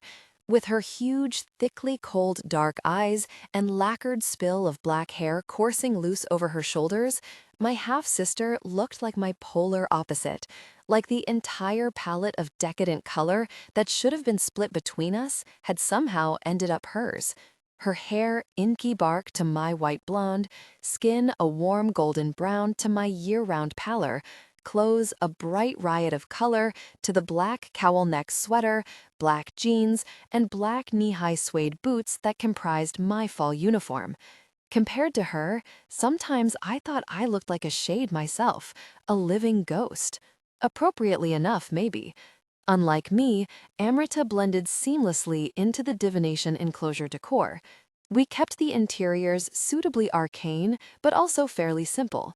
3 wooden chairs, and a small round table covered with a silky altar cloth styled after the tarot deck we all grew up using, the one that had been designed by Oksana Avramov 2 centuries ago. On it sat an ornate silver platter that held a gray pillar candle with a high-licking flame, anchored by a dried pool of its own wax, along with an onyx scrying plate, a bowl of black salt, and a scattering of winking crystals, more for appearances than use. A maroon damask canopy swooped over the tops of all the cubicles in the divination area to blot out the emporium's brighter overhead lighting. In here, there was only candlelight and the soft bluish glow of a Turkish mosaic spiral lamp tucked into one corner, its turquoise glass chip globes swaying slightly on their brass chains every time one of us shifted in our chair. It made for a very mundanely achieved, yet otherworldly effect. "Catch me up on the details?" I said to Amrita. She'd summoned me by text once she realized Emily had a problem more in my wheelhouse than hers, but the information she'd sent had been unusually vague. My sister nodded smoothly, though I caught the familiar flicker of concern that flitted across her delicate features, the same disquiet I often saw in the mirror. Sometimes her expressions were uncanny replicas of mine, a side effect of us both having inherited our father's face. "This is the tainted object," she said, sliding a velvet jewelry pouch to me across the table. I noticed the gingerly way she touched it, as if she'd have liked to limit contact with it even while moving it toward me. "I believe it's the locus for whatever it is that's attached itself to Emily. So it's definitely an entity, not a curse?" I asked. Sometimes our clients came into possession of heirlooms that had, either by accident or ill intent, become infused with malign spellwork that affected the wearer. The effects could appear similar to a haunting, but unpicking that kind of snarly working was a completely different undertaking and not my forte. "An infestation for sure," Amrita confirmed, with a shudder so faint that someone less familiar with my sister's graceful poise wouldn't even have caught it. "A pestilential one, too, by the feel of it." "There's no need to put it that way," Emily cut in with a startling edge of reproach to her tone, a flash of temper flaring in her lightly mascaraed hazel eyes. Under closer scrutiny, she looked a little worn out beneath that tasteful makeup, the flesh under her eyes the tender pre-dawn hue of purple that came from more than one restless night. Something was disturbing her sleep. So crudely, like she's evil, an affliction. "I told you, it isn't like that. I'm not afraid of her." I noted, her.